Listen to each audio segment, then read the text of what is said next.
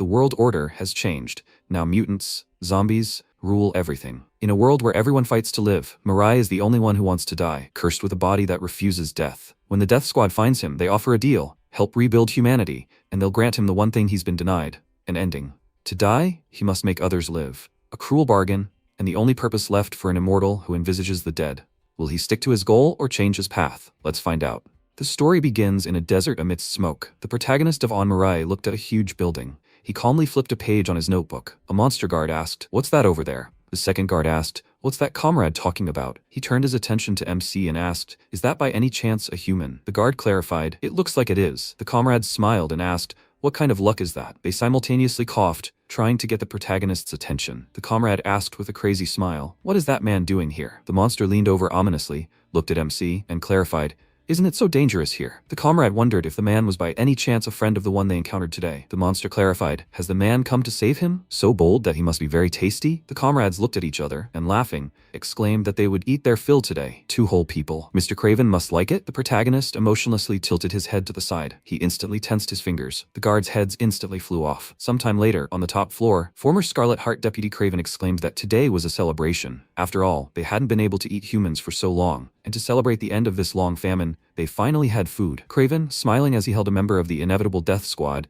Choi Juho, with his hand on his head, added that it also came to them on its own. The zombie laughed, and Juho, looking away in fear, screamed. Craraven ordered his assistants to scream from the bottom of their hearts, and they instantly screamed. Mirai entered the room, and Craraven was greatly surprised. Juho, perplexed, raised his head and looked at the protagonist. Craraven asked in surprise, "Who is this man? Are the guards off duty today?" The assistant disagreed and replied that they should be standing at the entrance. The guards' heads quickly fell to the floor in front of Craven's feet. He became very angry, and Juho noticed the heads. The protagonist coughed and apologized. He showed a drawing in his notebook and asked if Craraven was here now. Craraven twitched with anger. MC clarified, "Is he not here?" He had heard that Craraven was supposed to be here. Juho was stupefied and wondered what this guy was talking about. Craraven sternly asked, "Is the protagonist a friend of this man?" Mirai disagreed and clarified that he had never seen him before. Craraven angrily asked, "Then who is this man? And why did MC kill his soldiers?" The protagonist calmly replied that they irritated him. Craraven crossed his arms and ordered Jeff to deal with it. The assistant asked, "What's the menu?" The boss responded angrily, "Like at the hotel," and asked the assistant to cut the food larger. Jeff quickly approached the protagonist and raised his sword. He calmly replied that the order was accepted.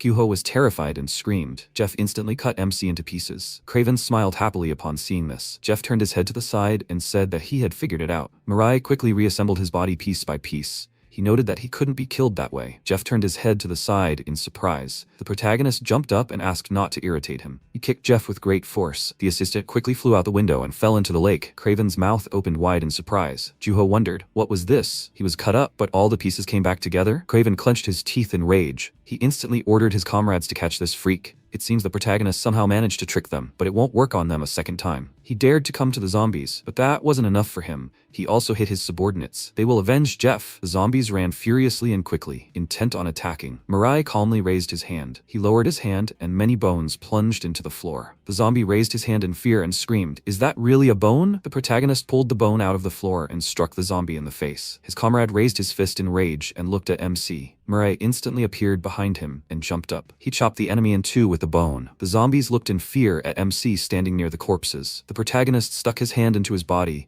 and Juho looked at him expectantly. MC quickly pulled an organ out of his body. He delivered a powerful attack to the zombies. The zombies' body parts flew to the sides, leaving a pool of blood on the floor. Mirai looked thoughtfully at the organ in his hand. He calmly threw it aside, and the zombies were very surprised. The protagonist quickly turned and threw bones at the opponents. He quickly pulled his intestine out of his body. MC threw it with force towards the zombies. The wound in the protagonist's body quickly healed. The opponents looked at him with great fear. MC turned his head to the side and noticed that they were irritating him. He raised his hand and formed a brain from his fingers. The zombies fell into a stupor and shook after watching this. The opponent's head instantly exploded, and the comrade covered his face with his hands in fear. Mirai picked up the bone and tossed the brain, preparing to attack. He struck with great force and the brain flew through the zombie's head. The protagonist quickly killed all of Craven's assistants. After a while, he stands in pools of blood. Craraven opened his mouth wide in great surprise. He screamed tensely, "What is this?" MC instantly appeared in front of him. Craraven looked down and thought, when did the opponent appear in front of him? Mirai apologized and asked, "Is the opponent by any chance Craraven?" The boss pursed his lips in fear and thought for a moment. He asked, What is it? Why is the protagonist looking for Craraven? Mirai replied that someone told him that zombies could kill him. Craraven got really angry and raised his mace over the protagonist's head, yelling, "He's a damned freak. Is he kidding him? If he wants to die so badly, he'll kill him right now." Mirai raised his head and veins quickly enveloped Craraven's body. The protagonist clarified that he had asked not to irritate him. The veins compressed Craraven's body and he instantly exploded. The mace, along with the remaining arm, fell to the floor. Juho looked at the protagonist in surprise and wondered, what the hell is going on? There were so many zombies here, and all at once. He quickly raised his head and noticed MC looking at him. Juho was terrified and screamed. He wondered if the protagonist wanted to kill him too? He wouldn't, would he? Mirai quickly removed the tape from Juho's mouth. The member of the inevitable death squad asked the protagonist to wait. MC apologized, and Juho fell silent. Mirai showed him the notebook with the drawing and asked where Craraven was now. Juho replied that the guy MC had just killed was Craraven. The protagonist turned his head to the side and replied, "I see." He thought that it hadn't worked this time either. He stood up and turned towards the exit. Juho asked him to wait a minute. MC ominously turned his head to the side and asked, "What's wrong?" Juho was very scared and, lowering his head, replied, "Nothing." He thanked the protagonist for his help. Mirai calmly headed for the exit. After a while, the protagonist left the building. He looked at the notebook and crossed out Craraven's drawing. MC thought that a few years ago the world was destroyed by a zombie virus. Sometimes, of course, there were still surviving people, but most were still zombies. They evolved and became a mixture of zombies and humans, monsters called zomgans. They were called the Zomgan disaster, and they brought destruction to the entire civilized world. And Mirai survived as a human, but since that day, he still can't die. The protagonist, with a devastated look, asked his mother for forgiveness. He squatted in front of the grave and said that today he couldn't die again. After some time, Gyuho, with his hands tied, sitting on the floor, said that since the protagonist had saved him, he could have untied his hands. Suddenly, he was called out, and Juho turned his head to the side in surprise. He happily called out to the commander and yelled that Dongho was here too. A member of the inevitable death squad, Lee Dongho, approached his comrade and asked, "Is Juho okay? What happened? Why didn't Juho answer the radio?" Juho apologized and replied that he thought Craraven wasn't here, so he went to investigate, and so he was simply captured. The commander of the inevitable death squad, Lee Kyoung, looked at the zombie corpses and turned to Juho. "Something happened here, right?" Juho was surprised and said that some guy had appeared. Kyoung was amazed and asked, "A friend says that some guy single-handedly dealt with a crowd of zombies?" Gyuho agreed and noted that it was hard to believe, but that's exactly it. It was unclear why he suddenly appeared and cleared everything out in an instant. Kyoung asked, "Where is he now?" Juho lowered his head and replied that he didn't know. The protagonist wanted to leave right away, so he was going to question him, but he became so scared that Juho couldn't. Dongho clarified, "Was the guy also a zombie?" Juho replied that MC was definitely human. Kyoung turned her head to the side and rested her hand on the floor. She was surprised and asked, "Was the guy wearing sneakers?" Juho agreed and replied that it looked like it. Kyoung tensed, realizing something. After a while, the protagonist was sitting by his mother's grave. Kyoung, sitting in the bushes, asked, "Is that him?" Gyuho agreed and replied that it was true. Dongho looked at MC in amazement and noted that he looked like an ordinary schoolboy. "So he killed all the zombies?" Gyuho agreed, and Dongho wondered, "But what's he been doing there all this time?" Kyoung asked, "He's sure, right?" Gyuho was surprised, and Mirai turned her head to the side. Kyoung quickly swung her weapon, intending to attack the protagonist. He instantly jumped back and did not get hit. MC looked at her in bewilderment, and Kyoung exclaimed that this was very cool, and she struck with the intent to kill. The comrades, sitting in the bushes, were very surprised and called out to the commander. Kyoung noticed the wound on the protagonist's neck and exclaimed that she was still faster alone. MC's head instantly separated from his body. Kyoung shot him in the head numerous times and asked, "What will he do with this?" Mirai said nothing and stuck his hand inside his neck. He quickly pulled out his own head. Kyoung smiled enthusiastically and shouted that it was all true. He really wasn't dying. The protagonist asked her not to irritate him and just leave. Kyoung was surprised and hit MC on the chin with her gun. She quickly turned around and clarified that after his words, she just wanted to irritate him even more. Kyoung kicked the protagonist hard in the stomach. He quickly flew to the side. She calmly fired her gun. MC looked at the flying bullets and raised his hand. He directed numerous veins from his hand and stopped the bullets. Kyoung wondered, what was this? She had never seen such an ability before. Mirai remarked that it was good. After all, he hit with the intent to kill. Kyoung smirked and thanked him for the praise. Veins instantly appeared behind her back, and the protagonist clarified that he was serious. Kyoung smiled, covered her eyes with her cap, and thought that he was one step ahead. MC dropped his hand and said he didn't know why she was doing this. She should just leave. He really doesn't like killing people. Kyoung ran towards him at breakneck speed. She held a knife to the protagonist's neck. Kyoung asked how long it usually took him to recover. After all, the wound on his neck hadn't completely healed yet. MC, surprised, touched his neck with his hand and asked what it was. He felt the unhealed wound and wondered if he still hadn't recovered, but this had never happened before, had it? Mirai looked at the commander in amazement and asked how this had happened. Kyoung remarked that it seemed like it was time to introduce herself. She took off her cap and stated her name and position. Kyoung asked if the protagonist would like to join their squad. He was such a valuable option, an immortal guy. Dongho was stunned and asked, "Immortal who?" Gyuho sadly remarked that this was very shameful. Kyoung exclaimed that she wasn't asking him to join join for nothing, he would also receive a worthy reward. Kyoung had heard from Gyuho that the protagonist seemed to want to die. She raised the knife and said that it was a wish and she would fulfill it. Mirai asked what she had said. Kyoung replied that they had a special student and he would find a way. The protagonist sternly asked, "But how?" The commander clarified, "Maybe MC should ask him about it. After all, her knife was created by this scientist." Mirai thoughtfully lowered his head and looked down. Kyoung noted that, judging by everything, this was the protagonist's first experience. Didn't he find that convincing? MC wondered if she could really kill him. Kyoung smiled and asked his name. Mirai introduced himself, and the commander, turning the knife blade down, asked him not to worry. The protagonist would be slaying zombies with them, and they will take back the land that was taken from them. Kyoung confidently crossed her arms and shouted that the day human society is restored, she will definitely kill Mirai. The commander hopes for his help until that day. She looked at him with a smile and called him a fighter. The protagonist thought that the fire that was about to go out had flared up again. He asked, "Can she promise him?" Kyoung confidently agreed. MC thought that now there really was a chance that he could die. Mirai looked at the commander hopefully and agreed. After some time, Kyoung asked, "Is Garam coming to them?" A member of the imminent death squad, Jin, Garam yelled into the radio that she was coming. Kyoung smiled and said that their friend was already on her way. Juho asked if Garam had a driver's license. Dongho, frightened, replied that she probably didn't. Kyoung noticed the car and exclaimed, "There's the assistant." At the same time, Garam, holding the steering wheel in her hands, screamed in fear. The car stopped abruptly and a scream echoed through the forest. Garam quickly exited the car and, apologizing, asked, "Is she that late?" The commander placed her hand on her shoulder and thanked her for her efforts. She ordered the fighter Mirai to go. Garam was very surprised and asked, "Who is this?" Kyoung replied that it was their new fighter who had just joined. He will now be their junior, right after Garam. Gyuho headed to the car and asked the protagonist to go. Garam joyfully raised her fists and yelled, "She finally has a junior comrade too?" She extended her hand to him and exclaimed that she had hopes for the protagonist.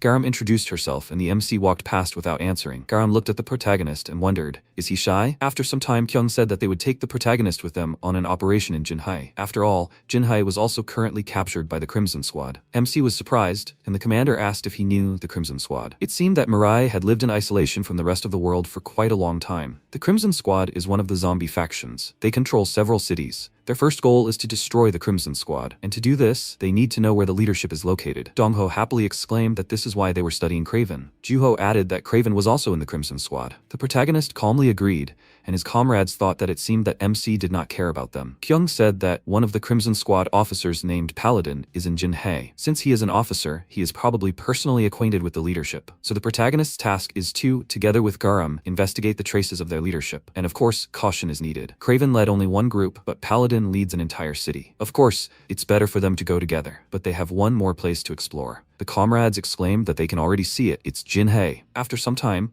they arrived in Jin Hai, a district of Changwon. Garam and MC got out of the car. Kyoung said that from now on, it would be better to go on foot. It's a very frightening place. Garam will tell them the details. The assistant smiled confidently and, raising her fist, asked them to trust her. Kyoung exclaimed that with Garam, you won't get lost. The commander, sitting in the car, wished her comrades courage and asked them to be careful. Garam sternly raised her fist and thought, finally, the first mission. She's very nervous, but she must show her best side. Garam is the eldest after all. She quickly ran across the grass. After some time, Garam looked at the sign. She resolutely lowered her head and thought that they got here without any problems. Now they were at the entrance to the city. Garam sat down on the ground behind the car and thought that from now on, she would have to be on her toes. Jin Hai is a zombie city. There are only zombies here, and not just any zombies, but zombies that have taken the form of animals. A special feature of this place. You never know when or where they will appear. You always have to be careful. At the same time, Kyoung is watching his comrades through binoculars. Gyuho asked if everything was okay. Maybe they should go with them after all? Kyoung confidently disagreed. Since Mirai is there won't be much danger. More importantly, she wants to check something. Why did this guy follow them so happily? Of course, anyone would want to get his hands on a guy like that, but it's unclear what's on his mind. Can they trust this guy? That's why the commander wants to observe him for a while. Garam noticed something. She called out to the protagonist and asked why he was standing there. She ordered him to come here and hide. MC asked why. Garam screamed in surprise. What do you mean, why? Zombies could suddenly jump out. Zombie animals appeared behind the car. The zombie asked, is this true? The comrade replied that he told him so. Garam leaned against the car in great fear and thought it was zombies. They appeared right after her words. Is there a tiger there? The zombie tiger asked. Is Craraven really dead? The comrade started to speak and fell silent, noticing something. The protagonist calmly looked at them. The zombie animals asked, what is this? Kyoung smiled tensely and exclaimed that she didn't tell the protagonist not to get caught. She forgot. It was so obvious. The tiger asked, who is this? What is a human doing here? Garam wondered if MC had gone crazy. Of course, she hadn't explained anything to him, but it's natural to hide. Mirai apologized and asked if the zombies should just be killed. Garam was very surprised, and the protagonist instantly disappeared from sight. MC rose into the air and created a giant brain from his fingers. He threw it with tremendous force towards his opponents. The brain fell powerfully to the ground, creating cracks in the ground. Garam quickly rose to her feet and screamed, asking, "What is this?" She thought he had superpowers too. The commander wouldn't have brought in a mere human. This is a whole other level. The zombie asked in surprise, "Who is this guy?" His comrade yelled, "Is he really a human?" The protagonist flexed his fingers, preparing to attack. He swung his arm with enormous force and sliced the opponents in half. Garam covered her ears in fear and screamed. Mirai raised his hand and hit the zombie with his huge brain. He quickly turned around. Numerous explosions thundered across the battlefield. Yuho looked at what was happening in amazement and shouted, "What's going on there now?" Kyoung lowered her binoculars and exclaimed, "That's so cool." She had no idea he was so strong. At the same time, the animal zombies looked at what was happening from inside the building. An elephant standing near a car asked, "What's that noise?" They headed toward the sounds and asked, "What's going on?" The comrades, quickly running to the side, ordered the zombies to run away. The opponents turned their attention to the protagonist and asked, "What is that?" MC broke the ground with his hand with great force. The animal zombies screamed as they ran away. "What's going on?" Garam tensely turned her head to the side and screamed, "It's a curse, so she'll have to fight too." The zombie cat pointed at her and asked, "Did she start this? How dare a human?" Garam quickly opened the book. She decisively created a circle of magical mana around herself and exclaimed, "It's hard for her to deal with several at once." Garam activated her ability, gaining boxing knowledge. She swiftly struck the opponents with a beam of mana. The protagonist jumped towards the opponents. He calmly kicked the opponent's head and it flew to the side. MC instantly landed on the ground. He swung his leg and a stream of air threw the zombies aside. Mirai prepared to attack and several powerful explosions thundered. He landed on the ground and Garam looked at him with irritation and apologized. She asked, "Does he really want to destroy the entire city and invite zombies from all over the world here?" Mirai, holding a bone in his hand, approached the enemy. The zombie, sitting on the ground, began to cry in fear. The protagonist asked in confusion, "What was wrong with the enemy? Why can't the zombies speak normally?" Garam, breathing heavily, clarified, the protagonist had just killed them and suddenly became interested. "These are low-ranking zombies. Low-ranking zombies usually don't speak well." MC remembered how his mother had tearfully apologized to him. He calmly ordered the enemy to leave. The zombie, screaming, ran quickly down the road. Garam asked, "Why did MC decide to let him go?" The enemies ran towards them and ordered them to catch people. Garam looked at them tensely and asked, "Is this happening again?" She irritably activated her ability and asked them not to come running again. Sometime later, in the city under the evening sky, Garam let out a tired sigh, standing among the corpses of her enemies, and asked, "Is this the end?" The MC asked, "Which one of them is the paladin?" Garam irritably wiped the blood from her face with her fist and noted that he had destroyed everyone and was now asking. The paladin was probably already dead too. She tensed and wondered why Paladin was nowhere to be seen. Shouldn't he have appeared in this situation? He couldn't be lying dead somewhere here, could he? Garam coughed and exclaimed that it would be better to hide first. The protagonist asked, "Why hide?" Garam asked, "What do you mean? Why? What will the MC do if more zombies appear?" Mirai replied that they could be killed too. After all, there could be a paladin among them. Garam said that they came here to explore, not to fight anyone. The protagonist noted that they could explore after everyone was killed. Garam screamed furiously, saying that she understood, of course, that he was strong, but she couldn't fight all day. MC could certainly fight calmly without any worries since he was strong, but she couldn't. Garam could really die. Mirai asked emotionlessly, "So what now? What difference did it make to him whether she lived or died? Wasn't it enough to just complete the mission?" Garam sternly asked, "What did that mean? Was he serious? He wouldn't care even if she died?" The protagonist agreed and replied that it made no difference. Kin tensed up upon hearing this. Garam screamed angrily, "How could he say that?" She pointed her finger at his chest and exclaimed that what they were doing here was all for the sake of saving people. Although the mission was important, it was still no more important than human life, so the protagonist shouldn't say such things so easily. MC approached her face, and Garam was surprised and asked, "What was that?" Mirai sternly replied that it wasn't for him. Paladin kicked the ground and called out to them. He sternly asked, "What happened?" Garam thought he had thorns all over his body and a spiritual mask on his back. There was no mistake. She fell to the ground in fear and screamed. Could it really be Paladin? Kyoung tensed up as she looked through the binoculars. Garam thought, why now? She no longer had the strength to fight. And even if she did fight, could he be defeated? Paladin and these zombies? Paladin clarified that he found out his brother Craraven was dead and went to see him. But what kind of curse is this? Jeff tensed up and exclaimed, "It's that guy. It was he who killed their brother Craraven." Paladin turned his head to the side and clarified, "Could it really be that guy?" Jeff exclaimed, "That's for sure. The protagonist killed Craraven, and then he killed everyone else." Paladin got angry and remarked, "So that's how it is." He heard that there were some people among humans who had developed superpowers. But who would have thought that the rumors would be true? The swords on Craven's back spun rapidly, cutting through the air. Paladin clarified that he didn't know what was on his mind, but since he had killed a member of his family, he shouldn't think he could leave alive. Kyoung was scared and said that they didn't expect this. "It looks like they should move." Kyo asked why this was. The commander ran quickly and ordered them to move. Garam grabbed MC by the arm and asked if he was crazy. After all, he was an officer of the Crimson Squad. She firmly ordered him to stop thinking stupidly and run away. The protagonist could really die. MC pushed her away and replied that it would be good if so. Paladin ran furiously and yelled that he would kill them and eat them with great appetite. Garam yelled irritably that she was asking him. Mirai instantly approached the enemy's face. He disappeared from sight and stopped among the zombies. The protagonist delivered a powerful attack and cut his opponents with a vein. Paladin turned his head to the side in fear, and Jeff, with his body cut, turned to his older brother. Paladin ominously called the protagonist a freak. He quickly rushed into battle and barked, "Kill a member of his family right before his eyes?" The protagonist calmly remained motionless. Paladin attacked and furiously asked, "Do you like it?" The swords grazed, but even so, they would pierce him. He wouldn't even know where Paladin was, and would fall to pieces, so he only had himself to blame for fearlessly charging into the fray. MC remembered Garam's words. She screamed that even he could really die. Mirai emerged from his memories and turned his head to the side. Paladin swiftly cut the protagonist. Garam covered her mouth with her hands in fear. Paladin noted that he was just food and should know his place. MC immediately struck the enemy with his hand. Paladin tensed and thought,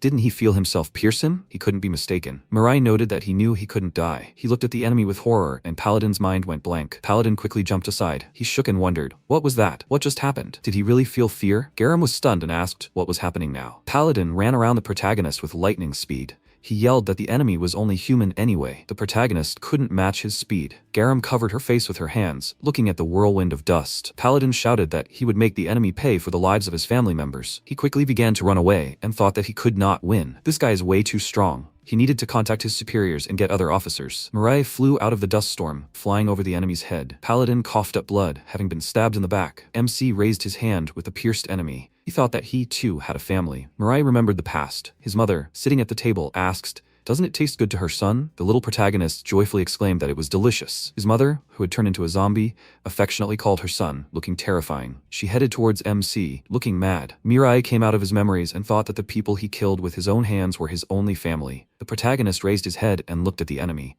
Paladin burst into tears and screamed that it was a curse. Does the demon think the other officers will stand aside? MC asked not to blame him so much. Mirai tore the enemy apart and added that he, too, had become like this because of his family. Garam looked at what was happening with great fear. Dongho ran up to her and asked if she was okay. The comrades looked at the blood-soaked protagonist. Kyoung got angry and ordered them to stop. The mission was already over. She told them to explore Jin Hai, but MC simply decided to destroy the city. So now there will be no point in any research. The commander turned around and ordered them to quickly return to base. Mirai calmly turned around. Kyoung thought that this bad feeling was not because he was planning something bad. Of course, they should kill zombies. However, such cruelty is unnecessary. Any person should have a sense of pity, but she does not see this in Mirai. Who would have thought that she would start feeling sorry for zombies? Maybe Kyoung brought them a monster even more terrible than zombies. She ordered them to return to base and asked them to be careful because zombies can appear at any moment. Sometime later in Jin Hai, at the site of the battle, there are many zombie corpses. The 5th star of the Scarlet Squad, Yahello, put her hand to the ground and said that this is all zombie blood. There is no human blood at all. The 6th star of the Scarlet Squad,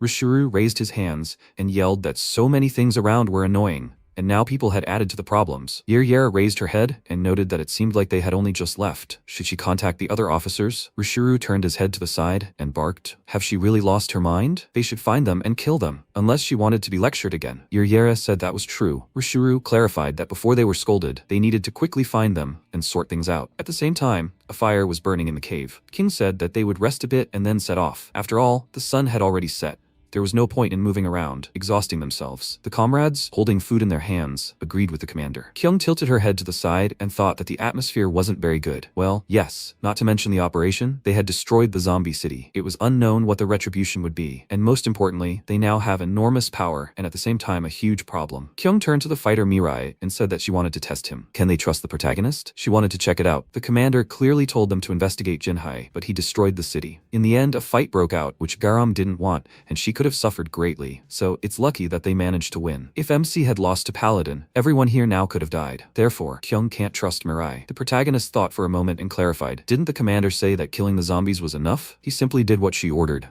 Kyoung agreed and replied that perhaps that was true. However, she said that they needed to destroy the zombies and create a human society, and if they fight indiscriminately, like MC, then people will also die in huge numbers. Even if they managed to found a new city, can we really consider it a human society? Kyoung invited Mirai because they needed him. The protagonist followed them because he needed them. And MC's dangerous actions would harm both Mirai and her comrades. The protagonist asked to kill him, right? Then he must act exactly as she ordered. The comrades were very surprised to hear this. MC turned his head to the side and agreed. Kyoung picked up the knife and noted that it was like this. She brought the food to her mouth and thought that this should be enough. Although an even bigger problem remained unsolved. The protagonist destroyed the zombie city and disturbed the officers. This can be considered a call to war, nothing else. So the other officers will start moving too. After some time, the officers broke into a run. They stopped, and Rishuru, looking at the light in the cave, exclaimed, "It's there." He sternly turned his head to the side and asked, "It's there, right?" Yer replied that everything was correct. The smell ends there. Rishuru gritted his teeth in anger and shouted that they were caught. Annoying human freaks. They quickly ran into the cave. Rishuru angrily called the humans freaks. The officers looked at the empty cave and the blazing fire. Rishuru put his hand to his face and remarked that it was crazy. Yer clarified, did they destroy their tracks with the smell of food? It would be difficult to pursue them further. Rishuru said that it looked like someone very smart was with them. Nothing can be done. He would like to deal with them in his area of responsibility, but he will have to call a meeting of the officers. This situation cannot be left alone. The humans have rebelled. Sometime later in Busan, a car with comrades is driving along the highway. The protagonist sits next to the commander. Looking out the window, he noticed zombies shouting at slaves. Kyoung asked, "Has he ever been to Busan before? This used to be a good place too. Although now it is captured by zombies. Now people become slaves to zombies and live like that, or become food and die. There are only two options, and whatever the choice, this is not a human life at all." MC looked sadly down and said nothing. After some time, Kyoung, walking through the sewers, asked to come here. It's a little unpleasant here, but they have to endure. After all, this is the only way to their base. They approached the subway platform, and the commander noted that here they have arrived.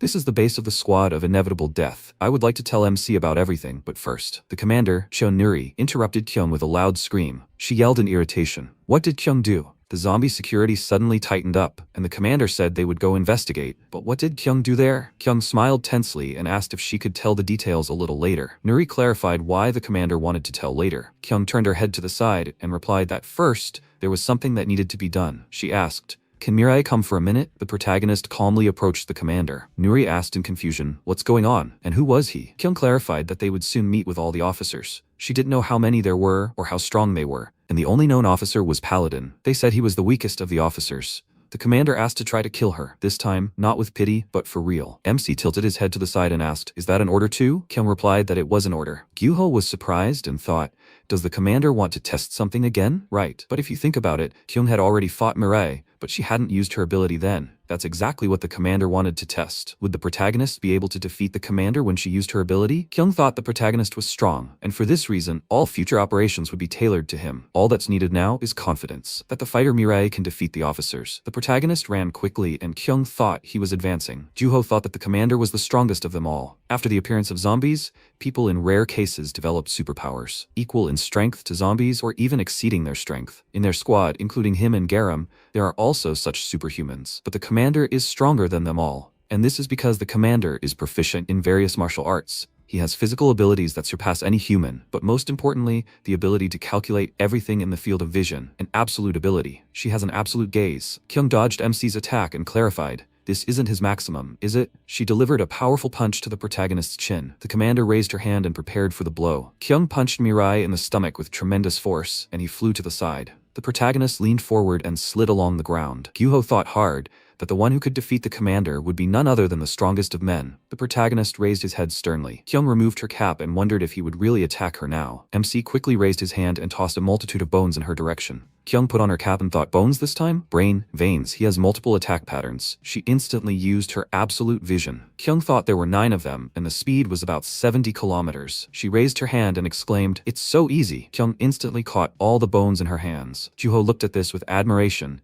and Nuri screamed furiously that their headquarters must not be destroyed. Kyoung looked in surprise at the crumbling bone in her hand. MC instantly approached her and raised his leg, intending to attack. Kyoung ducked back and avoided the blow. Mirai landed on the ground and looked at the commander. He quickly moved into battle and threw the bones in her direction. Kyoung thought it was amazing. This was nothing compared to his first attacks. Her absolute gaze could theoretically dodge even a bullet. However, Mirai's attacks were a level higher. Kyoung leaned to the side, standing under the force of the airflow. The commander smiled and thought, was it better than she expected? The protagonist glared at her sternly. Kyoung ordered it to end and declared her defeat. MC clarified, "Is that all?" Kyoung crossed her arms and declared that it was enough. Her comrades were stunned upon hearing this. Garam was astonished to think that the commander had failed to fend off the attack. The duel between these two was very short, but it gave everyone who watched new hope that perhaps they could truly defeat the officers. The possibility that a new world might open up, and also confidence. Kyoung jumped onto the platform and suggested they start preparing quickly. Dongho asked in surprise, "What preparation?" The protagonist looked at his hand. MC turned his attention to Kyoung and thought that he had never been able to hit a single target. The commander joyfully exclaimed that they needed to talk to Nuri for a bit. After a while, Nuri asked what the commander was planning to do. Kyoung asked in confusion, but she hadn't said anything yet, had she? Nuri adjusted her glasses and asked if the commander thought she needed words to understand. The scale was clear at a glance. Security had been tightened because of the protagonist, hadn't it? It seemed Kyoung had found a capable guy somewhere, led him, and along the way, he had destroyed some city. Kyoung smiled and remarked that the commander was very smart. Nuri asked irritably, maybe the commander should express herself more pleasantly? Kyoung placed the map on the table and remarked,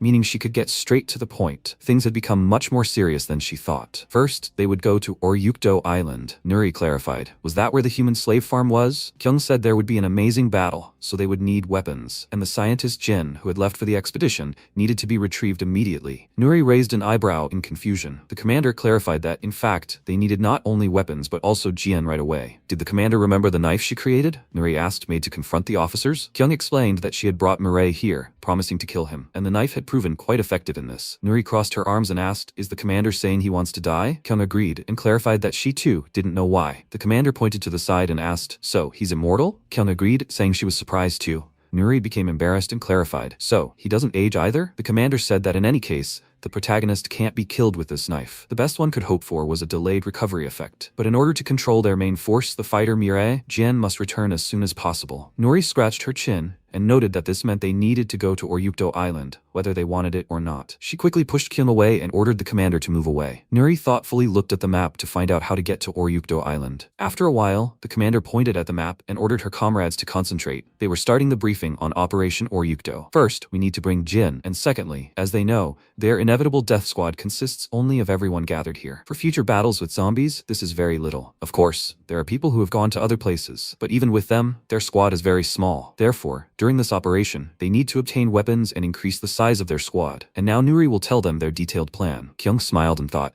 Nuri thought everything through so thoroughly? That's right. No one can compare to Nuri when it comes to intelligence. Juho raised his hand and exclaimed that he had a question. To get to the island, they need to steal a ship, but what will they do with the zombies in the port? Nuri inquired why he asked. Juho noted that there were a huge number of zombies there. The commander raised a finger and clarified that the number of zombies was not a problem. They should know better than her, right? After some time in the port of Busan, the protagonist jumped to the ground. Kyoung asked into the microphone, can you hear her clearly? MC agreed, and the commander said there would be many zombies in the area. She asked the protagonist to deal with them as quietly as possible. At the same time, Kyoung added that they would split up and find a suitable ship. She asked her comrades to be careful not to get hurt. At the same time in Busan, in L City, the officers of the Crimson Squad, a meeting of the 7 strongest, concluded. Rishuru sternly said that humans destroyed Jin Hai, and Paladin, the former 7th star, was dead. Belatedly, they chased after the humans, but they were unable to track them down. 4th star, Nadfi clarified, were they really the ones who did this? Yeryer replied that it was definitely them. The air vibrated with the scent of humans. 3rd star, Arlo suggested, if they were able to kill Paladin, they must be superhumans. 2nd star, Spetter noted that even if they were superhumans 100 times over, the main thing is that they were still humans. What's there to worry about? 1st star, Terret asked if there was more precise information. Rishuru replied that there wasn't any yet. Terret said that, then, first, they needed to seal off all the cities, and everyone should strengthen security in the area. Until there was precise information, there was no point in acting rashly. He ordered Rishuru to catch these people and not let them escape this time. After all, Terret might overlook laziness just once or twice. Rishuru agreed and clarified, right? Bringing them would be enough, right? He thought irritably, what a curse. How could he be so lazy? Yeryer asked where he would go first. Rishuru calmly replied that they needed to inspect his area first. Kyoung said over the radio that there were also serving people in the area. Under no circumstances should they be attacked, even by mistake. The protagonist agreed. After a while, MC quickly ran towards the zombies. He thought they needed to deal with it quietly. The zombies laughed joyfully while talking to each other. Mirai instantly kicked their heads. He landed calmly on the ground. The protagonist ran to the side and thought that they should sort this out quietly. Some time ago, Garam and Dongho were hiding from zombies. Dongho called out to her and Garam quietly asked, is there a ship there? Dongho replied that there wasn't one and asked, does she have one? Garam said that there wasn't one here either. She suggested going somewhere else. Dongho pointed to the side and asked, where else? There are zombies here. The protagonist quickly killed the enemy. His comrades looked at him in amazement. Currently, Garam asked, smiling, "Are they coming?" Dongho agreed, and they set off to search. Juho was hiding behind a container. He wondered how he could find the ship here. He had no idea where it was. Where were the others looking? Juho heard a scream and turned his head to the side. He asked in surprise, "What are those sounds?" It seemed like a woman's voice. At the same time, the female slave asked in fear, why were they doing this to her? She had finished all the work for today. The zombie laughed and clarified, "Did the comrade really drag her away?" The comrade pulled his tongue out of his mouth and asked, laughing, "Isn't that cool? And she looks the tastiest of all. And still, is it okay to bring workers to be eaten?" The zombie asked sarcastically, "Isn't he a good boy?" The comrade exclaimed that there had been less food lately, so he was in a very bad mood. Of course, human flesh was sent down from above every month, but the officers eat it, not them. And they don't even let the workers eat. So how can they not stop obeying the officers? The zombie ordered to blame the social order, not them. The woman raised her fist and ordered them to stay back. The woman's son, Chan, quickly covered his mother and yelled at the zombies not to dare lay a finger on his mother. The woman grabbed his hands and screamed that she told him not to come to work. The zombie asked, "What's this?" He grabbed Chan by the hair and asked where the child had suddenly jumped out from. Chan angrily ordered him to let him go. The zombie looked into the child's eyes with a smirk and, after asking for forgiveness, clarified that they don't eat children. Chan must survive, after all, so that he can grow even more meat for them later. So first the child must have children, and then come for revenge. The zombie threw Chan aside and he continued to scream to let his mother go. Juho looked inside the container in bewilderment. He yelled worriedly, "What's going on in there?" The zombie looked at him irritably and asked,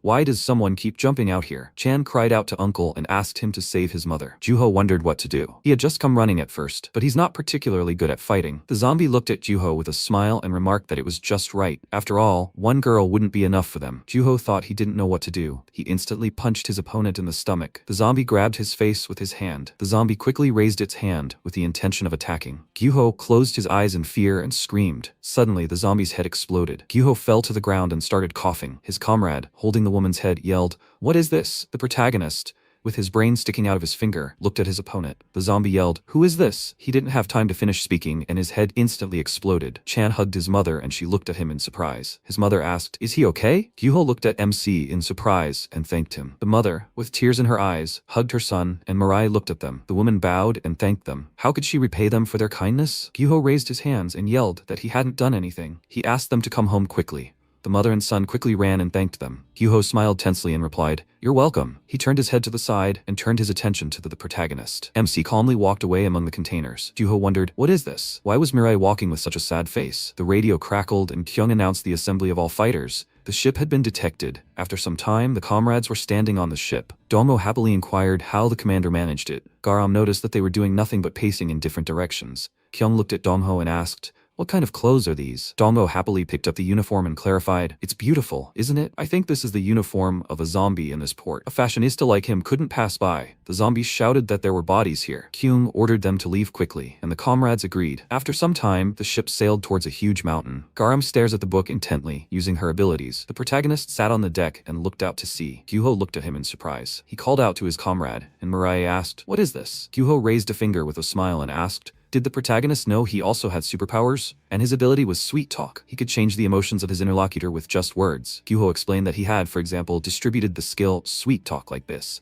He asked for a better mood. The stream of words reached the protagonist, but had no effect. MC asked, "What's wrong?" Gyuho yelled, "Why isn't it working?" He wondered if Mirai's deep depression had really reflected his ability. Gyuho, with tears in his eyes, covered his mouth with his hands and thought about how sad the protagonist was. MC calmly looked at his comrade, and Gyuho, putting his fists to his mouth, said, "In any case, if the protagonist is feeling down or sad about something, Mirai can always tell him. After all, he's playing the role of a doctor." MC indifferently agreed. He looked down sadly and thanked him. Gyuho was delighted and exclaimed that there was no need. In any case, the protagonist can speak without hesitation. Dongho asked, "Juho is cool. He isn't afraid of this boy?" Juho asked, "What was there to be afraid of?" Dongho noted that the MC seemed completely emotionless, as if Mirai could do harm at any moment. "And isn't it scary because the protagonist wants to die?" Gyuho sadly replied that it's just a matter of words. He just thinks Mirai's face looks very sad. Maybe it's not that the protagonist wants to die, but that the MC wants to find a reason to live on. After a while, Garam looked at something in surprise and turned to the commander. Kyoung, holding a map in her hand, asked,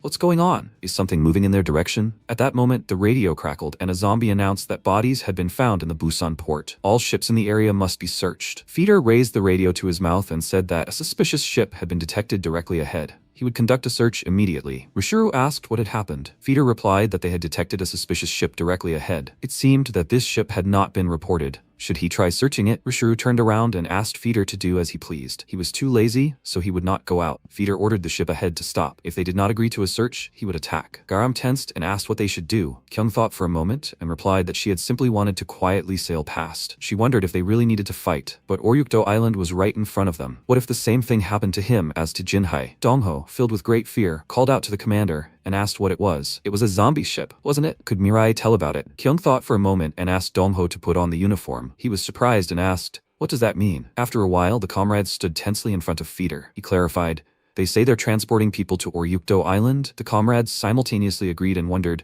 why are they doing this? Feeder looked at the documents and remarked that this was odd. There shouldn't have been a delivery today. Dongho yelled that these were extra people. Feeder clarified that this, of course, happens often. Dongho looked up warily and thought it was a relief that this happens often. Feeder asked suspiciously, why are they doing this? Usually, zombies are responsible for this, but why did they suddenly assign people to do this? Juho, with a streaming face, then quietly asked, "It seems they were discovered?" Kyoung smiled and replied that everything was fine. She didn't assign this to Dongho for nothing. The comrade, deeply afraid, began to stutter. Dongho thought he needed to collect his thoughts. He'd been rehearsing for a situation like this. Before the zombies appeared, his dream was to become an actor, to be recognized by everyone as such a talented actor. Dongho calmly said that Mr. Kim Cholsu had sent them. Garam wondered in confusion. Who the hell was that? Dongho wondered. Among the huge number of zombies at the port, surely at least one would be Cholsu. After all, zombies used to be people too. Juho quietly asked, aren't their names usually more sophisticated? Feeder approached Dongho suspiciously and asked, did Cholsu really send them? Dongho agreed, confused, and wondered if they didn't have Cholsu. Feeder asked if Cholsu still worked there. Dongho was surprised and confirmed it. Feeder called Cholsu a freak and exclaimed that Cholsu was doing a bad job as always. Why was he too lazy to report it to them? And Cholsu was still going bald? Dongho, holding back tears of happiness, replied that everything was fine. He mentally thanked the zombie Cholsu. The protagonist wondered if they couldn't just kill the zombie and keep swimming.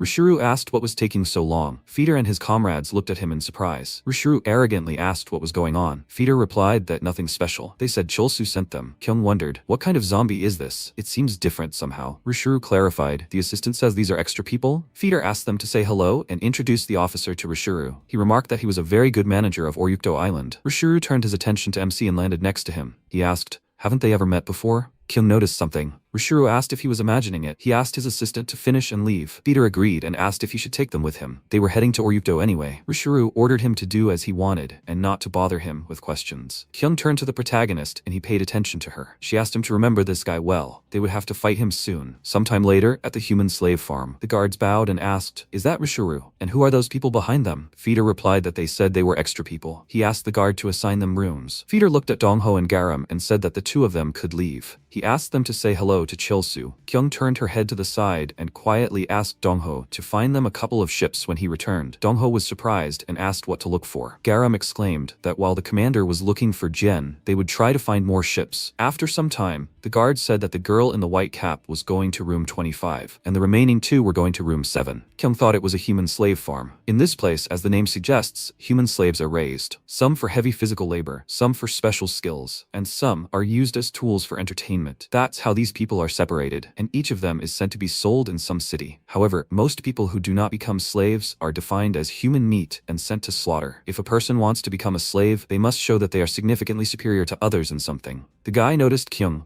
He passed by and nudged her with his shoulder. Kyoung thought that competition for survival is a very similar place to the wild. She turned to the protagonist and asked him to protect Gyuho until further orders. Mirai thought for a moment and agreed. Kyoung thought that in this place, perhaps people were even more to be feared than zombies. The guard pointed to the door and said that this was the 7th room. He asked them to enter together. The comrades agreed and entered the room. Kyoung wondered if everything would be all right. However, where could Jen be? The slaves turned their attention to the protagonist and Juho. The male slave asked in surprise, who are they? This is the 7th room. They must leave. Juho joyfully exclaimed that they had come to save them. He would gradually explain everything to them. Juho was greatly surprised and fell silent. The man holding the slave, Jen by the hair, asked, have they come to save them? Gyuho shouted angrily. What is the man doing? He noticed the sad faces of the people. Gyuho wondered if there was some strange atmosphere here. The man threw Jiseon aside and she started coughing. He asked, were they brought here extra? The man, with a wild look, clenched his fists and remarked that it seemed like since they were new here, they didn't understand something. so he would teach them. Juho asked what the man was going to teach him. The man instantly punched him in the face and Juho fell silent. Juho fell hard to the floor. The man grabbed him by the hair and ordered him not to say anything strange and to listen carefully. From now on, they would obey him. If newbies are given something to do, they should hand it over to him and not tell anyone that they are better at something. Juho yelled angrily. What is the man even talking about? He said they came to help. The man raised his hand with the intention of attacking and noted that Juho was talking too much. The protagonist immediately kicked his hand. The man looked at the MC in bewilderment. Mirai apologized and asked if this man should be killed. The man asked irritably, was the protagonist completely crazy? Juho yelled in fear that it was absolutely forbidden to kill people. The man quickly raised his fist and asked, did they both seem to have gone crazy? The MC thinks that because he is a child, he will spare him? The man hit Mirai with great force, but the protagonist did not move. The man was scared and wondered how his face turned out to be so hard. Even his hand hurt. This freak, what is he? The protagonist raised his hand and Juho exclaimed that the MC could only flick the enemy. Mirai raised his hand to the enemy's forehead. He flicked the man and sent him flying with tremendous force, cutting through the air. The man hit his back against the wall and grunted. Jiseon's mouth fell open in surprise. The man with blood trickling from his nose thought this was amazing. Juho wondered in amazement. Is that a flick? Surely zombies wouldn't come running at the sound? The guard quickly entered the room and asked what that noise was. Juho tensed and thought that they hadn't found Jin yet and hadn't found a way to save the people either. So what? They'd have to fight again? The guard looked at the slave and asked, is it really a man again? He grabbed the man by the robe and clarified, didn't he ask him to stop causing trouble?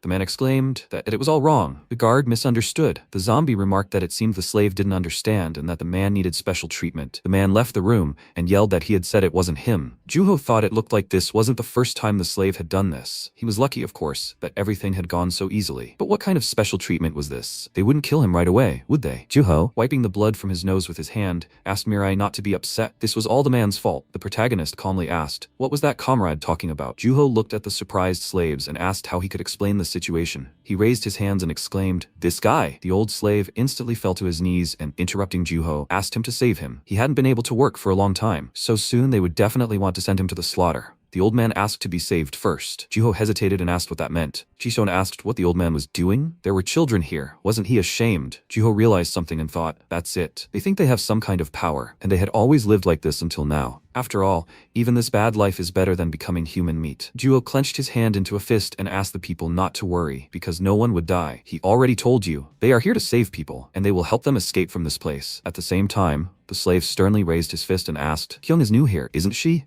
He will teach her the rules here. Kyoung agreed and said that the slave can take all her work, and if necessary, she would add on top. The commander sat down on the floor and clarified that she will then rest. The slave was surprised and asked how the newcomer knew. Kyoung thought the atmosphere was exactly as she expected. There is no need to rejoice about this. After all, they will soon free all the people. But the first thing is to find Jin. After that, they can move on to the escape plan. Jin announced over the loudspeaker that it was time to work. She ordered the people to their stations and report to those in charge. Kyoung thought it was good. They were starting to move. However, a familiar voice came over the radio. After a while on the street, Juho, breathing heavily, holding a log with his hands, thought, why did he get this job? The zombie ordered the people to move faster. Juho wondered if they would even have time to find Jen. I wonder what the protagonist got. He's sure it's something more difficult than this. Guo hoped this job wouldn't ruin MC's mood. At the same time, Mirai looked at the sewing machine. The man said that it's done like this and asked the protagonist to try. MC agreed and started sewing. His hand instantly got caught under the sewing needle and blood gushed out. The man was very scared and yelled that his hand needed to be removed. Mirai sat down on a bench and the man ordered him to just watch and not interfere. The slave, Hayoung, asked if his hand was okay. She had bandages. MC wanted her to put them on. Hayoung put bandages on his arm and noted that everything was ready, but he was badly injured. Mirai devastatedly replied that he didn't need it. Hayoung worriedly screamed that it was unnecessary. If she just left everything as it was, he would have bled to death. She sheepishly asked what his name was. The protagonist introduced himself, and Hayoung, lowering her head, exclaimed, "So he's Mirai." She smiled and thanked him for giving them their jobs back. The man had taken almost all of their cases, so they were afraid they would end up in the slaughterhouse. Jiseon approached them and asked what Hayoung was doing. Hayoung happily pressed her cheek to Jiseon's chest and, introducing her, exclaimed that Jiseon was very good. Jiseon was the only one in their cell who cared about her, and quarreling with a man. Jiseon wondered why Hayoung was so cheerful. Hayoung approached the protagonist and thanked him. She closed her eyes with great embarrassment and showed the MC a notebook in which it was written that the protagonist was very handsome. She quickly ran away, shouting that they would see each other in the cell. Jiseon asked, "What's wrong with Hayoung?" She looked at the protagonist with a smile and clarified, "Isn't this a little unusual? The atmosphere in their cell." The atmosphere in other cells is very heavy. After all, there is a lot of competition here. Of course, there was a man in their cell too, but it was still better than in the others. And thanks to the MC, it got even better. So she is in many ways grateful to the protagonist. His name is Mirai, right? The protagonist was very surprised and imagined his mother in Jiseon's place. He quickly got up from the bench, and Jiseon asked in surprise what Hayoung wrote to him. MC headed for the exit, and Jiseon wondered what was wrong with him. Maybe she said something wrong? Mirai pierced his hand with a sewing needle, and the man yelled that he had told him to leave. Sometime later in the evening, Kyoung scratched her chin with interest and thought that Jin was not here. The sports area, the work area, the punishment cell. She had looked everywhere during the day, but Jin was nowhere to be found. Maybe she missed something? Had Jin really already left here? Then things couldn't be worse. Jin announced over the loudspeaker that it was time to finish work. Everyone needed to clear their workstations. Kyoung remembered that voice and thought it was somehow familiar. Could it really be Jin? At the same time, Jin, tired, ordered the workers into the microphone to report to those in charge and leave their workstations. The slave enthusiastically squeezed his shoulder and exclaimed that he had also done a very good job today. Kyoung called out to him and asked if he knew where these announcements were coming from. The slave answered in surprise that it was probably from the overseer's room. Kyoung grabbed him by the shoulders and asked, "Is there any work in this overseer's room by any chance?" The slave asked, "Are you talking about cleaning?" "So that's his job. So what's wrong? And when will the new girl give him his number? She promised to give him work. He could only work for her if he had the number." Kyoung asked, "Is that so?" So she needed the number. She apologized and punched the slave hard in the face. Kyoung said she would apologize properly later. She took the number from the slave's robe and asked, "So which way is the overseer's room?" After a while,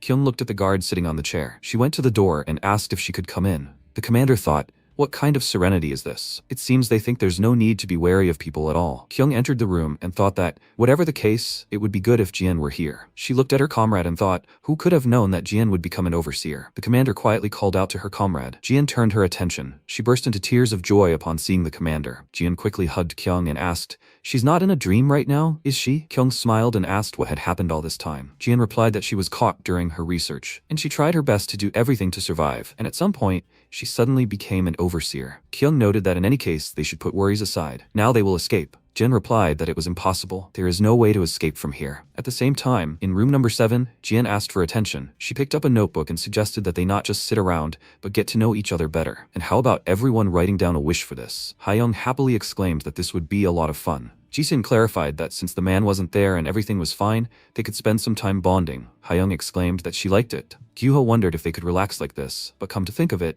he couldn't even talk to Mirai. What a chance to listen to the protagonist's story. Gyuho smiled and shouted that he liked it too, and the protagonist also said that he agreed. Jiseon suggested that the old man play with them instead of sitting silently all the time. The old man calmly agreed. The comrades sat in a circle and raised their notebooks. The protagonist apologized and asked what he should write. Gyuho smiled and scratched his chin, answering that he thought the MC could just write whatever came to mind. Mirai can write down the wish he wants to fulfill and a short explanation about it. The protagonist clarified that this was also an order. Gyuho agreed and exclaimed that it was an order. The MC thought for a moment and wrote something down in his notebook. Gyuho thought about it. And what did the protagonist want to tell? After a while, Jisun asked, "Everyone has written it, right? Then let the old man begin his story." The old man read that he wanted to see his grandchildren. After the world had changed, he had never seen them. He would like to see them at least once before he died. The old man burst into tears and, covering his eyes with his hand, added that he hoped they were at least alive and their bad grandfather couldn't come to them. He just sits here, causing everyone problems. Jisun, after listening to the story, replied that everything was fine. They understood everything. Jishon exclaimed that it was her turn now, and Hayoung was very happy. She said that she wanted to cook. In the last few years, there had been no people or zombies around whom she could trust. So someday, Jisun wants to get together with good people and have a delicious meal together. Juho, covering his tear-stained eyes with his hand, thought how kind they all were. He would definitely help everyone escape. Jisun exclaimed that now Hayoung. The girl happily replied that she had someone she would like to get closer to. Hayoung looked at the protagonist and she instantly became embarrassed. Hayoung covered her face with her hand and added that they would just get closer, and then that's it. Jisun exclaimed, "Now Juho." He replied that he doesn't know yet, so he'll be after the MC. Jisun asked the protagonist to begin. Mirai looked sadly at the notebook. Juho wondered, I wonder what the protagonist wrote. He sees that MC has written a whole sheet. Mirai said that he wants to die. After all, it's for his mother. MC, remembering the past, began the story. The protagonist, with a scarf around his neck, exhales cold air. Mom raised her hand and, holding a camera in her hand, asked her son to look here. MC smiled happily and called out to his mom. One cold winter day, Mirai killed his mom. The protagonist exclaimed that so. He said hello to Jaeyoung, and then he also said hello to Jung. Mom, holding his hand, said that little Mirai said hello to everyone. It looks like in the future, the protagonist will be able to become president? Mirai looked at his mother hopefully and asked if he could really become president. His mother replied that of course not. Greetings alone were definitely not enough. The protagonist jumped up indignantly and screamed, Was she making fun of him? His mother laughed and covered her mouth with her hand, thinking that she had a very cute son. How funny it was to make fun of him. His mother paused and coughed. The protagonist asked if she was okay. His mother replied that she was fine. It looked like she was choking with laughter. MC shouted irritably, but why was she making fun of him? His mother remarked that it was so funny. The man passed by Mirai and said into the phone that it looked like he was just a little sick. The protagonist noticed him in surprise. His mother asked her son to go home and that she would be back when she finished work. MC agreed and wished her a safe journey. Mom covered her mouth and remarked that it was strange. What's wrong with her? The protagonist thought there was something strange that day. After all, like always, he was just seeing his mother off to work. But for some reason,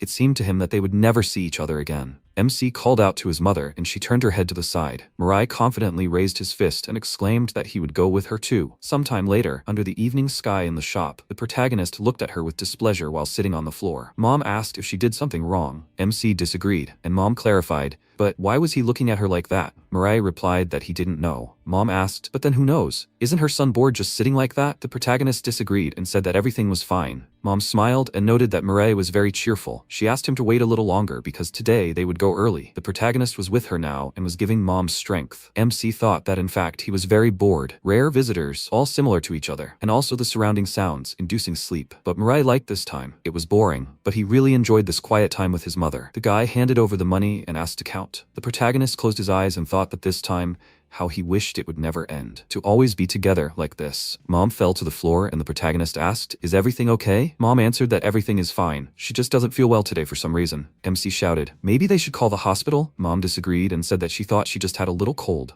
So today they would go early. She would rest and quickly return to normal. Mirai worriedly asked, will everything really be okay? Mom exclaimed that everything is fine. She just felt a little dizzy. That's all. After some time in the protagonist's house, Mom cut the carrots in half. She hummed a melody and prepared food. MC, watching her, thought, is everything really okay? He smiled and lowered his head. Mom, sitting at the table, asked, does it taste good to her son? Mirai, happily chewing his food, exclaimed that it was very tasty. Mom smiled and said that it was good.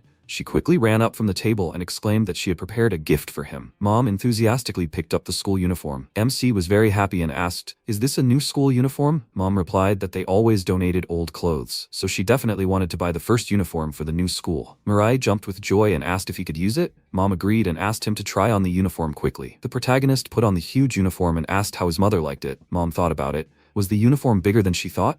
She exclaimed that it suited her son very well. MC, without taking off his uniform, went to bed and thanked his mother. She asked, holding back her laughter, what her son was doing. Was he really going to sleep in his uniform? Mirai agreed and shouted that it was a gift from his mother. He would definitely sleep in it tonight. His mother was surprised and remarked that he still needed to eat before bed. Sometime later at night, on the news, the anchor said that they were bringing this to their attention. This was a report on the real situation. The report stated that a biological threat had currently arisen throughout the Republic of Korea. People were strictly prohibited from leaving their homes and should also try to avoid contact with people outside. The anchor said that citizens were advised to immediately seek shelter in a safe place. The protagonist woke up and, rubbing his eyes with his hand, asked why his mother had turned on the TV. His mother started coughing while standing in the kitchen. The MC called out to her and asked if everything was okay. He quickly ran to the kitchen and yelled, what is this blood? Is she still feeling unwell? His mother, with a terrifying look and dead skin, turned her head to the side. Mirai was frozen with fear. Mom jumped on the protagonist and he screamed in horror. She bit him on the neck and blood gushed out.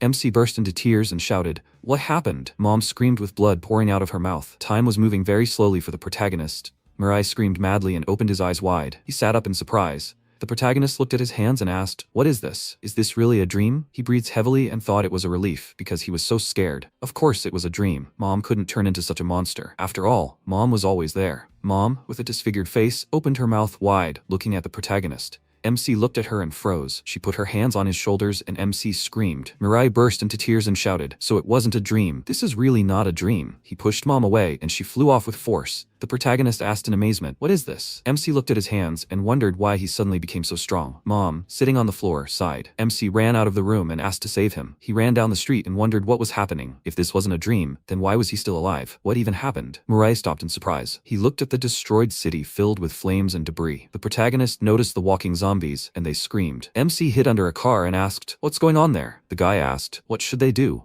The friend yelled that he didn't know either. What the hell is this? The friend asked the guy to quickly find it on the internet. The guy, holding his phone in his hand, yelled that no matter how much he searched, he couldn't find it. He didn't understand anything either. Could you really become a zombie from their bite? The friend shouted, what's the guy saying that's weird? The guy was bitten, but he didn't become a zombie. The zombies quickly ran towards the guys and screamed that it was food. The protagonist fell into a stupor, holding his hand to his mouth. He looked at the zombie in fear. MC, filled with great fear, quickly ran to the side. The zombie, looking mad, opened its mouth and jumped towards the protagonist. Mirai fell and the zombie loomed over him. It bit his hand, and Mirai called out for his mother with tears in his eyes. The protagonist closed his eyes and ordered the zombie to go away. He threw the zombie aside and ordered it to get out of here. MC, breathing heavily, walked along the road, leaving a trail of blood behind him. He cried madly, holding his hand to the remaining appendage of his severed arm. An arm quickly grew out of the appendage. Mirai said that it was very painful and called for his mother. She raised her head and made a sound. The mother headed towards her son, and the protagonist, raising his hands, screamed.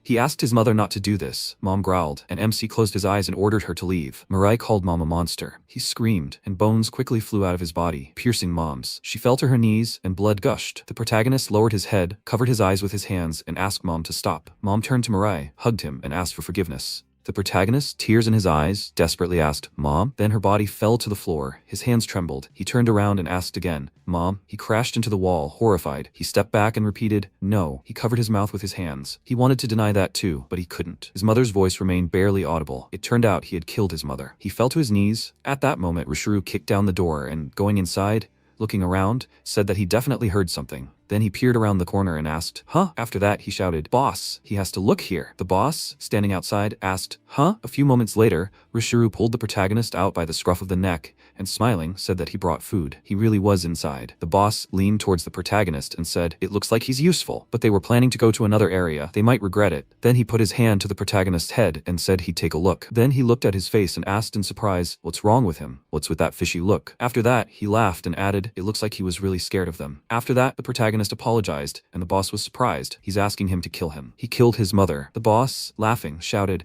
what is this brat mumbling? They'll kill him even if he begs for mercy. Then he lifted him by the head and added, okay, they're being kind today. After all, they're in a great mood now. Up until this point, they were ordinary zombies, but suddenly their memory returned, and unexpectedly they gained strength. His subordinate added, right, but ordinary zombies can't even really talk, can they? He smiled and confirmed it. They became even taller and smarter, apparently. You could say they evolved from a human into a zombie. Then he swung his hand and said, well, since they're in a good mood, they'll finish him off, just like he wants. After that, he plunged his hand into the protagonist's chest and pulled out his heart. His subordinate shouted, boss, he's cool. He looked like a killer from a movie. He asked, is that so? And how is it? After that, the MC apologized again. The zombie looked at him in surprise, and the protagonist added, he actually asked to kill him. What did he do? The zombie, holding his heart in his hands, asked in surprise, what? Then his subordinate jumped back in fear and shouted, boss, what's wrong with this guy? He has to kill him quickly. After that, he threw the protagonist aside and shouted, okay, he has to die, you bastard. Then he added a kick and shouted, damn it, there are so many weird little brats in the world. Then the main character fell to the ground, and one of the zombies said that he had lost his appetite.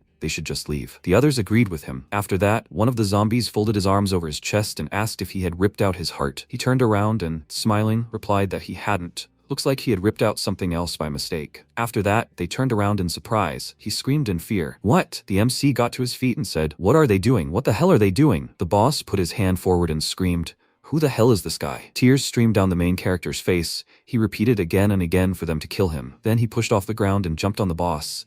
After which, he grabbed his head and screamed, that's it, that's how they should kill. With these words, he tore off the zombie's head and threw it aside. He swung his fist and screamed, that's it! He struck while sitting on top of the zombie's body. The others looked at him in surprise, and the next second, they turned in the opposite direction and started running. Rishuru shouted that they had to run. At that moment, the protagonist was breathing heavily. He looked at his bloody hands and thought, it hurt. He hit him, but it hurt so much, Mom. It must have hurt her even more. After all, they always donated old clothes, so he definitely wanted to buy the first uniform for the new school. Then he walked forward and thought, I'm sorry, Mom. And so he wandered aimlessly day after day for several years, only to die before this moment. Those present in the room looked at him in surprise. Kyoung thought, the silence. It's not that they are scared or because of any other emotions, they just didn't know what they could say to comfort Mirai. Then Jisung said, How pathetic. MC looked at her in surprise. She added, he's pathetic. He looks pathetic. Kyuho called her, and the protagonist asked, what did she say? She asked, why did he have to die? His mother's feelings, he seemed to be completely incomprehensible. He asked, what? After that, Kyuho put his hand forward and said, they must wait. Mirai, Jiseon wanted to say. Before he could finish, MC asked, then what? His mother died because of him, so of course he should die too. Isn't that wrong? She confirmed, it was wrong. If she were his mother, she would really dislike the way he looks now. Kyuho shouted, Jiseon, that's enough. Then the protagonist stood up. He asked in surprise, Mirai? The protagonist stepped forward and told her not to dare speak so unceremoniously. She asked, he really didn't know? Why did his mother apologize? She rose to her feet and added, and what did he think the meaning was? Was she apologizing for buying a uniform that was too big? Was she apologizing for preparing so little food for him? He looked at her silently and then told her to stop. He released an overwhelming aura. The old man, sitting on all fours, asked in surprise, what was this? An earthquake? Juho, looking at the protagonist, thought it was a disaster. He needed to quickly get him under control. Who knew what could happen? Then he stood up and said, Mirai, that's enough. That's an order. Jiseon looked at him and then said, he looks like he has no feelings, but it seems that's not true. She only said a few words about his mother, but he could get so angry. He actually thinks about his mother more than anyone else. But why does he always say he's going to die? Does he think his mother will be happy if he dies? And she will be satisfied, thinking about how her son died beautifully? The protagonist said, if she says anything like that again, she shouted, his mother. She knew he would live this way, that's why she asked for forgiveness. She apologized for the fact that now he would have to live alone, without a family. Mirai, the mother who remained in his soul, was already time to let go, and this was the only apology he could offer his mother. He thought they were very similar, as if it was his mother speaking to him now. The next second, Gyuho looked up in surprise and said, the vibrations stopped. After that, the protagonist sat down near the wall, hugging his knees, and he called out to him in surprise. Then the old man asked, what happened? Was this earthquake caused by the boy? MC thought that wasn't true. Meanwhile, Jian clenched her fists and said, so that's what she's talking about. To get out of this place, you need to kill Officer Rishuru. She didn't know the reason, but a protective field had been installed around the entire perimeter. It doesn't react when you enter, but leaving here is simply impossible, and it seems to be somehow connected to Rishuru. So they'll have to fight him either way, and it's hard to imagine what losses they'll suffer in the process. She doesn't even know the exact mood of this place, so even formulating a precise operation plan is problematic, even though she's called a brilliant scientist. But she knows how to escape perfectly. Before she could finish speaking, Kyoung said that everything was exactly as she expected. She was surprised. What? A little earlier, Nuri had been looking at the map and placing her hands on the table, had said that escape was impossible. Kyoung, standing next to her, folded her arms and asked what she was talking about. She replied that it was highly likely that one of the officers was in charge of the slave farm. They couldn't allow such a place to become a thoroughfare. And Jian probably didn't know the internal structure very well, because if she hadn't contacted them in all this time, that meant she was simply trying to survive. So not to mention rescuing other people, it seems she can't even escape on her own. In the present, Kyoung raised her index finger and said, that's how she said it. Jin spoke, as expected of Commander Nuri. How can she be so smart? The next second, a sound came from her pocket. Kyoung asked, what was that sound? In response, she looked at her pocket and apologized. It was her alarm clock. She took out the item and, smiling, asked, she remembers Paleli's fish, right? It's a device for temporarily erasing memories. Now it also has an alarm clock. Then she put it back in her pocket and said, shift is ending soon, and that's when it rang. Kyoung asked, shift? Then she turned around in surprise and asked, huh? She thought, then what should she do? She remembered how she said, if it turns out that Jen doesn't know anything, then how will they be able to escape? Nuri adjusted her glasses and told her not to worry. Even after the world had descended into chaos, there were still people like her and their entire troop, so there would be people standing for the truth anywhere. They would be there too, the same people as they are. At that moment, Hoyoung entered the room and asked, what? Did they change the cleaner again? Jen, she can finish her work. She replied, yes, he can work, Hoyoung. Then he sat down at his workstation and began to study the plans. He asked thoughtfully, what should he do? The escape itself shouldn't be too difficult. Kyoung, looking at him, thought, that damn Nuri, how many steps ahead has she thought this through? Then she came closer to him and, adjusting her caps, said, well, in her opinion, this is a farm plan, isn't it? He looked at her in surprise and asked, what? She smiled and offered to escape with them. He asked again, what did she say? Then she took the plan in her hand and asked, does this red line show the escape route? He nervously started yelling at her not to touch it. He turned around and shouted, Jin, who is she? Kyoung added, if you walk right here. He shouted that he was apologizing. If she was finished cleaning, then she shouldn't be joking. She needs to leave quickly. She looked at him in surprise and said, but this is not a joke. He thought in surprise, what? Who the hell is she anyway? After that, he snatched the drawing from her hands and told her to give it here. What if they get caught with this zombie? If that happens, they will all die. And she looked at him in surprise, and a few seconds later grabbed the zombie by the clothes and threw him to the ground. Hoyoung, perplexed, shouted, crazy. What is she doing? Jin screamed in fear, Commander. Then the zombie got up and shouted, what the hell? Girl, what is she doing? She said, chin. He was surprised. What? She replied, be careful with the chin. With these words, she hit him in the face, knocking out his tooth. The blow knocked him to the ground. She said it was so easy. Hoyoung looked at her in surprise and thought, What's wrong? Zombies are that easy. Then she took out the device and hit the zombie on the head with it, after which the device said it erased his memory. She turned around and, smiling, said that she could easily deal with even 100 trained zombies on her own. And there was someone in their squad stronger than her. Jian was surprised. Who was it? The device reported that the erasure was complete. She said, great, now he won't remember anything. Right, Jian? She hesitantly confirmed this, and Kyoung, still perplexed, wondered what he was even seeing right now. After that she asked, so now he trusts them a little? He asked. What? Well, she thought, right? Trust isn't that easy to gain. She decided it was all too easy. After that, he said, okay. She was surprised. He said he didn't know anything about them yet, but he had planned an escape before. Since this had happened, it would be good if there were a few more people with superpowers. Whether they escape or not, they could still die, so it was worth at least trying. She looked at him and said, it turned out to be easier with him than she thought. Then she returned to the drawings and said, then she will say it directly. They will escape with all the people. He was surprised. With all the people? She shouldn't talk nonsense. There are so many people being held here, so they just need to take a few people with them and escape as quickly as possible. She said that it was impossible, he asked, perplexed. What? She said that she understood what he wanted to say, but if they didn't save everyone, then there was no point. She apologized if she sounded threatening, but she asked him to trust them. He wondered what gave them such confidence. Judging by how easily she dealt with the zombies, it didn't seem like it was just empty words. Could he really trust her? Then she asked, where is the escape route? He said they can just go out the main entrance. She was surprised. What? He said that the zombies don't even consider them cockroaches, so there are no serious guards there, so escape shouldn't be an issue. The problem is fear. The people here are extremely afraid of zombies. She thinks they will want to escape. After all, it is obvious that they will die if they encounter a zombie. So even if they offer an escape, no one will agree to it. And the main reason for this fear is Officer Rishuru. Kyoung looked at the blueprints again and asked, in that case, where is this Rishuru? Kyoung asked in surprise. What? She said that people can defeat zombies. They just need to show it, right? And in any case, they will have to defeat Rishuru to get out of here, so they will go to him. He asked in surprise. What? He thought. It seems he's been dragged into the wrong place. They're completely crazy. The next morning, a zombie said, cockroaches, why are you stopping while you're working? They have to move on. Kyoung, walking ahead, thought, meeting Rishuru shouldn't be that hard. Last night, an official order was given to find the people who killed Paladin. Surely, all the zombies will gather together before work tomorrow. At that moment, Rishuru, leaning on the railing, said, damn. How lazy. She thought that he would definitely be there too. The place where all the people and zombies have gathered should become a place where fear disappears.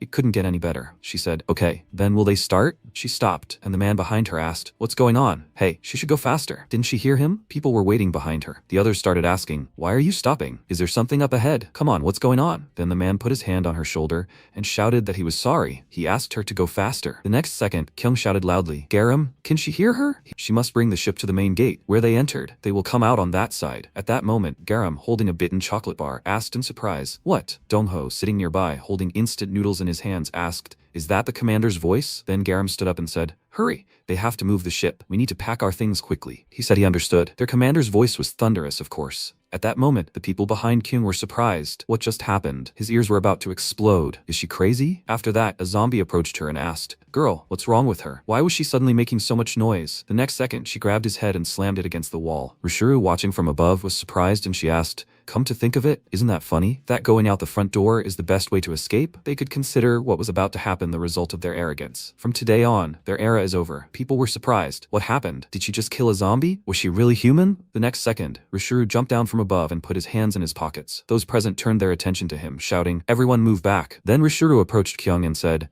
so it was she, the one who killed Paladin, and now she's come to deal with him. She looked at him and said, he seems to have a persecution complex. She came here to help people escape, and he just happened to be here. One of the people was surprised. Escape? She wants to help them escape. The man next to him was surprised. What nonsense is she talking about? But she killed the zombie with one blow. Maybe they really can escape? Rishuru then shouted loudly at them to shut up. The bio-waste was running wild. Why were they so talkative? Kyoung thought it must have been true. Then he released his aura, and she thought this bastard was the very horror that had gripped this place. He walked forward and asked, help people escape? What audacity made her say that to his face? And on his territory, no less. She could have defeated one paladin, but wasn't she being overly confident? Even among officers, there are different ranks. He'd have to teach her that. She smiled and said, I'd like to know, of course. But it seemed he'd chosen the wrong person for his instructions. But it wasn't she who'd killed the paladin. At that moment, the protagonist was already behind the zombie, raised his hand to attack, and then struck, grabbing him by the face. He flew forward.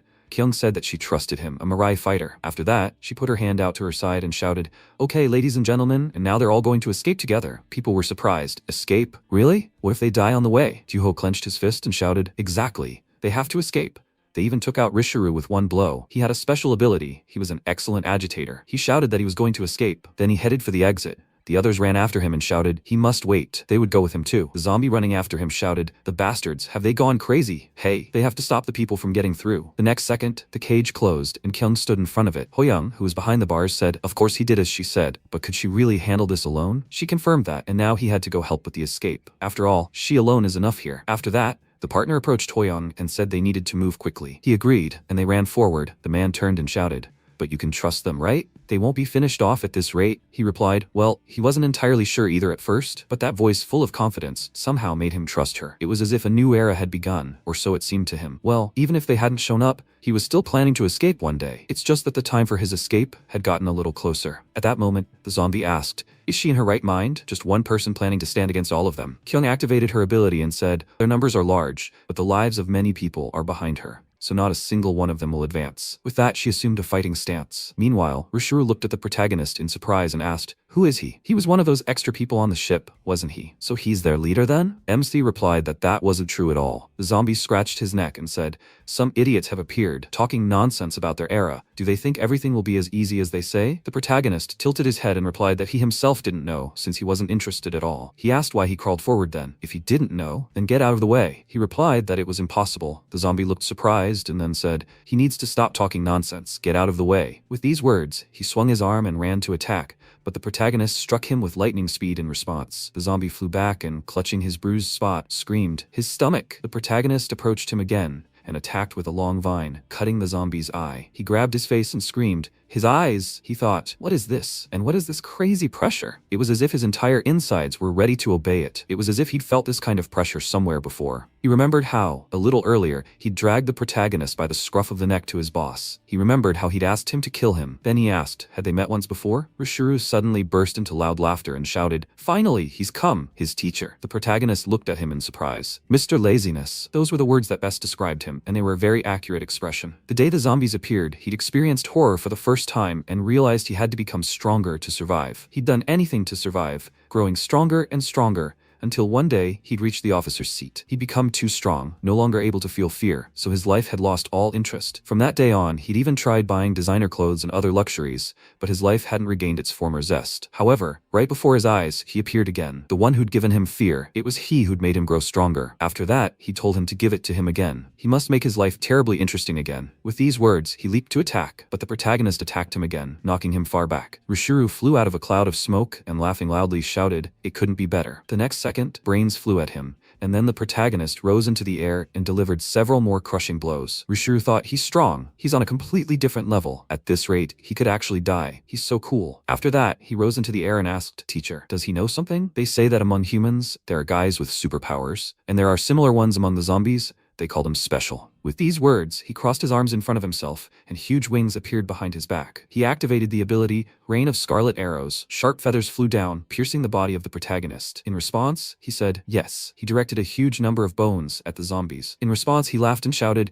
you can't defeat him with such nonsense. He's floating in the sky, after all. Teacher, it seems, is a real joker too. Then MC thought for a moment, then put his hand to the ground and the next second rose into the air, releasing blood from his feet with great force. He swung his leg and attacked his opponent in the face, then grabbed his head and threw him down with such force that chunks of earth flew in all directions. After that, he flew down, attacking again with a long vine. Rishuru, flying to the side, asked, teacher, it seems he can fly too? He laughed and added, he far exceeds his expectations. This is so exciting. Then he was surprised when the protagonist threw him to the ground again. Kyoung climbed onto the roof and wondered, can he really fly? He releases blood from his feet under high pressure. It looks like he's flying, and as if mimicking Rishuru, it looks like he's evolving. Then Jen ran up to her and shouted, Commander, when did she arrive? Had she finished sorting things out inside already? She thanked her for her efforts. Sure, there were quite a few of them, but they had no abilities. Anyway, while Murray's fighter deals with Rishuru, they need to get everyone on the ship. She replied, yes. After that, they pointed their hands forward, showing the people which way to run. Jen shouted, that way. They have to follow this road to the end. Juho, running ahead, shouted, Commander, there are zombies at the main entrance. One of them, holding his weapon in front of him, shouted, have they completely lost their minds? Are they all trying to escape together? The next second, Garam flew over them, using the technique of acquiring taekwondo knowledge. She kicked them, then jumped to the side and shouted, Commander, they're not late, are they? Dongho,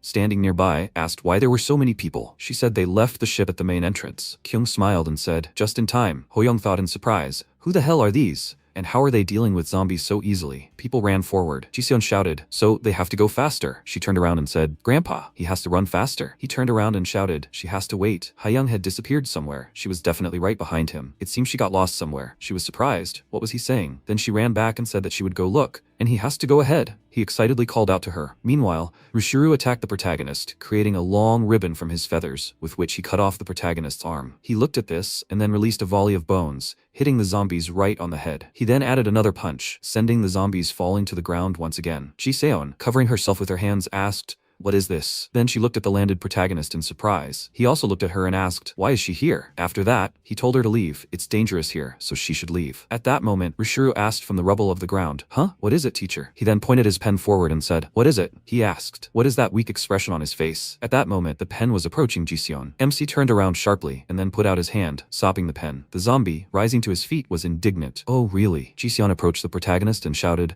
Mirai, is he okay? He looked at his hand and then Rushuru shouted, what is it, teacher? What does this mean to him? Before he could finish speaking, the protagonist grabbed him by the clothes and jerked him into the air. At that moment, Kyoung ran up to Jiseon and shouted, Auntie, is she okay? She turned around and asked in surprise, where was she? She said he couldn't escape with everyone else. Behind her stood a man, wiping away tears and thanking her. Jiseon asked in surprise, what the hell is this? She thought, they promised him special treatment, so what happened to him? Then she said, first, they're leaving. She agreed. Meanwhile, Rushuru received another blow from the protagonist and wondered if he was imagining it. For some reason, he felt like he was hitting harder than he had at the very beginning. Did he press on some sore spot? Then the MC struck again, sending the zombie flying, before adding a few more lightning-fast punches with his fists, and then mid-flight he added a blow to the chest, followed by a series of blows. He released vines, slicing the zombie's body in several places. He grabbed its neck, leaving it hanging in the air. The zombie thought, honestly, there was a glimmer of hope in his heart. Maybe he could defeat him. How ridiculous. Today, he would definitely die. With these thoughts, he fell to the ground. The protagonist flew after him, holding the bone in his hand. His rival thought, well, fine. He shouted, it was an honor to have his last battle with him. Thanks to him, he got this far. So now, dying is not bad. He should paint the last seconds of his boring life with bright colors. After that, the protagonist said that he would not kill him. He was surprised. What? Kyoung shouted. Mirai, all the people managed to escape. He must finish and go to them. He replied. That woman said so. Beat him hard, but not to death. Just enough to knock him out. He struck again, and Rushuru thought, Master, usually others die from blows like this. Then he fell to the ground again. Kyoung asked, is he sure he's going to knock him out? At that moment, Garam ran up to them and shouted, Commander, the protective barrier has disappeared. Now they can go. She turned around and asked, is that so? Gyuho, he should go and keep an eye on the people. They'll deal with the remaining zombies. Garam ran ahead with her and shouted, yes. After a while, Hoyoung was directing the people, showing them the way. He asked, did you take all your things? The man replied, yes, thank you. Another guy was sitting on a bench and covering his face said, hey, he never imagined they'd actually escape. His comrade standing nearby smiled and said the same thing. Then they looked to the side and he told them to look that way. The MC, holding the end of the vine, dragged the wrapped Rushuru along with him. People were chatting among themselves. Is it Rushuru? And who's this guy anyway? The protagonist then threw him to the ground. Kyoung, looking at this, said that he did a great job, Mirai. She didn't think he could deal with him so easily. Now he should wait a little. Jiseon approached Mirai and called out to him. Then she thanked him. He silently recalled her recent words and then asked, she told him to let go, right? Then, how should he live now? She told him to find a way. After the world was filled with zombies, no one can live like before. People are just trying to survive somehow, looking for relatives who may already be dead, praying for a happy tomorrow, just desperately surviving. They don't live because they have hope. They live to find this hope, and he must find it too. Something that can become his hope. Kyoung remembered asking, so that's what happened to Mirai? Gyuho ran forward and said, yes, that's why he wanted to die. Although he still doesn't understand it, because it seemed to him that he wanted to find a reason to live, even without his mother by his side. After that, she approached the protagonist and said, Mirai fighter. He asked, what? She said that she would be honest. She thought of him only as a tool, she accepted him only for their goal and thought he was unreliable, but if he wanted, she would think of him as a true member of their squad. So she would ask just one question, does he want to die now? He lowered his head and then confirmed, yes. She adjusted her cap and said, okay. She turned around and added that he had done a great job. Then the commander shouted, everyone, prepare to leave. They must move faster. In a world full of chaos, it's hard to define hope. Your happiness can become someone else's misery, and someone else's misery can bring you happiness. So everyone clings to their own hope, and people began to move forward. After some time, Kyoung sat down next to Rushuru and asked if he was awake. He looked up at her in surprise, and she said they needed to talk things over. After a while everyone was busy with their own affairs, Rushuru asked, so that means he has to reveal everything he knows? So that's why they didn't finish him off. They decided to squeeze any useful information out of him. So what should they do? If he shares the information with them, it won't benefit him. So there's no deal? Kyoung said. I think he misunderstood something, but this isn't a deal, Yuho. He said, yes. After that, he extended his right hand forward and used hypnotic words. He should laugh. The zombie furrowed his brows and blushed. Then he started laughing. Kyoung said that even if he didn't want to talk, they had plenty of ways to extract what they needed from him. And besides, his life depended on them. They could use him and then abandon him without regret. He replied that he understood everything. They should remove that smile from him. Jen, watching this, giggled and thought that she needed to maintain the image of a brilliant scientist. After that, the zombie said that he was going to tell everything anyway, so she should remove it. She was surprised. What? Removing hypnotic words? She asked what he was talking about. He said that it seemed she was the one who was mistaken, but he was silent not because of her comrades. He simply wanted something else. The zombies were of no use to him now. On the contrary, they were of more use to him. Kyoung asked what use. He replied that they did have someone cheerful. With these words, he looked at the protagonist and thought he will never forget their exciting fight with his teacher. Then she told him to stop beating around the bush. He should say directly what he wanted. He laughed and said that they should take him on their team. He would do whatever she ordered, only they should take him with them. She was surprised. And why? What benefit would it give him? He replied that he could be near his teacher. That would be enough for him. Gyuho indignantly shouted, what is he thinking of? He's just spouting heresy because he wanted to live. Kyoung raised her hand. He was surprised. Commander, she said, as she had already said, they can get the information regardless of his wishes, and his offer is of no benefit to them. He replied, yes, and she's smart. They had pulled all the people off the island, right? And what will they do next? Are they going to spend their lives sailing the seas with this entire group of people? They'll soon run out of fuel. If they get close to land, they'll fall into the clutches of zombies. They themselves might survive, but they'll condemn the people they worked so hard to save to death. She thought, right on target. He said there was another island near Oryukdo, and that one could safely hide people. Did she know there was such an island? What she didn't know couldn't be extracted by asking questions. He could only reveal that information willingly. Aren't you curious to know what else he knows? Juho shouted. Even if it were true, he couldn't agree. After all, that bastard killed at least several hundred people. What about them? Before he could finish, Kyoung said, okay. He shouted in surprise, Commander. She rose to her feet and added, but he shouldn't expect any more human flesh in exchange, and she would keep a constant watch on him. Rishuru said he agreed. High-ranking zombies don't necessarily need to eat human flesh to survive. After that, she walked forward and, passing by Gyuho, added that he should take her to that island, where they would finish their conversation. Juho asked her to wait. She walked on and apologized to him. She understood his feelings, but everything he said was true. It seemed that this was the best option for them now. He shouldn't worry so much. If necessary, a Mirai fighter could kill him at any moment, and now in this state he couldn't do anything. Gyuho lowered his gaze and thought, and yet, how could a zombie? The commander was never wrong, but still sometimes he was tormented by doubts. What truth was the commander pursuing? After this, Jin sat down opposite the zombie and said that he should listen. She had a question. But how did he create that barrier on Oryukdo? He looked at her in surprise and then said that once they got to that island, she would find out. After some time, they reached the island. Kyoung, looking around, asked, is this here? Is this the island he spoke of? Rishuru was nearby and said it was true. Dongho, looking at the island from the ship, asked if they should hide the people here. Jin said, but not even a mouse could hide here? Garam said, so they shouldn't have trusted Rishuru? He was a zombie after all, and an officer too. Jen said she didn't think he was lying to them. Well, it was the commander's decision. Maybe they should trust them. She asked, what do you think? But the commander was never wrong. Rishuru said if she looked under the tree. Before he could finish speaking, Kyoung said he should listen to her. Had he deceived her? She had even disregarded the opinions of the squad members, accepting his point of view. He wondered in surprise what was happening to her all of a sudden. The same feeling he had when he was with his teacher. So she's been hiding her power until now? And then he said, oh no, she shouldn't be so excited. She needs to press that stone over there. She will understand why they came here. After that, she pressed the stone,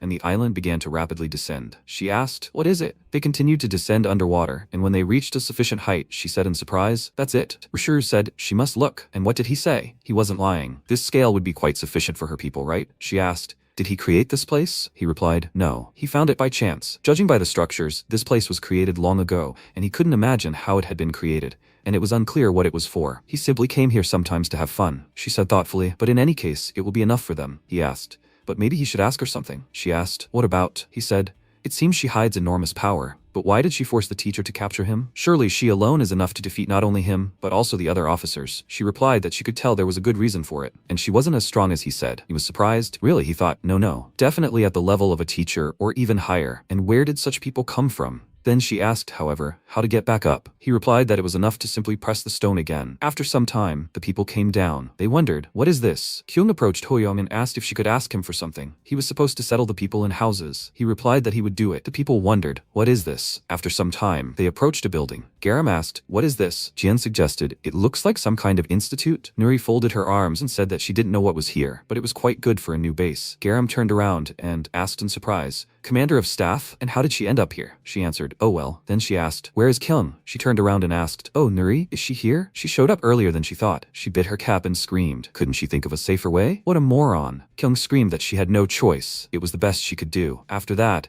Nuri adjusted her glasses and said that she could bear it since the operation was a success. The officers were caught. Jin also returned safe and sound. Jin at that moment blushed with embarrassment and, covering her mouth, thought, was the commander so worried about her? How touched she was. She was her ideal. Nuri thought, it's good that the weapons factory was back. After this, Kyoung approached the protagonist and thanked him for his efforts. What did he do with the ship they sailed on? He replied that he simply threw it away and came back. She thought, just threw it. What is this? A paper boat. Then she said that he was a good boy, and he tried hard. Then they'll rest before the next gathering? The others agreed with her. Then everyone went about their business, and after a while, Nuri, coming to the center, asked, so everyone had a good rest? First, she wanted to thank everyone for the success of the operation to liberate Oryukdo Island. Thanks to them, they'd acquired several trophies. From now on, they'll use this place as a base and call it a government of inevitable destruction, as Kyoung suggested. And this research institute, naturally, will become their headquarters. Surely they all want to take a look around. They can do that calmly a little later. They'll begin the briefing on how they'll proceed. After that, she pointed her hand at Rishuru and said, he said, the location of the leader of the Scarlet Squad hasn't been determined? He answered, that's right. He never showed himself to them, and the other officers probably don't know where he is either. She adjusted her glasses again and, raising her hand, said, so they can really only follow his information now to destroy the base of the head of the Scarlet Squad. The 5th star is Yere. The 4th star is Natfe. The 3rd star is Arlo. The 2nd star is Spetter. The 1st star is Terrat. From now on, they begin the real hunt for officers. She took the test tubes in her hand and added that their first targets would be the 5th star is Yere and the 4th star is Natfe. The place where they are holed up is the city of Changwon, also known as a zombie training camp. It is heavily fortified and contains many strategic military materials. Of course, all this makes it a difficult target, but if successful, they will gain an excellent military base, which is why these two were chosen as the first target, so that they can capture Changwon, because they need to become a strong squad that does not necessarily rely on Mirai for success, so that even if Mirai dies one day, they can continue to preserve human civilization. Kyoung thought, well, that will certainly happen when he can die. Then Jin raised her hand and said, Commander, I have a question. Even if their mission succeeds, what about the aftermath? After all, when the other zombies find out they've captured Changwon, won't they come and attack them? She adjusted her glasses and replied, it's fine. That's why they chose Changwon. She was surprised. What? She explained that Changwon had defensive weapons called supercluster systems at the entrance to the city.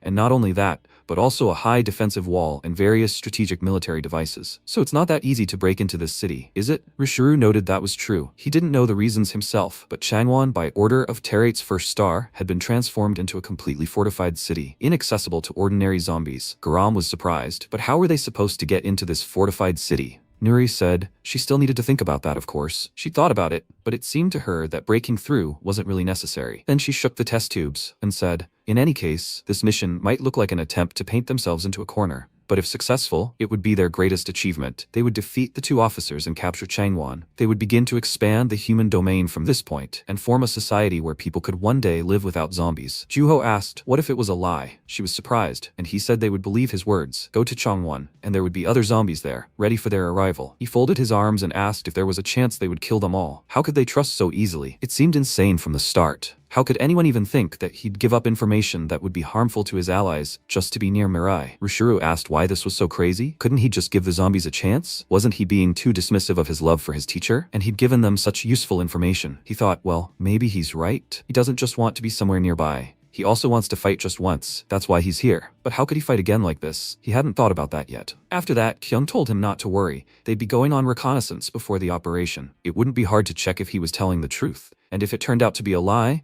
they'd come up with another plan. She wasn't just going to trust him. She was just considering the most reasonable options. Juho lowered his gaze and said, I see. Nuri cleared her throat and said, but that's all for today. They won't begin the mission for at least a couple of months, and she'd like to ask them something in the meantime. Jin asked what? She said she'd like them to select those rescued from Oryukdo Island who could be useful to them. There was still plenty of time, so she'd like to increase their military strength. Well, that was one of the reasons they rescued them after all. Anyway, that was all for today. They'd see each other at the next meeting to discuss the operation. They should report back to her about those they'd selected. The others agreed with her. After that, she approached the protagonist and called him over, offering to talk for a bit. Meanwhile, Jen looked at the large screen and said, it's amazing. Even computers work on the seabed. I wonder where the electricity comes from. She thought, nothing is surprising here. Even assuming there couldn't be a village on the seabed, how could this research institute have such information, let alone an invention? And the protective wall on Oryukyu Island seems to be somehow connected to this technology, and this technology is hundreds of years ahead of anything created before the zombie era. These technologies, superior to those that existed in the destroyed world.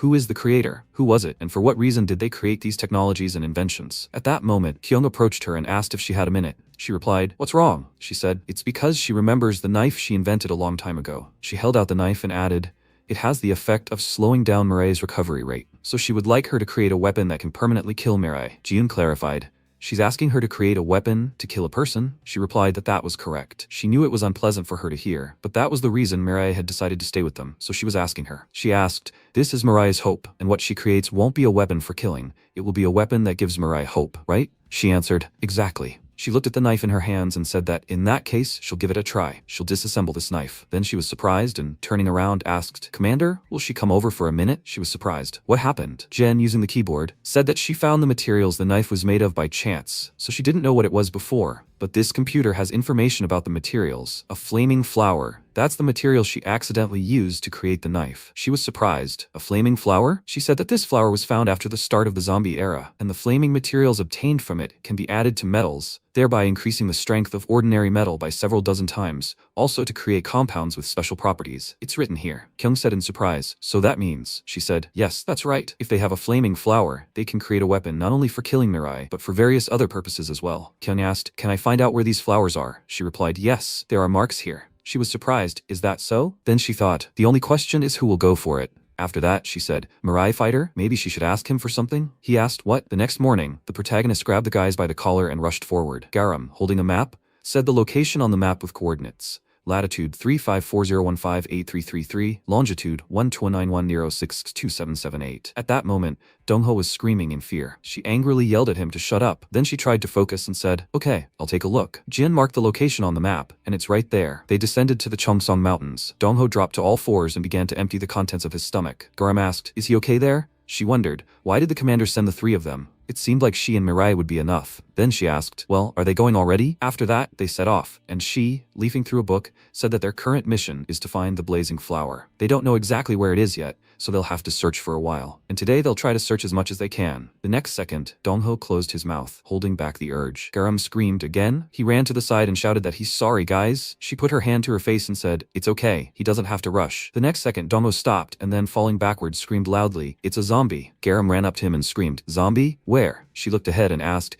"Is this a corpse?" He asked. She said, "A corpse? But what kind of paint was that?" She suggested that maybe there was a person with superpowers nearby. He was surprised. "A superhuman?" She suggested investigating the tracks. If that person lived here, maybe he knew about the flaming flower, and maybe they would invite him to their party, Dongho said. Wow. After that, the protagonist pointed forward and apologized to them. They were surprised. They looked at the child's body and cried out in surprise, "It's a child." Dongho asked, "He's not dead, is he?" Garam asked, "What is that?" At that moment, a single thought flashed through her head. The bodies of a zombie and a human, and strange paint on their bodies. If there's some kind of superhuman here, he could be quite dangerous, Dongho said. But come to think of it, there were rumors. Garam looked at him in surprise and asked, "What rumors?" He said there was a mad scientist who was planning to merge zombies with humans, and maybe this experiment was going on somewhere nearby? She asked if that story was too absurd. And it seemed completely unrelated to all this. He asked, what did she think? But he had never seen anything like it. A zombie and a human lying dead next to each other. She asked, then maybe it would be better to return to base? She thought, no way. She had to pull herself together. Garam, she was the one running this operation. Not long before, she had cried out in surprise, "Take control?" Her, Kyoung put her hand on her shoulder and confirmed that she could definitely trust her. And she was no longer the youngest of them, so surely she could carry out the operation with all her responsibility. She would trust and wait, she thought. Trust and wait, trust and wait. The commander trusted her, so she couldn't just go back. After that, she turned around and said that first they would try to move on. It's unclear, of course, what happened, but it still has nothing to do with their goal. Everyone is waiting for them, so they need to quickly find the flaming flower and return to base. Dongho followed her and agreed. After a while, Dongho, laying out sleeping bags, said, "Manager, he's prepared everything for their sleep." She covered her face with her hands and desperately thought that they had found nothing. They'd been searching all day, but they simply couldn't find the flaming flower. They hadn't seen any flowers at all. Maybe it had already disappeared from the face of the earth. Damn it. Was that all her abilities were good for? She would find it tomorrow, at any cost, even if it meant moving mountains. In desperation, she began to pound the ground with her fists, and Dongho asked in surprise what she was doing. After a while, she closed herself in her sleeping bag and said, "Okay, First they'll sleep, and then they'll think about it. Dongho, turning to the protagonist, told him to get some sleep as well, and that he would be keeping watch first. He replied that everything was fine. Garam looked at him and wondered, alright? Incidentally, she'd never seen him sleep before. Dongho asked if he was tired at all. He replied, well, how can I say that? He's not particularly tired, and he can't sleep at all. Garam said she was surprised he responded so kindly. Dongho asked if he could skip watch then. The protagonist confirmed this, and he thanked him. Garam thought this was too much. He was so indecently strong, and he didn't even need to sleep. Even when she met Paladin, she collapsed in fear and couldn't do anything. And on Oryukdo Island, all she did was wait outside, taking no action. And it was the same today. The commander had believed in her and entrusted her with control, but all she could do was confuse them, and she had decided that she would definitely become a hero. She remembered how she had cried desperately, begging for someone, please, to save her. She had sat in a closet in a building engulfed in flames, begging again to be saved. Then she was surprised when the closet door opened, and a firefighter extended his hand and asked, little girl, are you okay? Are you hurt? She had to go with him. The way she had seen him in her childhood undoubtedly became her image of the hero from that day. She had always dreamed that one day she would be like him, an amazing hero. But now, she wasn't as strong as the commander, and she couldn't make decisions quickly, and she wasn't as smart as the chief of staff, and she couldn't craft anything like Jen. She was pathetic. What kind of hero would she be? The next second, a scream was heard from the forest. She sat up and asked, what is it? Hemi called for help, and a zombie approached her and said, the kid is alone in the mountains at night. If he eats her, no one will even notice. He couldn't believe his luck. With these words, he swung his hand, but before he could strike, Garam attacked him. He shouted, what's this all about? She stood in front of the girl, armed with a stick, and asked if she was okay. The zombie said, it's clear that such a little girl can't be alone in the mountains. Was she trying to trap them? Garam asked, trap? At that moment, Kim Min-sung was watching from above. She asked, what's this? The zombie swung his fist again, and charging, shouted, in any case, he's grateful that now he doesn't have to look for anyone. Garam opened the book and said she didn't understand what he was talking about. She had used the knowledge acquisition spell. She then said she wasn't the person he was looking for. With these words, she, from the pink Muay Thai, attacked the zombie, added another kick, sending it flying, and then delivered a few more blows. But the zombie put his hands in front of him, she thought in surprise. Did he manage to dodge? Then she added a strike with her elbow. The zombie, putting his hand to his neck, said, just as he heard, she is an unusual person, she thought, and even from this he did not pass out. After that, Dongho ran up to her and shouted, Garam, there she is. Why run away alone like that? She turned around and said, ah, Dongho. After that, she turned to Hemi and said, hey, brat, she should run that way. She agreed and ran in the opposite direction. At that moment, the zombie lifted a huge stone above himself and shouted, idiots. Where are they going? He threw the stone forward and shouted, how dare they ignore him so brazenly? Hemi turned around in surprise, looking at the rock approaching her. Garam shouted, Mirai, he has to save her. But MC remained silent in response. She repeated, can he even hear her? The next second, she covered the girl with her body. The rock smashed against her back, and they both fell to the ground. The zombie laughed and asked, what is she doing? Decided to shield the brat with her body. It seemed the rumors were false after all. No, there was nothing special about her. Then he grabbed her by the head and,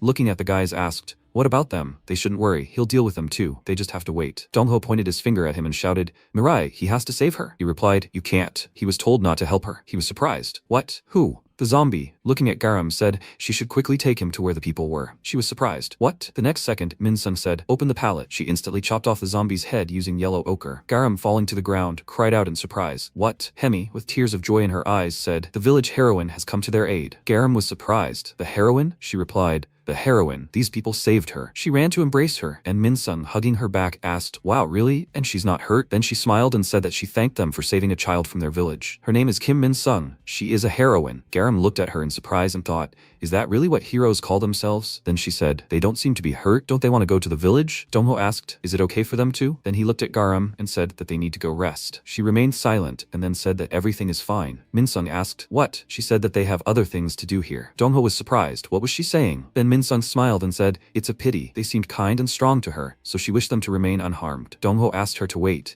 and then she took Hemi's hand and, heading in the opposite direction, said that they would go then. Dongho said, hey, but they need to treat her wounds. Garam replied that everything was fine, thanks to the bag. The wound wasn't serious. However, there, he asked, what was there? She asked, didn't it look like the body they saw this morning? He was surprised. She, looking at the zombie's head covered in paint, said, it seemed suspicious. He does have a radio, right? For starters with Mirai. And what do those words mean? The protagonist asked, which ones? She turned to him and said, but he said he was ordered not to help. What kind of nonsense is that? He replied that the woman in the cap said not to help. She asked, did the captain say that? Hey, she almost got killed. How could he stay silent like that? Then she sighed and said, okay, she doesn't need his help. She thought she could handle this alone. She turned in the opposite direction, and Dongho said, hey, they should go together. After a while, the villagers joyfully greeted Min Sung. They said, "The heroine. Today too, she saved a lost child. A true heroine." She laughed in response and told them to hurry and go home. It was already late. The next second, the parents ran straight to the girl, calling her, and when she saw them, she shouted, "Mom, Dad." They hugged their child, and the father of the family said, "Heroine, thank you so much." She replied, "You're welcome." They should quickly take the child and go home. Garam was using binoculars at that moment.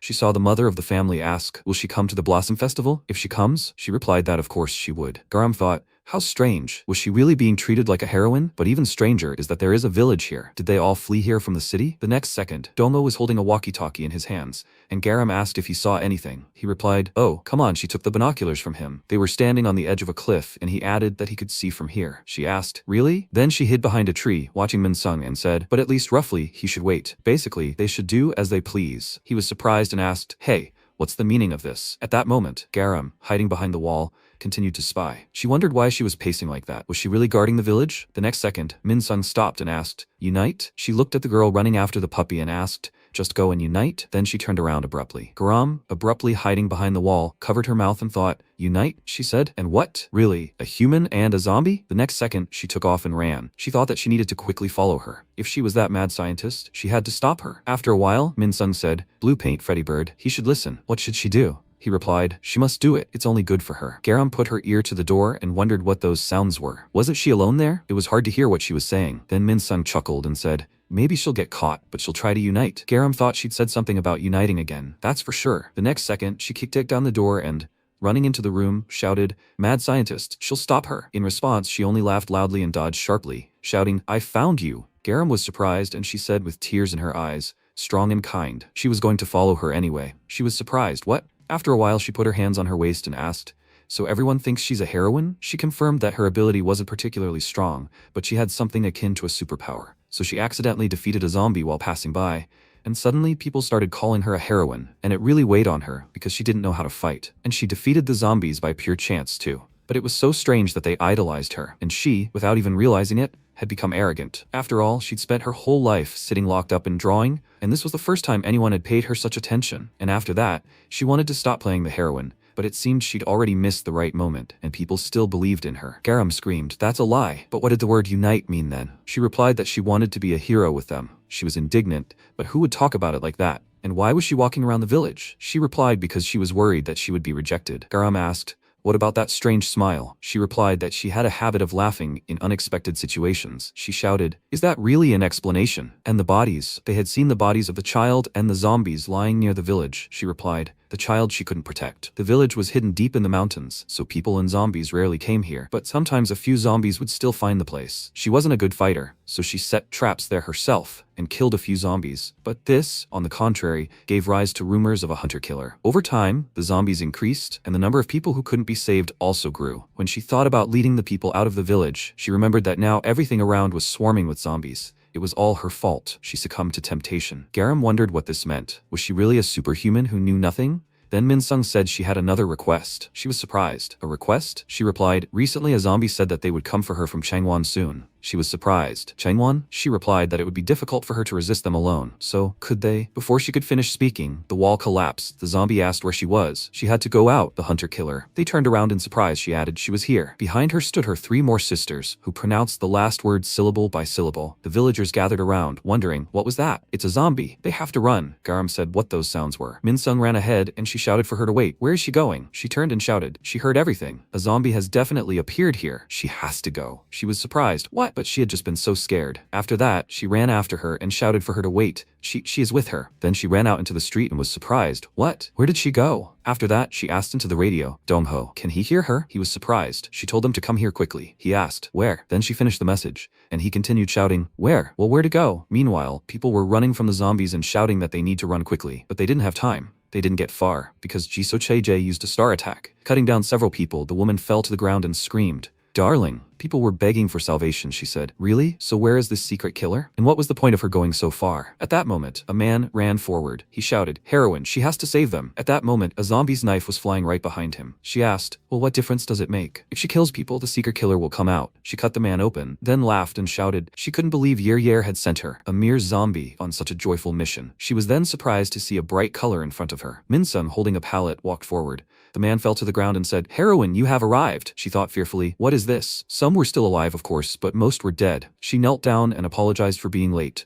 Che-jae asked, "Is it really her? Is it really her? But why so late? She almost killed everyone here." She shouted indignantly. How dare she do this to the people of their village? Open the pallet, she thought. Let all the traps she'd set up so far be activated. A multitude of different colors headed straight for the zombies and she shouted, "Rainbow!" She won't let this go so easily. The next second, Che-jae pushed her head away and asked why she was so rude. She seemed to be a hunter-killer, wasn't she? She wondered, surprised, why was she so fast? All the traps she'd been setting for months, just like that. Then the zombie flipped over in the air and said that they would have fun then. She directed several attacks at her, and Min-sung wondered where everything went wrong. She apologizes, the people of the village. Then her body was covered in wounds. The zombie asked, "Huh? What? Is this the end?" Her sisters added, "And that's it? How can it end so easily?" She attacked lightly on purpose. After that, she took a knife in her hand and said, "Boring." After that, Garam sharply attacked her from behind, sending her into the wall. She looked at the heroine and shouted, "Hey, is she okay?" She replied that she was okay for now, but other people. Garam looked around and thought, "Come on, they were so late. Are they all dead?" "No, there are plenty of survivors." Then Dong-ho ran up to her and shouted,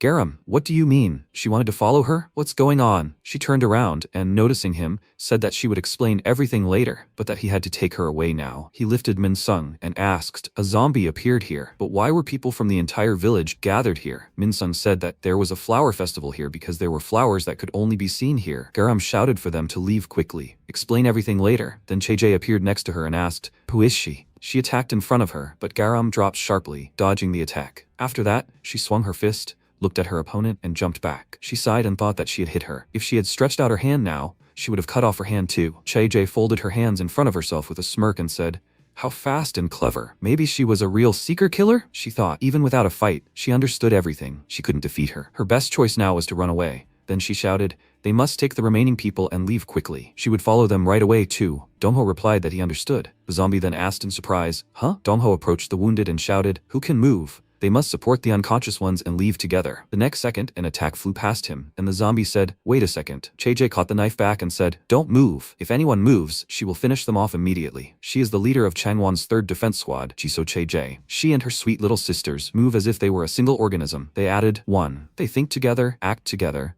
and with one attack, they cause damage equal to 4. She brought her face close to Garam's and offered to play an interesting game with them. They would fight like madmen until one of them died. Garam thought fearfully. "What?" she responded, and silence is a sign of agreement, right? The protagonist continued to look at them. He remembered how he asked, "Do nothing?" Kyoung confirmed it. If something happens, he should let Garam deal with it herself. He asked, "What if she really dies?" She replied, "In that case, her path will end there." In the present, the zombie said, "Well, here they go." He remembered how Kyoung said that she still believed that her path shouldn't end there. The zombie swung her knife and said, "This is the first time anyone has dodged her attack. So, this one too." With these words, she pointed several knives at Garam and said that she would definitely dodge. She jumped up sharply, dodging her attack, and thought, it seems like the fight is just a game for her. But why did she feel like she was the only one attacking? Would she be able to defeat this girl? The next second, one of the attacks grazed her arms. She thought, fast and precise attacks, but more importantly, they come from 4 directions in one strike. How the hell is she supposed to attack her? She has no idea. At that moment, a frightened villager approached Dong-ho, and then he suddenly turned around and shouted that he would run away. Che-jae said,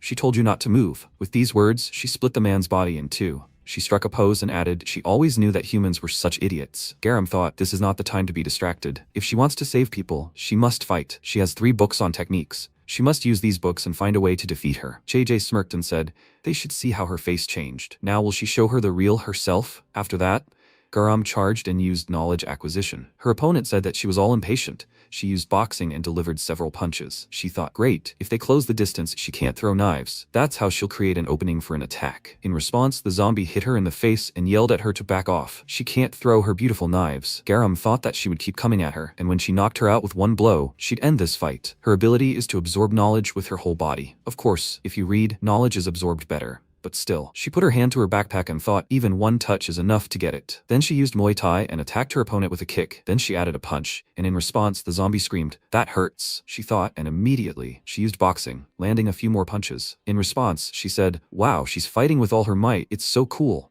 She even feels a little heavy. Garam clenched her teeth and put her fists in front of herself, thinking, she's not paying attention. She'll soon be open for a strike. After that, the zombie turned around abruptly and asked, "What's that?" Garam ran forward and thought, "Now." She kicked off the ground and thought that she just needed one gap in her defense, and if she took advantage of it, she could win. She ended up next to her, but JJ punched her sharply in the stomach and asked, "She doesn't think like that, does she?" After that, she threw her aside and shouted how cute she was. She put her hands on her waist and added, she decided to play with her a little. She was so mad. "Well, good try." Garam coughed, putting her hand to the bruised area. She looked at her bloody hand. The zombie asked, "How else are they supposed to play?" Garam jumped back and shouted at her to stay back. She thought, what should she do? What should she do now? She needs to come to her senses. She wanted to save people. She needs to get up and fight.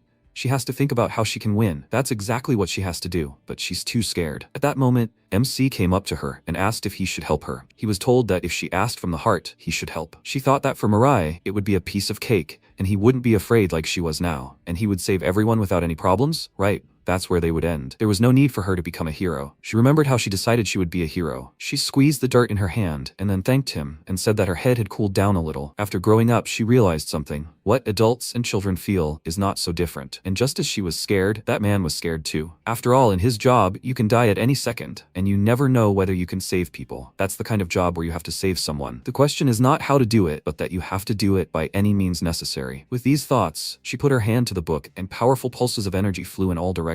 JJ screamed, "A new technique. Wow, it seems she's regaining hope." Domo asked in surprise. Garam? She thought of this once. Her ability. The ability to absorb knowledge. What if she decided to absorb knowledge that didn't exist in nature? What would happen then? She abruptly charged, using knowledge acquisition, martial arts, and attack wave. The zombie looked in fear at the energy beam approaching her and screamed, throwing her hands out in front of her. She was thrown back sharply, and then the beam of energy exploded. She wondered in surprise, what is this? Even she can't withstand this. Where did she suddenly get such strength? She needs to get out of here before it gets too hot. The next second, Garam grabbed her shoulder and clenching her teeth thought, it feels like her body is about to explode. It looks like she won't be able to use this technique for more than a minute or two. We need to finish this as soon as possible. Then the zombie scratched the back of her head and, laughing loudly, shouted, "What fun. And now it's time to go home." She turned around and, walking forward, said, "All right, she'll leave the people alive. Well, they'll see each other later, beautiful." Garam directed a stream of energy forward again and shouted, "Where are you going? Such a fun game. Played to the end," she answered, her beautiful face. Gritting her teeth in anger, she shouted, "Little girl, hasn't she gone too far? Does she think she's running away because she's scared?" She turned sharply and ran to attack. She said that she simply decided to take pity on her. After that, she pointed her knife at her and wondered, what is that sound? The next second, Garam spread her arms out to the sides, releasing a powerful pulse of energy that sent the zombie flying backwards, and she asked who asked her to feel sorry for her. She screamed loudly, skidding to a stop on the ground, and shouted. Now she was really angry. She took out several of her knives at once and told her to remember, "Beauty, she will fight with all her might." Then she pointed several knives forward at once and used Meteor Shower. Attack Wave is a fantasy novel based on the story of Admiral Yi Sun-sin. In this novel, he uses the power of the wave flowing through his body to fight, perfecting the techniques that the real Sun-sin enjoyed using in life, and there are 3 of them, and the first of them is a pillar of mighty power. Garam used this technique, and the zombie pointed her finger at her and shouted, "Guys, they must pick up their cute little stars." No, they must not imitate her, but rather pick up the stars. After that, Garam covered her mouth, from which blood was oozing, and thought about what she was feeling, how her body was being destroyed from the inside. The next attack, and she had to finish it all. Noticing her, the zombie asked, "Wow, what is that?" Garam released energy from both her hands and running forward, used her second technique. JJ said that she saw everything. She was almost at her limit now, right? She used the splitting of the force wave and then directed it forward. The zombie, dodging the blow and jumping up, asked, "So she's right? Who would have believed that she would use such an obvious attack? So who will it hit?" She jumped over, ending up behind Garam and swinging her hand to attack. She laughed loudly and shouted, "But how can you always use such obvious attacks? And her back is completely exposed at that time." She answered, "No." She was surprised. Huh? Garam turned around and said that she was just showing her. Force wave splitting is a technique disguised as a retreat. The real Admiral Sun-sin used splitting to feign retreat, then lure the enemy into a trap. He then immediately responded with this technique. The third technique is Force Wave Return, Hero. How can one describe the meaning of this word? Immense power, endless glory. These are just a part of what a hero can have, but they cannot define their essence. A hero sometimes acts blindly, relying on their faith so much that it sometimes seems foolish. But sometimes for this faith, they must risk their lives. At that moment, Cheije flew back, because the attack hit her, and from such powerful energy, a hole was formed in the ground. At that moment, Garam already became a hero to someone. Dongho looked at her and shouted, "Is she okay?" He walked closer and called out to her again. She stepped forward a little and asked, "Funny, isn't it? He certainly wouldn't have to strain himself so much." After that, she began to fall, and he called out to her again. The next second, people looked at the field in surprise. Flowers began to appear there. They said there were flowers on the ground. Garam fell into the field and asked, did she look so pathetic? The protagonist stood next to her and said that she didn't. She said she only wanted to ask him for one thing. He asked, yes? She asked him to help her up. He extended his hand to her and said, yes. She grabbed his hand and thanked him. He put her hand on his shoulder. They started to leave. She asked him to slow down and said that she really was dying here. Min-sun ran to them and with a worried expression on her face asked, are they okay? She was surprised when she saw her and said that she seemed safe and sound. She started crying, coughing up blood, looking at them, and said that now they should quickly go and rest. She was very scared because of this, and said that it seemed like this was not true at all. She was the one who should go and rest. She continued coughing up blood and said that if it weren't for her, who knows what would have happened. She was very scared because of this, and said that she was the one who should go and rest already. She continued to thank them, and Dongho watched from the side and remained silent. He thought, Garam had suffered so much, but what was he doing at that time? He was just bio-waste. After that, they came to a cave with flowers, and the girl asked, are these the flowers they are looking for? Garam asked, but there's much more of this than they thought. He turned around and asked, but can they give them all of this? She looked at them and asked, is it that valuable? It doesn't seem to taste very good, and there is no special use for it. She started crying and thought that they did it. She managed. She asked why he was still standing there. He should collect it faster. She looked at them with a slightly confused look and said that she was glad that it was useful to them. After some time, people buried all those killed by the zombies and mourned them. Min-sun looked at this sadly, reminiscing about the past and thinking they had a heroine. She took a deep breath and the girls said that now they should go and clean up the village. Garam approached her and asked if she and the villagers could temporarily take refuge elsewhere. She looked at her and asked what she meant. She said with a tired look that there was a safe place not far from here. They would return soon to rescue them, but first they should find shelter in another place. Dongho asked, even if it took some time, they could transfer them all using Mirai, right? She turned to him and said that it would be a little inconvenient. After all, in order to transfer them all, he would have to fly back and forth many times. If they were noticed during that, there would be a lot of trouble. First, they needed to return to the base and figure out a way to get the people out of here. She looked at him and wondered, what was that? Why did it seem like they were sad? The people around them asked, is there really a safe place here? They will definitely return, right? She smiled and said that they shouldn't worry, because they would definitely come. She called Min-sun and said that she should take it. She handed her a walkie-talkie and said that she would be in touch with them periodically,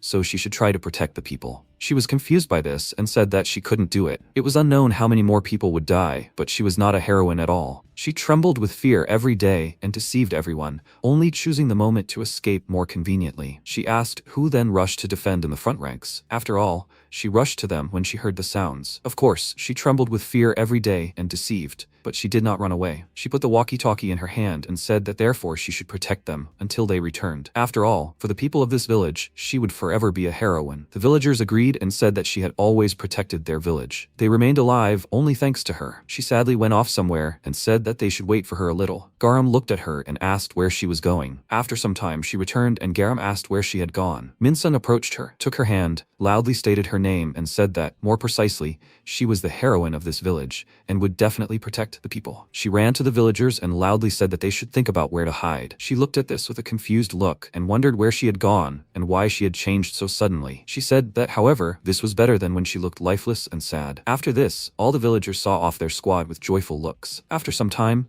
the three of them were able to return back and were noticed by Kyoung, who was standing guard. A very injured Garam showed her the flower in her hand with a wide smile. Since receiving the flaming flower, great changes have occurred at the base. The village contained clothing, food, personal belongings, and the like. Along with a huge number of items found there, among the people rescued from the island, they turned out to be masters of various fields of construction, researchers, and so on, which contributed to the rapid development of technology. Thanks to this, it was possible to create weapons so that the civilian population could also undergo training. Not only this, but the efficient use of the remaining resources. However, the reasonable distribution of economic wealth and labor also led to the creation of a parliament, which had to make a number of important decisions. Time flew by until one day Kyoung said that in these few months, which may seem both long and short, they had acquired skills that would never betray them. From now on, in a week, they will attack Changwon. At the same time, on Oryuk-do Island, Yeryara sat by the destroyed ship and said that she came here for slaves, but this island had disappeared. What is planned here? Using the device, she said that Oryukdo Island was razed to the ground. Nafi, the fourth star, asked, then what happened to Rishuru? She asked with a calm expression.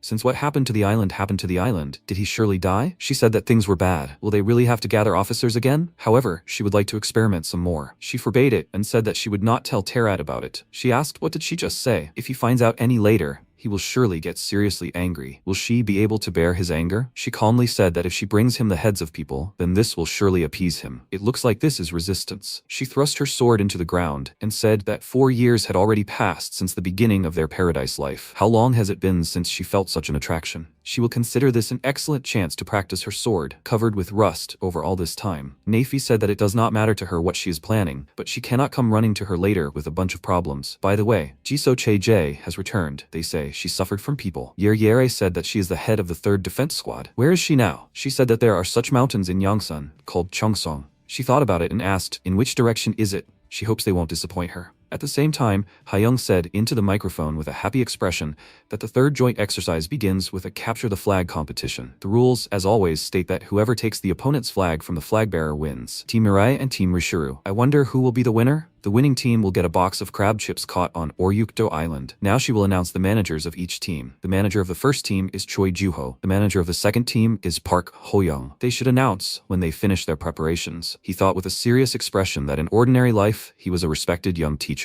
Of course, he couldn't realize his dream. But in this place, he will try to find a new meaning in life. All this time, he analyzed, and as a result, he was able to determine the main features and strengths of their team. All that was left for him now was to try to raise their fighting spirit, which had fallen because of Mirai. He said loudly that they could win. After all, each of them was a shining talent. The crab chips would belong to them. His team members happily agreed and were inspired. Gyuho, with a serious expression on his face, said loudly that it was their team that would win. After all, they were shining even brighter than them. He approached him with a dissatisfied expression and asked, will he keep repeating this cowardly thing like that? They already had it, so they always won. He asked with a serious expression, where in the world of victory could cowardice come from? So they didn't even need to look at the crab chips. After all, they would get them. Kyoung, with a joyful expression, said that it looked like they were all ready. Then, right now, their training would begin. Immediately after that, the first team very quickly ran to the attack. Kim Hemi, the main character's rabid fan, stood next to him, called him teacher, and asked what they would do. She didn't wait for his answer, ran toward the opposing team, and said she'd deal with them herself. He watched with a puzzled expression, wondering who it was. She quickly ran between several people from the opposing team and defeated them with quick sword strikes. Her attention was drawn to Rishuru, who attacked her, and asked with a serious expression, how dare she call him teacher? This is his teacher. She cannot unceremoniously interfere in their relationship. She said with a calm expression that teacher is not some object, so he should be more careful with his expressions. He became even more angry because of her words, promised her death at his hands, and tried to attack. She teleported to dodge this attack and said that it seems he still considers himself an officer, but in such a pathetic form, he is not capable of anything. He blocked her attack and asked, did she call his appearance pathetic? It seems she cannot understand the full beauty of this body created by the teacher. This means that a part of the teacher is always with him. However, a dumbass like her will not understand this feeling, even if he explains it 100 times. She looked at him with a calm expression and said that it was so dirty. Kyoung came to them, saw this, and asked what was going on here. Jen called her commander and said that she had been very busy lately, which seemed to mean she didn't know. She knew that the flaming sword was newly developed, right? They don't know exactly what effect it has yet.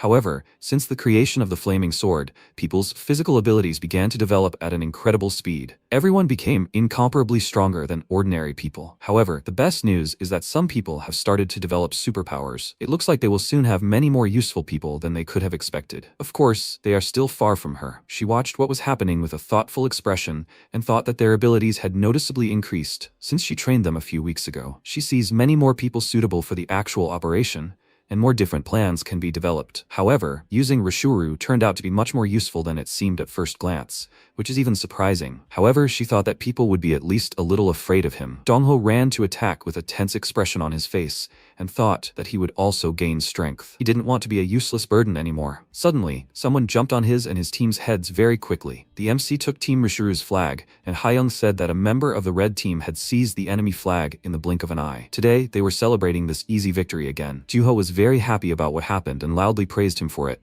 Hoyoung, on the contrary, was upset about this and loudly said that they can't use it. It was pure cheating. What is he even doing at a commoner's training session? Hemi, with a joyful expression, called out to the teacher and said that he was so wonderful. Rishuru, with a displeased expression, looked at her and loudly asked what she was looking at now. He said that this was his teacher. The members of Team Mirai started throwing him up in the air along with the chips, and someone said that today, as always, the competition would end with his team's victory. However, Team Rishuru still had to work hard for their future victory. Kyoung asked, by the way, how were the tests going? Jin said that she was creating different compounds and continuing to experiment, but it was still difficult to find a specific root cause, so the method of dying forever was still in question. She asked if he could go to the tests with her today. She was a little surprised by this and said that she didn't care, of course, but why would she? She said that she had one special assignment for him. After some time, he lay down on a chair, she injected the medicine into his arm, and said that it was MF250. The expected healing percentage was 0.00052. She hoped that he would have a good dream today. He began to lose consciousness, plunged into darkness, and wondered what he felt when he dreamed. Kyoung watched the test from the next room,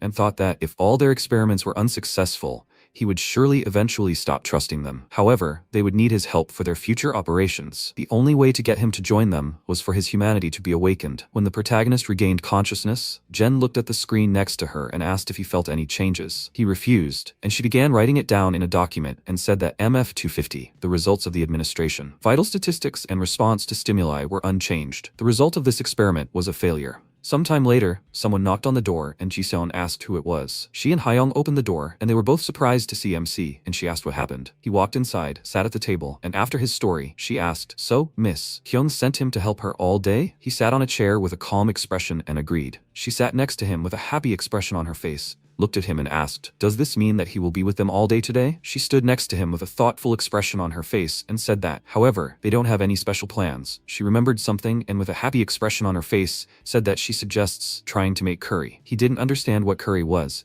but after that, he went outside. Before that, she asked if he remembered what wish she said on the human farm. She said that she wanted to cook for someone. That's why she thought of doing it today, so they should get her the ingredients for this dish. Hyun walked with him, looked at her notebook and said that first they need to find carrots. Where can they get them? She called him and asked if he by any chance saw carrots in their settlement. He walked next to her with an emotionless expression on his face and asked, "Did she say carrots?" At the same time, Garam used the walkie-talkie to contact Min Sung and asked if she could hear her. She agreed and said that she could hear her perfectly well. She was lying in bed, reading a book, and said that they would probably be able to come for them immediately after the operation in Changwon was completed. It seemed that it was planned for next week. She heard a knock on the door and asked her to wait for her a little. She opened the door and saw Hayoung, who greeted her cheerfully and asked if she happened to have any carrots. She was confused by this question and asked, however, why were they looking for it here? She was surprised by this and asked if she didn't have it. However, he brought her straight here. He stared at her hair, pointed at it with his finger, and said the word carrot, which caused her confusion.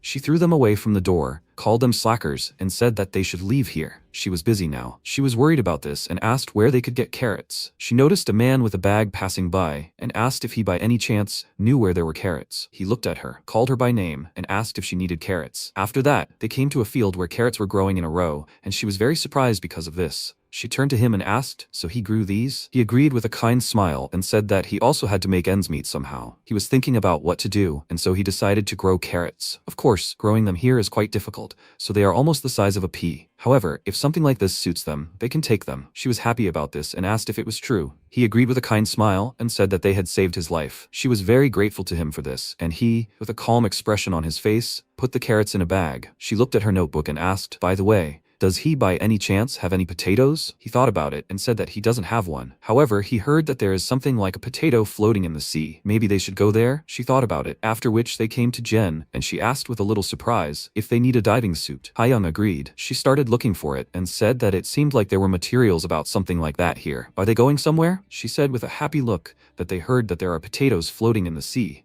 so they want to catch it. She was a little surprised by this and asked, "Potatoes in the sea?" Juho came to them and said that he felt the smell of mirai here. She turned to him and greeted him. He greeted them and asked what they were doing here. She said that they were looking for potatoes that were floating in the sea. After that, she put on a diving suit. They went underwater, and she said that the sea was so amazing. It was the first time she had ever swum like that. Juho went with him and thought it was a great chance to share memories with him. She noticed something that caught her attention, pointed at it with her finger, and said that they should look there. There really was a fish there that looked exactly like a potato. He was surprised by this and asked, "What is that? Some kind of mutant that appeared because of the zombie situation?" She happily called the protagonist by name and said that they should quickly catch it. He saw something ahead with a calm expression on his face.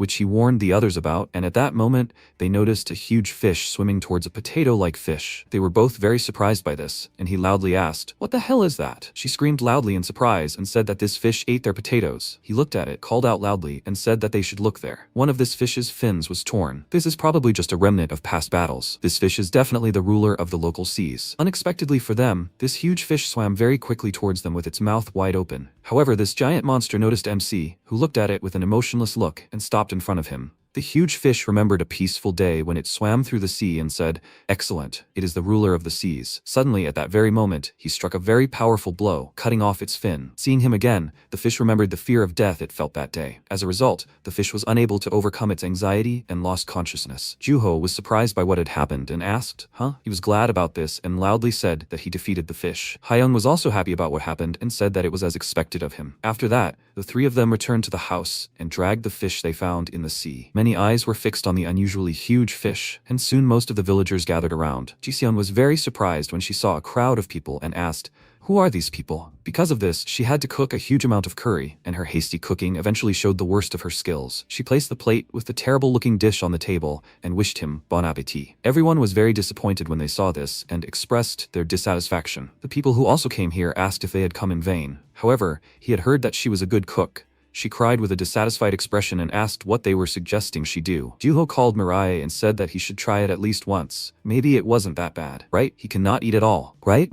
He looked at the food on the plate in front of him and remembered how his mother said that he should remember one thing. No matter what happened, he must definitely eat well. She would always make sure of that. After the incident, he continued to eat for some time until he grew up. Currently, he ate a spoonful of this food, which surprised everyone around him. They looked at him with surprised faces and said that they had never seen him eat anything. How did he like the taste of this dish? He thought about it for a few seconds and made them laugh a lot by saying it wasn't tasty. They laughed loudly and said that even he didn't like her dish. She continued to cry and thought that she knew it herself. Kyoung looked at him with a smile after what happened and thought that she hoped that today would be meaningful. She also tried the dish and, with a dissatisfied look, wondered what it was. After some time, Garam called Min-sung over the radio and asked if she could hear her. "The people in the village are safe, right? So, the operation in Changwon that she spoke of, they are going to secretly attack that city. It seems that they will carry out the plan soon, so they should wait a little longer." However, Yere was sitting by the radio with a burning village with dead people in the background. Unexpectedly for her, she asked in response, "Won't this be too boring?" She was very surprised by that voice and asked who it was. She sat in the same place and said that they would dismiss all the guards so that they could come openly. They shouldn't act impolitely since they were worth each other. She sat up and called her name in a surprised voice. She said, with a serious expression, that they would wait for it. Garam was about to ask loudly about what happened to Min-sung, but she only broke the radio with a kick. She began to shake from horror from the realization of what had happened. And she remembered how she had previously told the villagers that they didn't need to worry because they would definitely come. After that, she came to the base and told the others what had happened. Rishuru, with a calm expression, said that she too clings to any opportunity to become stronger. Of course, a little differently than him, but still, thanks to this, they often wandered together. In general, no one except her is so interested in martial arts. Kyoung asked with a calm expression, "It seems their plan has been discovered. It seems they are in trouble." Garam started to leave and said that she would go then. This caught her attention. She called her name and asked if she was okay. She agreed and walked on, and he was a little surprised by this and asked if this was somehow unexpected. She said that people died because of her, so he thought that she would hide somewhere and cry. She stood nearby with a calm expression and said that she was not that weak. Surely she also knows what kind of revenge would be the wisest. She went outside and, out of great anger, broke the radio with one hand. After some time, Nuri pointed to the board with a pointer and said that, on the contrary, it was for the best. Still, the plan they had seemed unreliable enough. They needed to come up with at least some kind of plan, because soon the place and resources for life would run out,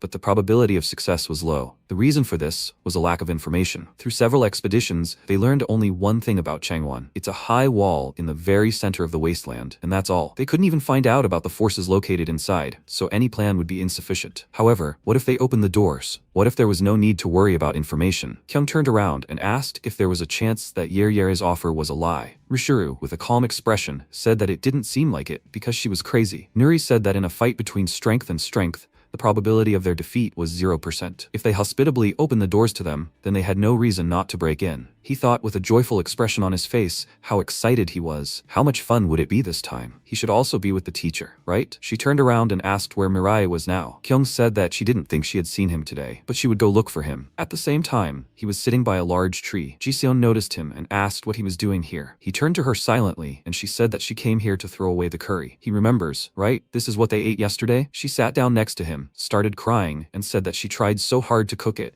but it turned out to be tasteless. Besides, there was a lot of it, but there was nowhere to throw it away. So she was walking around. She noticed the clothes in his hands and asked, "Isn't this by any chance a squad member's costume? By the way, why isn't he wearing this? Everyone else only wears this." He said that he just doesn't feel like wearing it. She asked, "Then why is he holding it in his hands?" He remained silent. She called his name and asked if something happened to him. He said that he didn't know. Before that, he always felt only emptiness. But yesterday, he doesn't know. She looked at him, thought about what he said and asked, "Is it so scary for him to do something with others? It seems like he is trying to find hope, and this gives him a feeling of guilt." He doesn't have to think like that. He's just creating a story that he'll tell his mother one day. Because if he only tells her stories about constantly fighting zombies, she won't like it. Where and what he's been doing all this time, who he's met, what thoughts he's shared, and what feelings he's experienced. He should tell her about his happy days, not just the hard ones. If she were his mother, it would bring her more happiness. The protagonist stood up, started to walk away, glanced at the curry pot, and said it was good. He walked on, and Kyoung stood next to him, listening to them with energy and a smile. After that, the small flame that had already begun to fade reignited, and humanity, step by step, embarked on the great path. A week later, the squad gathered and came to the gates of Changwon, the zombie training camp. The zombies noticed them and loudly said that they should look there. Humans had finally arrived. Kyoung, with a calm expression, asked, "Where's the fighter now?" Hemi said her power had no effect on the teacher. So why was he flying here? She said with a calm expression that if he had left at the same time as them, then they needed to wait another 12 seconds. Crowds of zombies ran toward them and loudly asked, "Do they think they'll wait any longer? After all, they've been waiting all week. They should eat them quickly." Yer said they didn't need to take any prisoners. At the same time, on the roof of the Changwon control room, a zombie called her through the device and said that people had appeared at the main gate. She stood with one finger on her sword and asked how long it would take people to break through. Roughly an hour, right? Although no.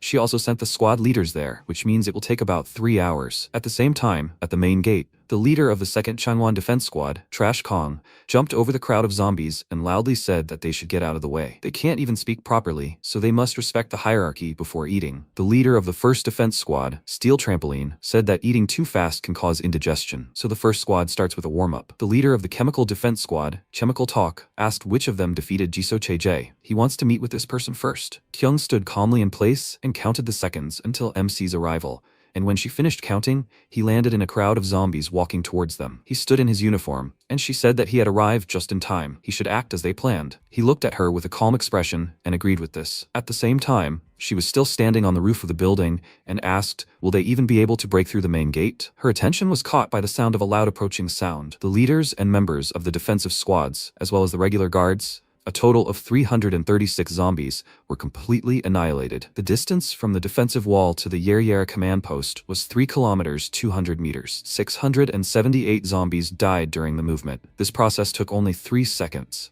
During this time, he reached her and ran towards her with incredible speed, swinging his fist. She was very surprised by this and wondered, who is this guy, and when did he appear here? He hit her very hard in the face and threw her several meters into the air. She landed on her feet and said loudly that this is amazing. He decided to catch her off guard. So he is the same person who is acting like God knows what. He's pretty tough to get here so quickly. She looked at him with a serious expression and said that, however, attacking from behind is a bit too much. What about the warrior's code of honor? So he came straight here, ignoring the zombies at the main gate? After all, she gave them a warm welcome, but this is what she got in return. He said in a calm voice that, however, he killed them all. She was surprised by what she heard and thought, but aren't they the main forces of Changwon? She just received a report a few seconds ago that people had arrived here, right? Is this guy really that strong? He ran behind her with incredible speed. She noticed this and turned sharply to him. She didn't have time to do anything because he delivered a very strong punch to her head. She was thrown back very hard and she wondered what that was. Until he hit, she didn't suspect anything at all. She didn't see anything at all. Yer stood up after this blow, took her sword, and said that now he convinced her. He is the guy who killed the officers. Does he know why she opened Changwon for them? She took out several small tiles and said that she thought that if she met someone stronger than her and could focus on martial arts. She threw it on the ground, her sword engulfed in fire, and she said that then, it may turn out,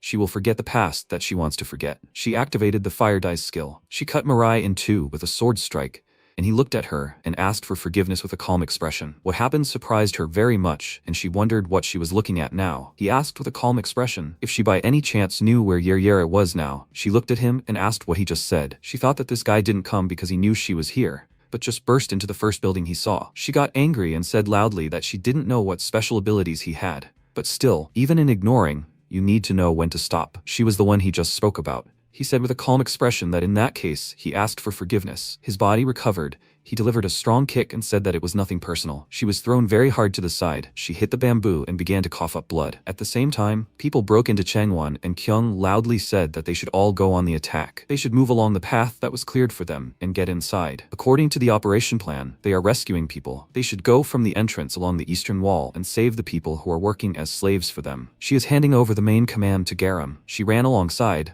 loudly agreed, then stopped, took out her weapon, and was about to say something. At the same time, zombies were standing at the guard post near the supercluster and asked what was going on there. Maybe they should go there too? They hadn't received any special orders, so they should wait for now. Someone ran past them, and they asked what was running past. Kyoung jumped very high, pushing off the wall, and said that this is the supercluster. As Rashuru said, it is located right in the middle of Changwon. She estimated that the radius of this structure is currently about 50 kilometers. It seems like a mental numbness will set in for about 3 months, and yet everything is fine. After all, now she can trust him. She began to activate her skill and thought that her ability was Absolute Sight. Everyone knows it by that name, but in reality, it works a little differently. Her ability can greatly increase any human sense, including hearing, sight, smell, touch, as well as muscle strength, gravity, acceleration, and so on. All this time, she simply focused on sight, because it is the least risky. She used sense enhancement by 580%, absolute territory, dominion. She landed on her feet and said that now in this place there is not a single attack that she cannot sense. A zombie with a very angry expression swung his weapon to attack a squad member and loudly asked how they dared to break in here. His blow missed,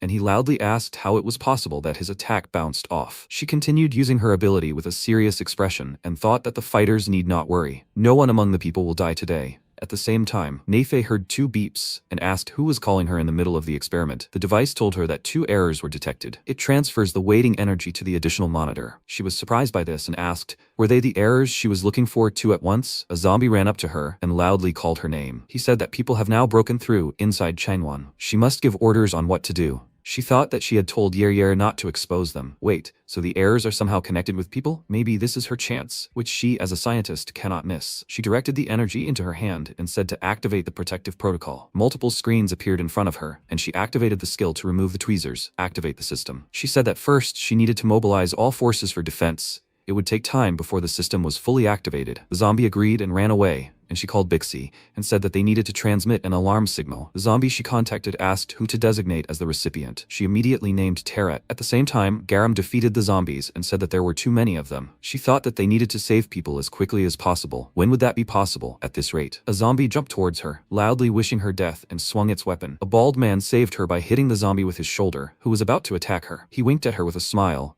and said that she didn't need to thank him. It would be better if she bought carrots from him later. She thanked him, and he ran on and loudly called the zombies around. She laughed and thought that a few days ago, ordinary people were afraid of this operation. Even though they had trained all this time, the very thought of what they had been subjected to before destroyed all their faith in defeating the zombies. To be honest, she also thought they wouldn't be much help. But that was a stupid thought. One of the humans was surprised when he dodged a zombie attack and thought he was seeing their attacks. The monsters tried to resist and were indignant that the humans had become so strong. She thought that, however, each of them was now a full-fledged member of their squad. She began to slap her cheeks with her palms and thought that she shouldn't be so hasty. She said loudly that she needed to gather her strength and save everyone. At the same time, in the 3rd border work zone, a zombie looked at the people walking down the street and said that the 88th group should switch with the 102nd group. He raised his voice and said that they should not hesitate and move faster. A man named Jin Chun called Grandpa Hansel and the girl Yuna and said that they should work on the shift. He agreed and said that he had already done a great job.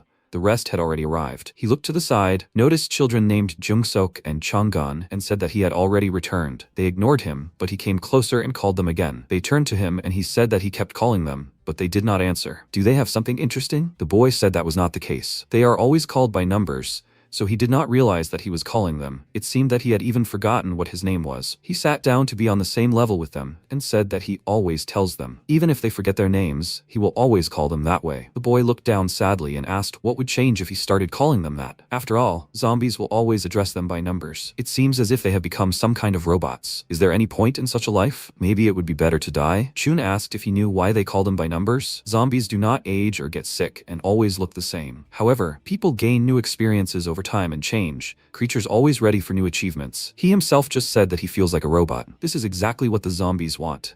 They take away their names and all their humanity and try to turn them into simple cattle. However, they are afraid of their capabilities. They must survive this no matter what. They will endure until their capabilities bloom in full color. After all, one day, their world will definitely return. He hugged the children, and they were very touched by his words. At that moment, Garam came to them, holding a beaten zombie in her hand, and loudly said that they all should get out of here. They looked at her and asked what was going on. Who was she anyway? She loudly said that they could escape with them. They were surprised when they saw the defeated zombie and asked if it was really she who killed the monster. She loudly said that now it seemed unbelievable to them, but they should follow her. After all, she came to save them. Chun ran very quickly to where she came from and looked out from around the corner. And she said that it was dangerous there, so it was better not to go alone. He saw the squad members fighting against the zombies, turned around and loudly said that now the zombies are fighting with people. It seems that they really came to save them. The people immediately ran to the exit when they heard his words. He loudly called out to Jungsuk and Changgon and said that they also need to run away from here faster. He turned around and said loudly that he asked her to take care of all the children and adults. He started to run in the other direction and said loudly that he had to get some things. She was about to say something,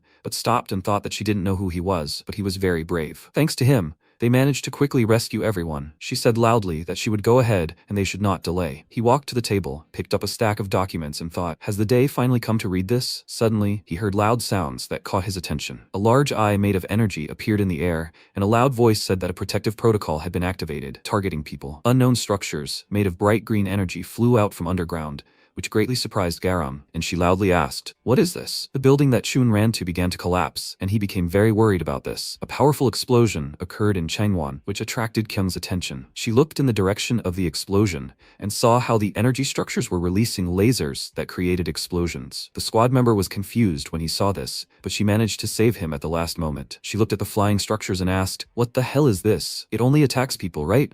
The energy source is towards the research area. It looks like Natefi has started to act. She pointed her finger to the side and said that first they need to dodge. They should try to hide in the buildings. The squad member agreed, and she thought that of course she would like to go to her, but she has to protect people. In this case, there is nothing to be done. She ran to Garam and called her by name and said that it looks like Natefi did this. Can she take this case? She was surprised by what she heard and asked her to attack the officer. Kyoung said that she will support her, so she should not worry. She ran in the right direction and said loudly that there was no choice. Now was not the time to give up. One way or another, she would try. She thought that Natefi was in the research area. Suddenly, a star flew next to her and she managed to dodge this attack at the last moment. Jisoo Chae-jae, who threw it, called her a friend and asked where she was going. They should talk, right? Garam was surprised because she saw her and was about to say something. She asked with a serious look, so she remembers her? Of course, she must remember her. Her appearance changed, and she said loudly with a very displeased expression that it was because of her that she lost so much. Her beautiful face and her sister's too. She threw 2 stars at her and said that she would do the same to her. She went on the attack and delivered many quick blows with her weapon, and she dodged it all. She continued to make quick attacks,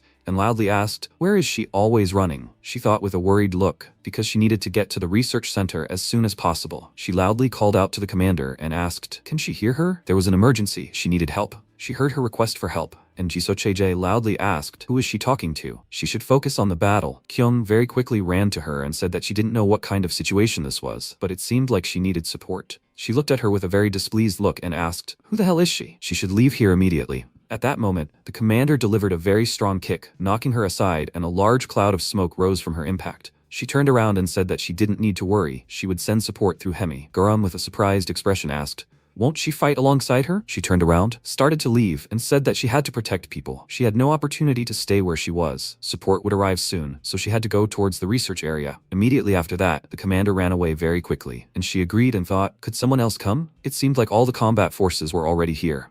Jisoo Chae-jae emerged from a cloud of dust and loudly asked, Who was that woman here? She had to go back. She would kill them both. She looked up and said that she needed support quickly. Rishuru emerged from the portal and began to laugh with a joyful expression on his face. He came out of the portal with Gyuho with a joyful expression and loudly called for the teacher. He laughed joyfully, jumping on the spot, and said that he was already here. She was surprised when she saw him and called out the name of this zombie. He saw her, also called out her name and asked what was with her shabby appearance. She said in confusion that it was he who looked like crap. Gyuho called her by name and asked if she was okay. Garam looked at him and said that she was fine. However, he was the one sent to her as support. He agreed and said that they put a collar on his neck. He showed the control panel and said that it could be used to control. Therefore, he promised that he would act under his direction and was allowed to come as support. She thought with a confused look, but would he be of any use in this state? She still ran and said that, in general, she was relying on them, but she needed to hurry to another place. He agreed and said that she could trust him. Jisoo Chae-jae jumped towards her, swung her weapon and asked where she was going. She promised that she would do to her the same as she did to her, right? Rishuru blocked her attack and with a serious expression said that she should move on. He could handle this. She, with a confused look, said that he shouldn't try to seem cool like that. She looked at him with a serious expression and asked, "What is this? Is he helping people now?" He, with a serious expression, said that this is how it happened. She, with a serious expression, grabbed her weapon and said that she thought he died, but he became a slave to people. She jumped towards him very quickly, swung and said that he should not distract her and get out of here. He dodged her attack and asked if she remembered the difference between a high-level zombie and a medium-level zombie, right? She said with a surprised expression that of course, it was because a high-level zombie was much stronger. He further reminded her of the difference in their strength and asked if even knowing this, she decided to fight him. He was about to say something else, but she threw him aside with a strong blow and said that he talked too much. Gyuho watched this from the side and thought, "Everything is fine, right?" Rishuru was surprised by what happened and wondered why he was so weak. All this time, he only fought with people, so he didn't know how he was so weak. He noticed that she was running away and said that she was chasing Garam. He called his name, pressed the button on the remote, and said that he should quickly stop her. He pressed the button, which caused an electric shock to start, and he loudly told this idiot that he should turn it off. He turned it off, looked confused, and apologized, saying he didn't think it worked like that. He suddenly jumped towards her and asked if she saw what happened. He had no choice either. She grabbed his hair, started spinning him, and said that she had asked him not to touch her. Juho watched from the side and said that he should try. Rishuru thought that he was not capable of anything in such a body. He called the man and said that he should give him that medicine. He refused, saying that Jen said to use it only in an emergency. She threw it close to him, and he said that this was exactly the situation now. If he didn't give it to him right now, they would both die. He said with a serious expression that he had to handle it himself. How could he trust him and give the medicine? He looked at him and asked. He wanted to see the teacher as soon as possible, right? If he eats the medicine and deals with this girl, he will be able to see the teacher at least a second earlier. Besides, people need help now too, right? What will he do if while they are fighting with her, all the other people die? He thought about it, handed him the medicine, and said that he must use it to save people. He is not giving it to him because he wants to see his teacher. He threw him a fish-shaped pill, and Rishuru said that he should have given it to him right away. As soon as he swallowed it, he immediately felt the effect, and the rope around his body began to crack. The rope broke, and he watched what happened with a joyful look. Gyuho looked at him from the side and said that he returned to his normal body. Now he must follow this zombie girl. He turned to him, waved his hand, and with a wide smile said that first he needed to do something. He was very scared because of this and thought, did he decide to betray them? He knew that zombies can't be trusted. Unexpectedly, he patted him on the head, thanked him,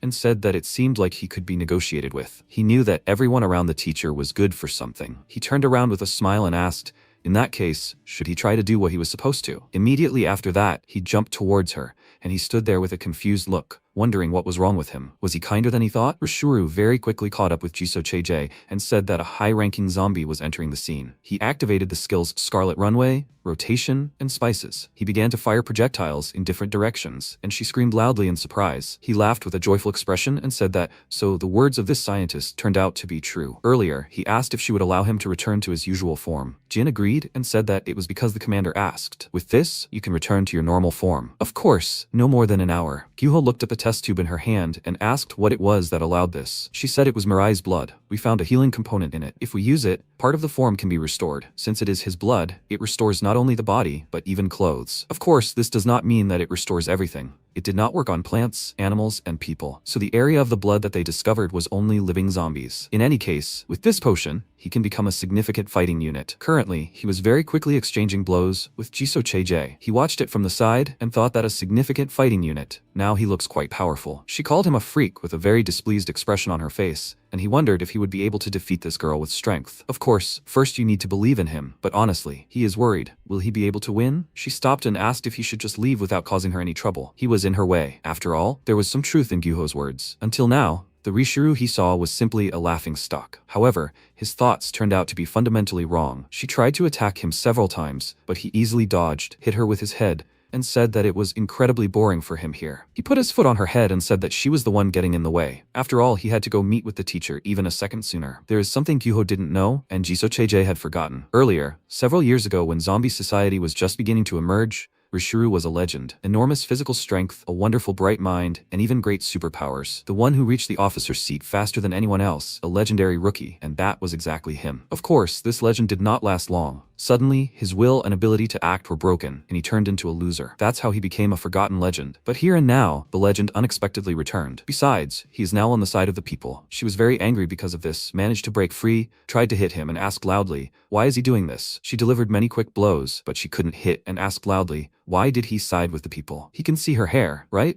Her sister's hair is woven into this, and this skirt is made from the remains of her sister's skirts. Because of these people, she lost everything. Her sisters and her beauty, she lost it all. She started crying and asked, however, why doesn't he calm her down, but stands on the side of the people? He is the same zombie as she is. Gyuho looked at them with a worried look and wondered why he suddenly stopped attacking. Did her words make him hesitate? He knew that zombies couldn't be trusted. He was about to press the button on the remote control and said loudly that he should attack quickly. Rishuru, with a serious expression on his face, struck her neck hard with his hand and asked, "So what?" He struck her again with his hand and asked, why does he even care what she lost there? He spread his arms out to the sides with a serious expression and released many feathers at her body. It hit her and threw her a long distance. He looked at her with a calm expression on his face and thought that every dead person has their own story. But has she ever listened to the story of the one she killed? He raised his sword above his head and said that she probably didn't do that. After all, there's no point in listening to the stories of weaklings. He cut off her head with one blow of his sword and said that he didn't care either. He caught her head, squeezed it with one hand, and said that there's no point in listening to it. Gyuho looked at him with a shocked look, and he walked on and said that they should quickly go. He turned to him with a joyful look and said that they should quickly go to the teacher. Rishuru walked on with a joyful look, and he looked at him with a confused look and thought that he had already imagined it,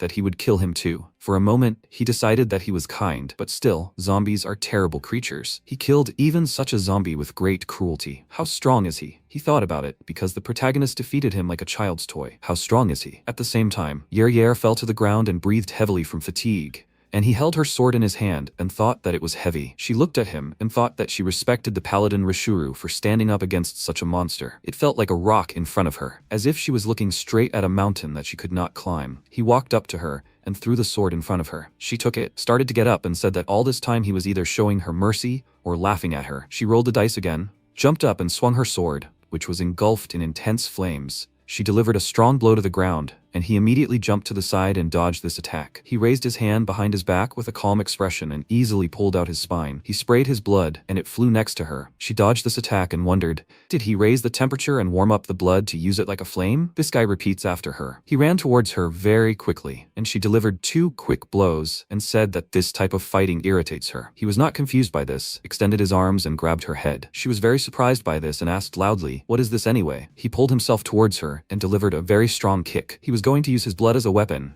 but stopped and did not attack her. She looked at him and said that she had been feeling this for a while. However, why does he always leave her alive? Does he have some kind of special order? He refused because the only thing he was ordered to do was kill the officer, and he received no other instructions. However, now he just felt some kind of incomprehensible compassion. He asked what past she would like to forget. Is this past forgotten? She looked at him and asked why he was asking her about such things. Does he want to feel sorry for her? He refused and said that he simply had a past that he would like to forget. Everyone has had this, right? In childhood, for some reason, they argued with a friend, and then a fight starts, after which they make up, as if there was no quarrel. This happens because there was an exchange of emotions which strangely helped them understand each other. And here too, there was such a case. Exchanging blows, these two understood each other. Yer said that a warrior needs to hone his body's senses. Recently, while training her sense of smell, she felt that there are many more smells in the world than she thought. The smell of a rainy night, the smell of coming winter. There are things that can be known even by seeing, since sense not only means something specific, but also allow you to feel a lot. He has the same smell as hers. She picked up the sword, brought it behind her back and said that it will be so. She will tell. The story began several years ago, before the Paradise Time began in Seoul. The Scarlet Squad is an organization born of defeat. Because of the brutal battles between the zombies and Seoul, some had lost something or been injured,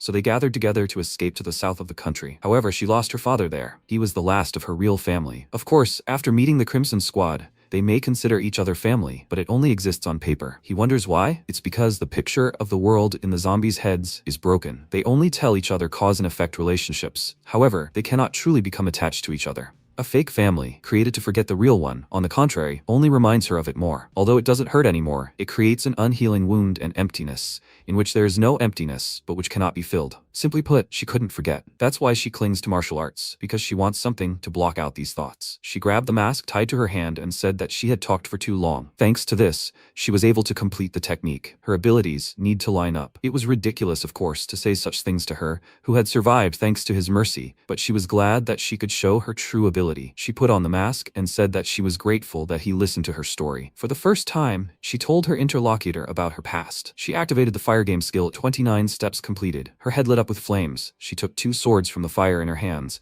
and said that she, too, would show her respect as best she could. MC watched her and saw himself from the past in her, so he also wanted to show his respect as a reward. What he could do, his greatest respect, was the purest martial art, in which there was not a drop of deception. He also put on the mask and thought that, reveling in this moment, he was forgetting the past. Yer flew close to him, swung her weapon and released an extremely strong flame. This attack didn't cause him much damage, and he created 2 swords of black flame in his hands. He ran towards her very quickly, and they attacked each other simultaneously. She looked at him in surprise and asked how accurately he could repeat her. She attacked again and thought that such a level couldn't be called a repetition. He absorbed her technique perfectly. She raised the sword above her head and said that it looked like she would have to overcome this mountain too. How accurately could he repeat this? After all, her technique wasn't yet completely complete. She struck with her sword and said that these were 4 horses. After completing the fire game in Yute, there is the possibility of evolution. In order to satisfy the condition of evolution, you need to get 4 horses. If you manage to catch up with your opponent's horse, you can get 1 horse and vice versa. If your opponent's horse catches up, you can lose 1 horse. If as a result of repeating this process, you manage to collect 4 horses,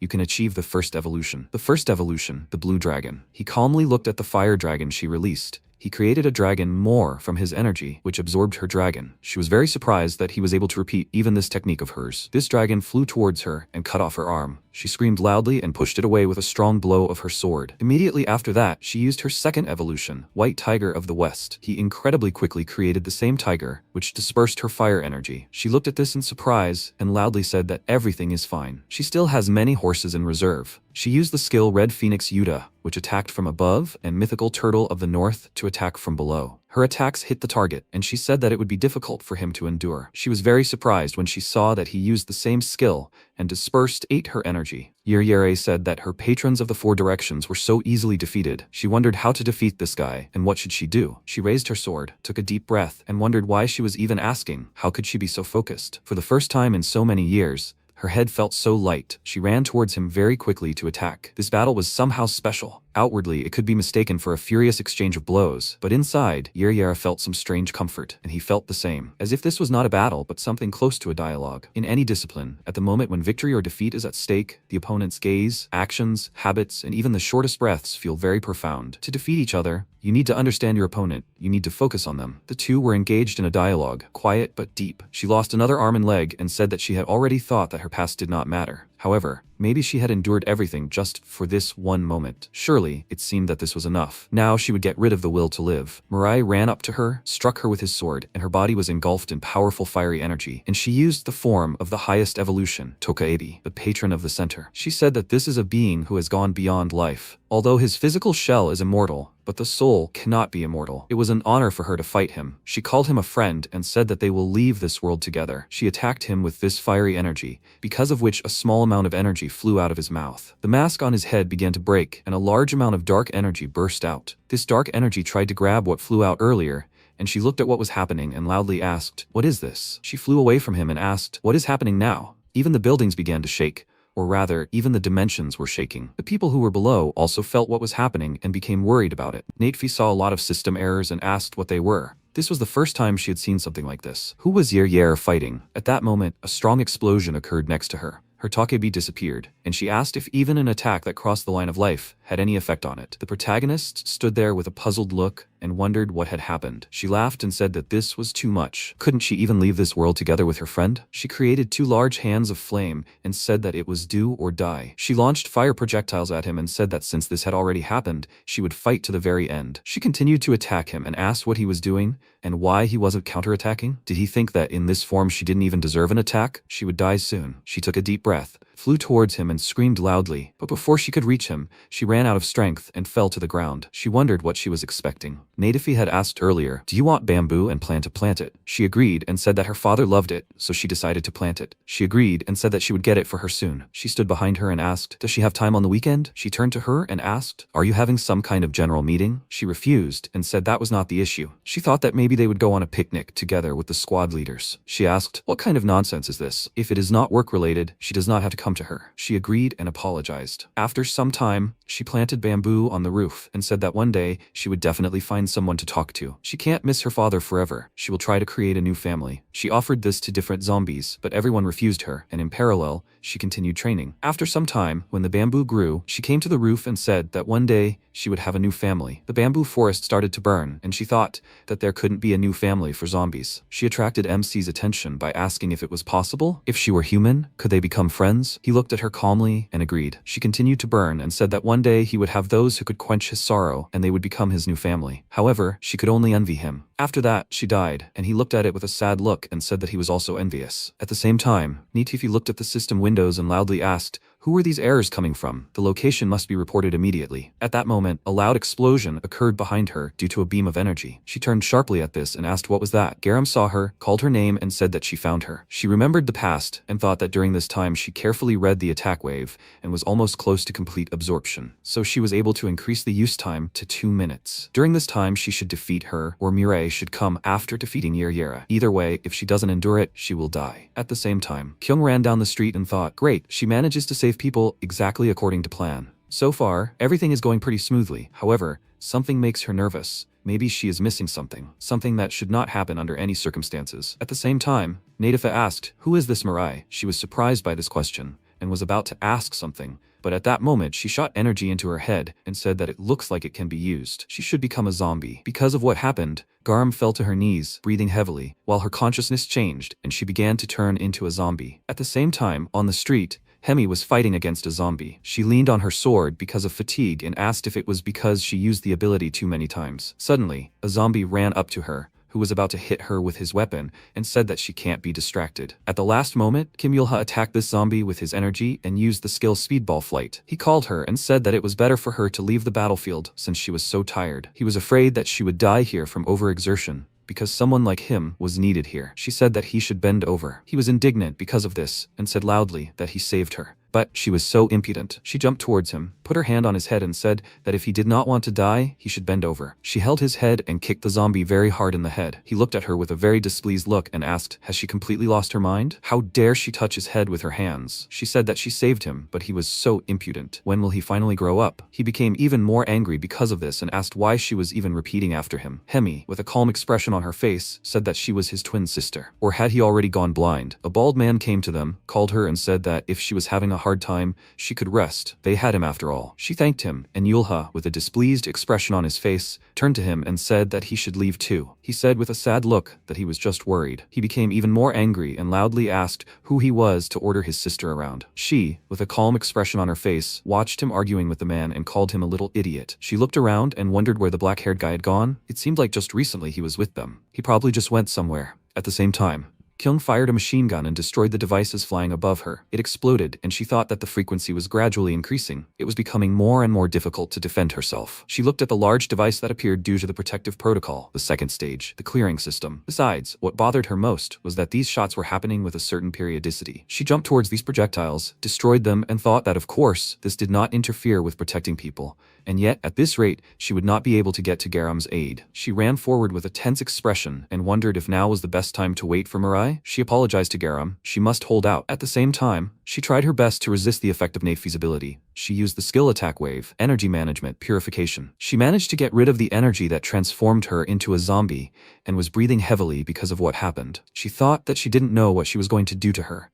But if she was late just a moment, something terrible What have happened? She asked loudly what she did to her. She looked at her calmly and asked how this happened. Does she have any superpowers? She doesn't know how she did it, but she knows how to cling to life. However, if she became a zombie, life would become much more comfortable. She was surprised because of this and thought, did she just try to turn her into a zombie? So this crazy scientist who tried to combine a human and a zombie, it seems that it is she. She picked up the book she dropped and said that she and Yer really don't even consider people as cockroaches. She used the skill attack wave, complete assimilation, and said that of course, on the contrary, it's good that now she can fight her without feeling guilty. She channeled a large amount of energy into her hand and thought that they had about 2 minutes, and during that time she would try to finish her off. Nafi stood calmly in front of her and said that this is how others see her. Garam released a very strong beam of energy, but stopped because of what her opponent did. She activated the skill Spinal Cord Severance. Several energy locks appeared above her head and she wondered, what is this? Her body does not move, as if something in it was breaking,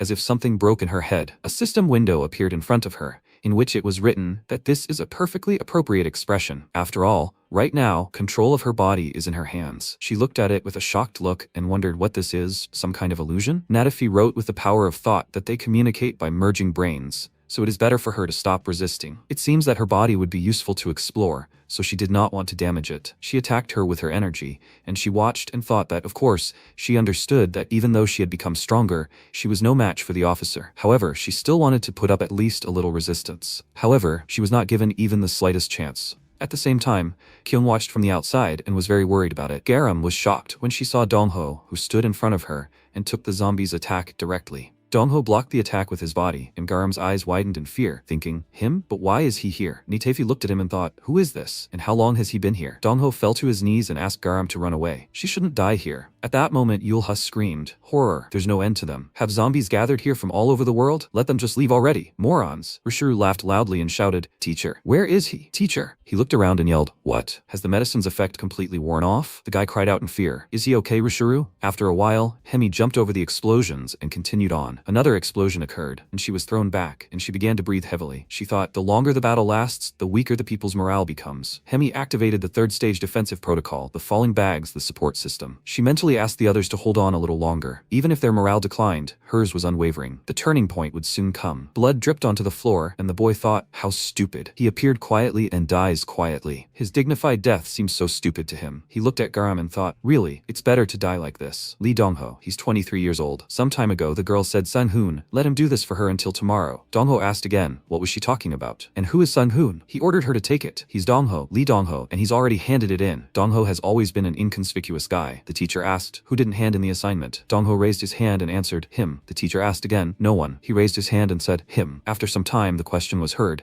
who didn't get the cookie? Dongho raised his hand and said, Lee Dongho, number 203. Someone asked again, no one? Dongho answered, Lee Dongho, number 203. A life no one remembered. A life no one noticed. That was exactly the worst thing. Garam cried out joyfully, Dongho, where should I put this? He turned around in surprise and asked her to just put it somewhere. Garam thanked Dongho, and he looked at her questioningly again, until he met Garam. After a while, he showed books and said, these are new books he studied. Garam looked at this happily, and Dongho, with a battered face, said she really wanted to get new books, so he got this with great difficulty. While Jin Hai was being researched, Garam asked, can she read right here? Dongho asked again, here? After a while, they were sitting on the floor and Garam happily said, it really is written in great detail. Dongho asked, well, how is it? She likes it. But why does she always read sitting in his place? Garam asked, puzzled, what was going on? Dongho looked away and said, no, it's just that it's so spacious here. But he was curious why she was reading here. Garam replied, she was just comfortable. He asked again, comfortable? Garam replied, when she was here, she felt like they were alone, but at the same time, it was as if she were alone. And that made her feel strangely comfortable. And even though there was plenty of space, where else could she sit? Dongho, he didn't like it? He asked again, would she like it? Garam punched him and said,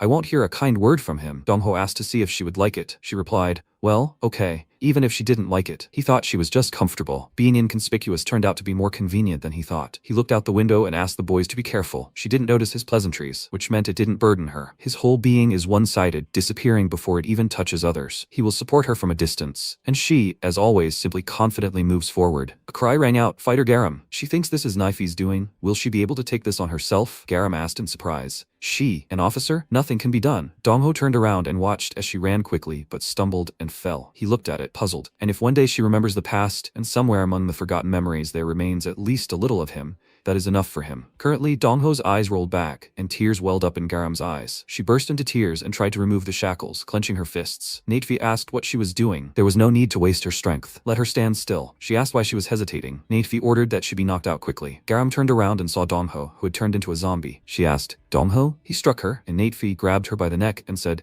she asked her not to twitch. It wasn't her style to fight face to face. After a while, MC looked at the burning bamboo, when suddenly he thought, yeah, he should go kill Natefi, right? Kyoung took aim, when suddenly she looked out in surprise and saw a huge explosion. MC appeared next to her and she said, he's here. What an unusual technique he learned. He's already seen everything himself and understands the situation here, right? There's no time, so they need to go back and deal with her quickly. Mirai replied, yes. Kyoung chose a defensive strategy as the best way to compensate for Mirai's absence. However, despite some short-term results, in the end, until the source is destroyed, the situation should become unfavorable in the long run. But now that Mirai has joined, the people's strength has increased many times over, and it's time to change that choice, from defense to offense. And as soon as the strategy changed from maximum defense, the turning point Kyoung had been waiting for had arrived. MC spread his arms out to the sides and ran to the side. Destroying the original source had successfully boosted the people's morale. Kyoung turned around and thanked MC for his help. And now she was asking him to take care of Natefi. She had already destroyed the source of her energy. She took aim and said to follow the bullet. Natefi would be there. MC replied, yes. King wondered if she was imagining it, as if something had been off for a while. Well, she didn't care. Maybe they should focus on what they had to do first. She rushed forward and began striking the monsters,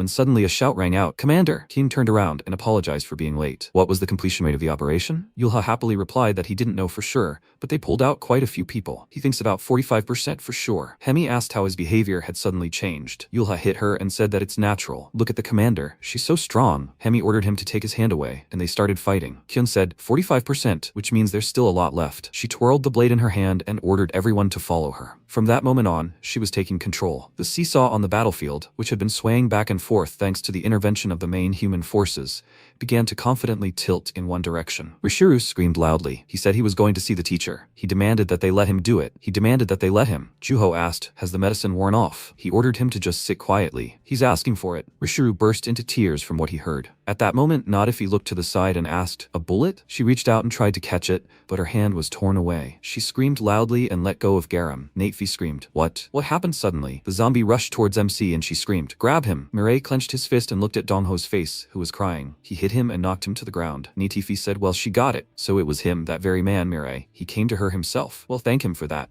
He'll have to become his test subject. She stretched her hand forward and said, spinal cord rupture. She looked around and asked, where did he go? She screamed loudly when MC moved behind her and then punched her in the face. Nafi flew to the side and thought, spinal. She can't keep up with this idiot. Well, that means she attacked towards Garam, when suddenly Mirai reflected it, and Nafi used spinal cord rupture. She said, he's caught. She didn't even think such a simple method would work. And since he can't move now, maybe he should sit quietly? MC turned around and walked towards her, and Nafi asked in surprise, what? How could he move? Lee Kyung's premonition turned out to be accurate. After all, Mirai wasn't the same now. Seeing Yair's death, Mirai fell into a state of incomprehensible confusion, and the fact that Natefi held on without dying infuriated him. Pressure, threat, remorse, despair, horror. None of these feelings seemed strange in this situation, but Natefi felt nothing at all. She had been a scientist all her life and knew perfectly well where her limit was. That's why she constantly thought only about how to overcome what was happening. Natefi looked at him and thought, so that's how it is. He destroys the spinal cord he captured and immediately creates a new one? So, techniques that capture the spinal cord don't work on him. Although her technique didn't work on him, she was able to use the split brain to explore Mirai's ability. Nafi rushed towards MC and thought, in that case, she swung her hand and tried to hit him, when suddenly lightning ran through her body. She thought, this is beyond her power. She doesn't know how to fight at all. How can the human body be so strong? Even knowing that she couldn't do it, she tried. After all, in science, proof is always needed. But Mirai was also confused. MC looked at her puzzled, and then clenched his blades and headed towards his opponent. She thought,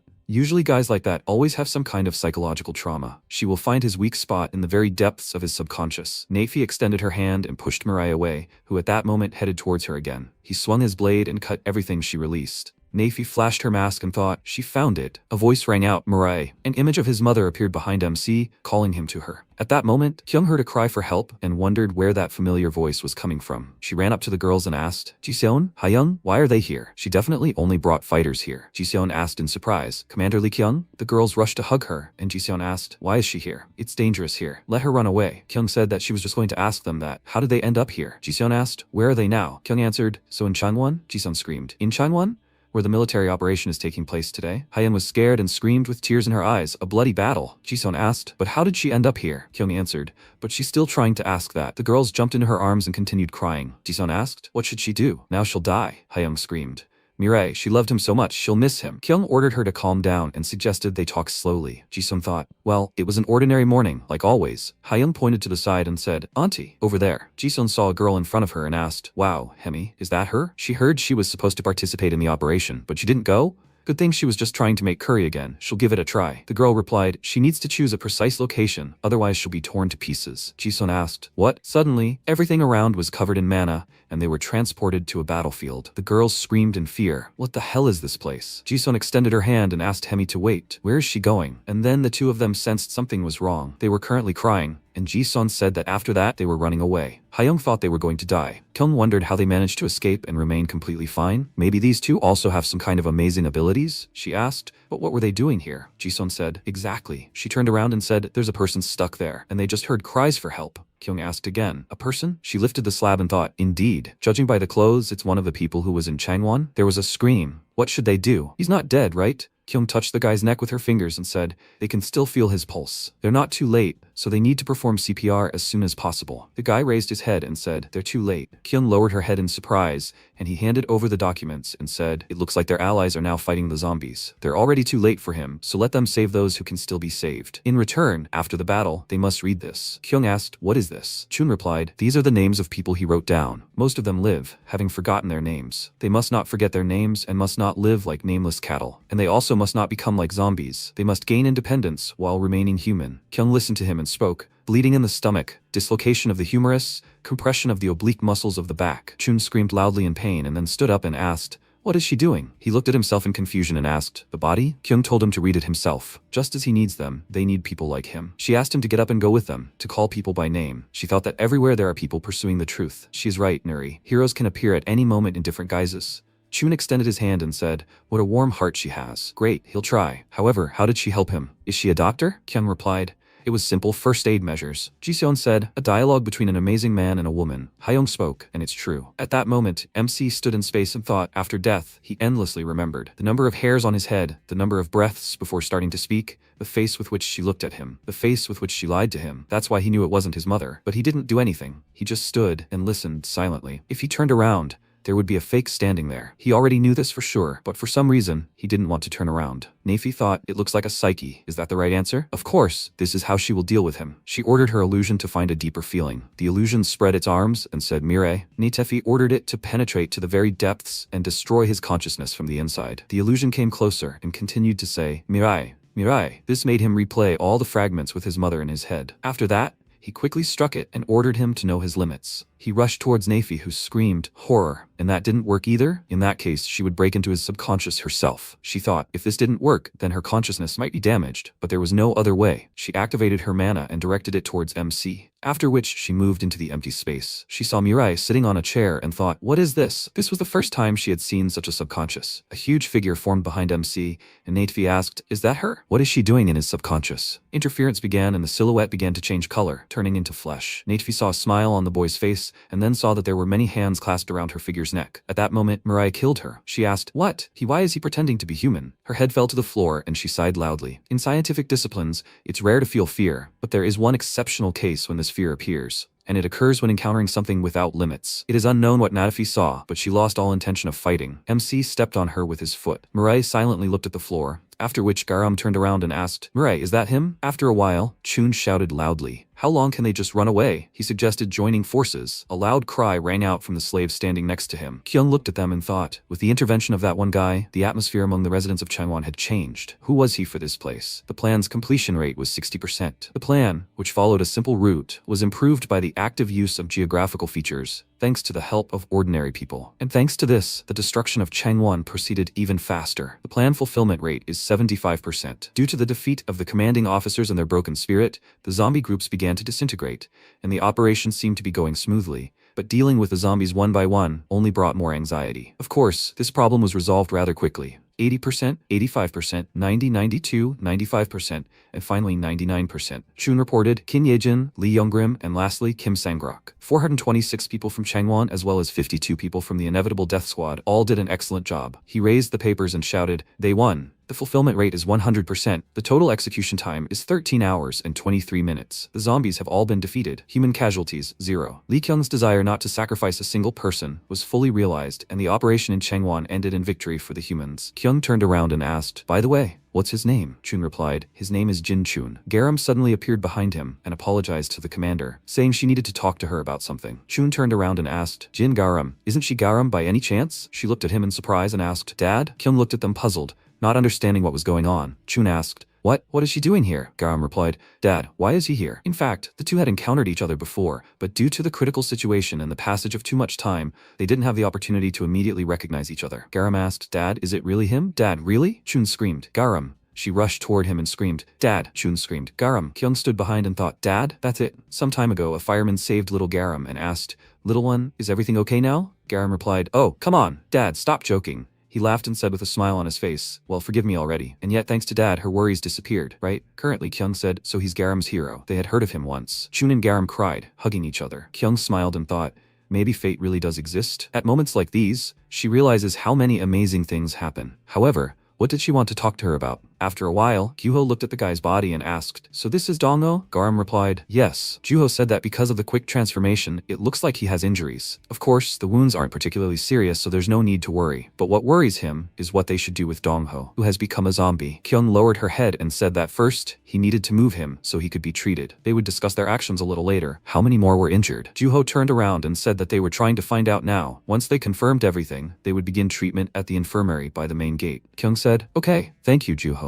She clenched her jaw and apologized to Dongho. It happened because she was not capable enough. After a while, the slaves and agents were talking among themselves, and Mirai stood and did not move. He thought, what kind of family does he have? Suddenly a scream rang out. "Man, is he okay?" Jiseon slapped his back with her hand, and then grabbed his face and told him to just look at the huge circles under his eyes. "Is he injured anywhere?" MC asked, puzzled. "What?" Jiseon screamed. "What do you mean?" Does he even know how worried she was? She knows, of course, that he can't be killed. But she was still worried. Hayoung pulled him and said, "That's right, and she missed him so much." Jisung cried and said, "Of course, they were the ones who almost died here, but they are still so glad that he is okay. They missed him so much." Mirai asked, "Why? Why did they miss him?" Jisung asked again, "What do you mean, why? Does there really have to be a reason to miss someone?" MC remained silent and then remembered his mother's words that he should always take care of the people around him. He asked, "Why?" Mom answered, "Then he can become president." Mariah answered, "But he won't fall for that anymore." Mom clenched her fist and screamed, "He doesn't know yet, but holiday money or support money. Mom needs to get a whole mountain of money, and until she gets it, she will not die." Mariah said so much greed. She pulled his cheeks and said what words he says to his mother. "But this is all for him." MC asked her not to do it, and his mother said that he was very cute. Anyway, Mariah, one day there will be people who are around him for no reason, and he has to take care of them. These are very important people. MC asked again, "Why? After all, he has no one more important than her, Mom." She smiled and answered, "Okay, of course, that can happen too. But if someone is around him for no reason, it means that this person is as important as Mom." Mirai said, "Thank you." Jishon asked again in surprise, "Thank you?" Hayoung asked, "Does he love them?" Jishon smiled and awkwardly answered, "No, I don't think he said anything like that." She turned around and screamed loudly, "Guys, Mirai thanked them. This is so amazing." Hayoung cried out joyfully, she loves him too. The signal flare of a great journey rises. The lit fuse becomes a huge tongue of flame and spreads, and on the smoking pages a new story has begun to be written. That was supposed to be the end of it. Suddenly, MC's hand came off and he widened his eyes in surprise. Hayoung asked, "Auntie?" Tarot said, "They've arrived at the destination. The directions are complete." Tarot asked the assistant, "Did Yer and Natefi do their best?" The cube replied, "Yes." Tarot said, "I see. Okay then." He went down and said, he heard a lot on the way here. He was the man named Mirai. The man turned around and asked, "Who is that? A zombie?" The guy replied, "It looks like there's someone left." He suggested finishing him off. Tarot said, "There are so many noisy onlookers." He channeled mana into his sword and killed the slaves standing around. He said, hearing about the human uprising, at first he thought it was just a small rebellion. He never imagined they had so many possibilities. Tarot placed the tip of his sword on MC's shoulder and said, although he is glad that he finally has a worthy opponent, he is even curious if he can give him an honorable death. Mirai suddenly crouched in front of him, which raised questions. He turned around and, holding Jiseon in his arms, rushed away. Tarot said he didn't even think he would escape. However, it was completely useless. He swung his sword and hit MC's body. Kyoung heard the noise and turned around, asking, "What is that?" MC's body fell to the ground and then began to recover. Tarot said, "What a mesmerizing ability. Excellent. He will follow him to the end. They will see how far he can escape." Kyoung screamed, "That's it." She remembered Rishiru's words. He is Tarot's first star. He has black black hair tied in a ponytail, and a strange, formal suit that is out of season. He thinks Terry thinks he is cool, but he thinks he looks stupid. But in any case, that's not the important thing. The officers definitely don't know each other's abilities, because they don't communicate and they have nothing to fight about, so he doesn't really have anything to say. However, one thing can be stated for sure. Now that the leaders are hiding,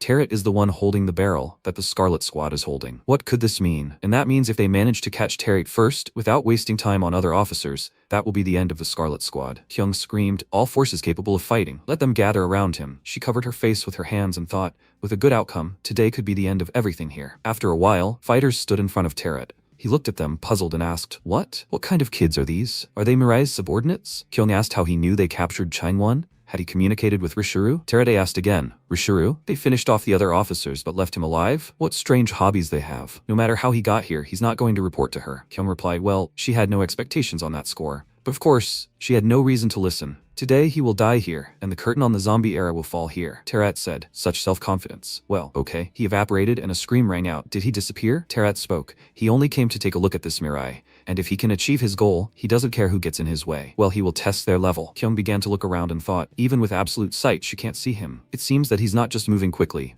Where did he suddenly disappear to? She fell to her knees and screamed. Garam turned around and asked in fear, Commander, what's going on? Kyoung thought, her legs starting to go numb. Has the side effect of her skill already begun? Why now? Tarat said he would start with those who look weaker first. He attacked Hemi, who screamed loudly. He asked, can't she anticipate even such a simple attack? He suspected, of course, but it seemed she was even weaker. Yulha rushed towards Hemi and shouted, outcast girl, is she okay? Garam held Kyoung, who thought there were no signs before his appearance. Does he have some kind of ability that defies the laws of physics? How could the difference in the officer's combat abilities be so huge? She frowned and thought, oh my god, I need to get up quickly. She must protect their fighters. She tried to move forward but screamed loudly. Garam screamed in fear, Commander! Yulha screamed, outcast, let her come to her senses already. Is she okay? He widened his eyes in irritation and looked around, shouting, where is he? No need to hide like a cowardly rat. Let him come out. Let him come out right now and fight him face to face, idiot. Tarat appeared in front of him and swung his sword and said, if he wants. He wounded Yulha and he screamed, is he lunging at him? Freak. He'll die at his hands. Idiot. Tarat said, his psyche is strong. It's a pity that it's only that. He delivered a cross blow to his body, and then turned around and said, it is impossible to kill an opponent with pride alone. Ability must follow. Only then is it worth bragging about. Well, and yet he sees some small abilities in him. The fighter rushed towards Tarat and ordered him to take his hands off the kids. Tarat chopped off his hand with one motion and said,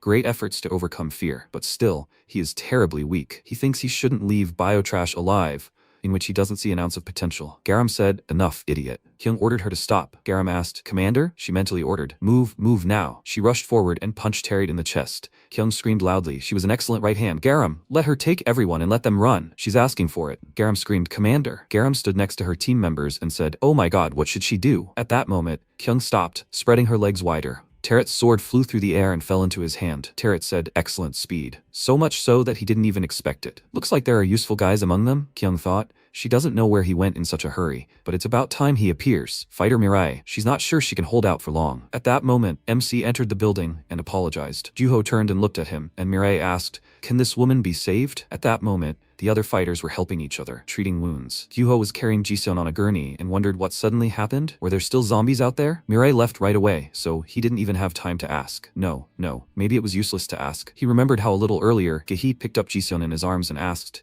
Mirai, what's going on outside? MC asked, can she be saved? He asked Juho to promise that he would save her. Juho frowned and replied that he would try his best. He was currently carrying Jisun and was thinking, a terribly angry face. In this state, he would not answer any of his questions. Suddenly, a loud shout was heard. Dr. Juho, he needs to come back quickly. There are wounded at the door. Juho turned around and asked, wounded? What kind of wounded? They returned to the door, where Garam was sitting on the floor, and the bodies of her teammates lay around her. Juho screamed, Garam, what is it? Garam threw herself into his arms and screamed, Juho, let him save them. He was asking, Garam? He asked her to come to her senses. The guy asked, Doctor, what should they do with the wounded? Juho turned around and screamed, first, they need to transfer everyone to the operating room. Everyone answered, yes. Juho exhaled and clutched his head, thinking that suddenly a lot of critical patients had appeared out of nowhere, and he was the only doctor here. Who should he treat first? He can't take responsibility for them all. Horrible. Is this right? Depending on his decision, someone will die and someone will survive. He clutched his head and muttered, some way. Suddenly, Rishuru's voice rang out, asking everyone to listen to him. He knows something interesting. He took out a vial of blood and said, this is the teacher's blood,